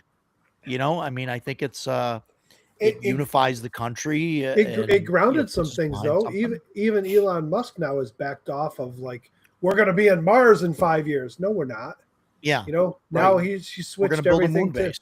now he switched everything to moon missions because that's realistic. Yeah. Yeah. I mean, I would love to see a Mars base in my lifetime. We won't see it. Right. In I mean, our I don't- lifetime, we won't see I don't it. think so. But maybe a moon base. Maybe a moon base. Edgelord Yeah, is just maybe. having all kinds of fun up there, isn't he? Yeah. I've been Yeah. watching his comments, but just kind of let them go. Yeah. I know a guy that worked at the psych center up there. He worked in the boiler plant, and he would sit outside and do nothing all day in the summer. And as soon as a plane would go by and there'd be a chemtrail, he'd go inside, shut the door, go in his office, like draw the blinds, like everything. He was like, nope. He was 100% sold into Did you ever explain to him what a contrail is? the whole. Yeah, no, you couldn't talk to this guy. This is the same guy. He used to work for the union, and he went on a job site, and they wanted to do a piss test, and he failed the piss test, and he doesn't blame himself. He blames the guy that was doing the guy that was doing the piss test, because he wouldn't let him go back to his car to get the fake jar of piss, whatever, from somebody that he bought from somebody. Oh, there you go. Yeah. So the chemtrail thing, like, he's like, no, they're spraying, and I'm like, no, it's water vapor. Like, it's just no. Then how come this and that? And he just go on about, no, they're dropping, and you notice that the intelligence is dropping, and it's like because they're spraying all this stuff, and I'm like, it's too high for that. It'll dissipate. Like, you can't. You need to literally like crop dust if you're going to do that, which means you got low flying planes. Like, and I mean, he wouldn't. You can't. It's a bigger plane, so it's higher up, and you know what I mean. It's crazy. Oh, Bear. Yeah, I know. He's like, what did I walk into? Yeah. Bear, how do you feel about flat Earth and all that stuff? What do you think? Oh boy. All right, I gotta get some food before I go to bed because I'm tired. No, it's hungry. like 10 o'clock. We're almost at 4 hours. So we're at 4 hours and 5 minutes. What do you mean? Yeah. So no, Yeah. thanks everybody for coming. Bear, you walked in just enough for us to close up shop. That's right. So. I agree. See y'all. Thank you. See you. Yeah. Stan. No, thanks everybody for coming. We'll see you guys. Paul, thanks for jumping on. Sure. Bear, we'll get you on one of these days. We'll get you on. We'll argue about superhero games. That'll be Hopefully fun. next week I have my Conan instead of guitar picks. We'll see. I don't even have a guitar. Mike was showing off Star Trek. Bear could have jumped in and showed off his Star Quest game he's working on, which is kind of like a love letter to Star Trek. So there you go. I wanna hear about that. I want to talk to him about that too there you go. on stream. I think that'd be really fun. So Bear, let me know. We'll message. We'll get you on. Maybe next week if you want to jump on and talk about that. If you're around on Tuesday, we can do that. Talk about Star Trek. We can nerd out about that. So, but yeah, thanks everybody for coming. We'll see you guys next week. Take care, everybody. All right.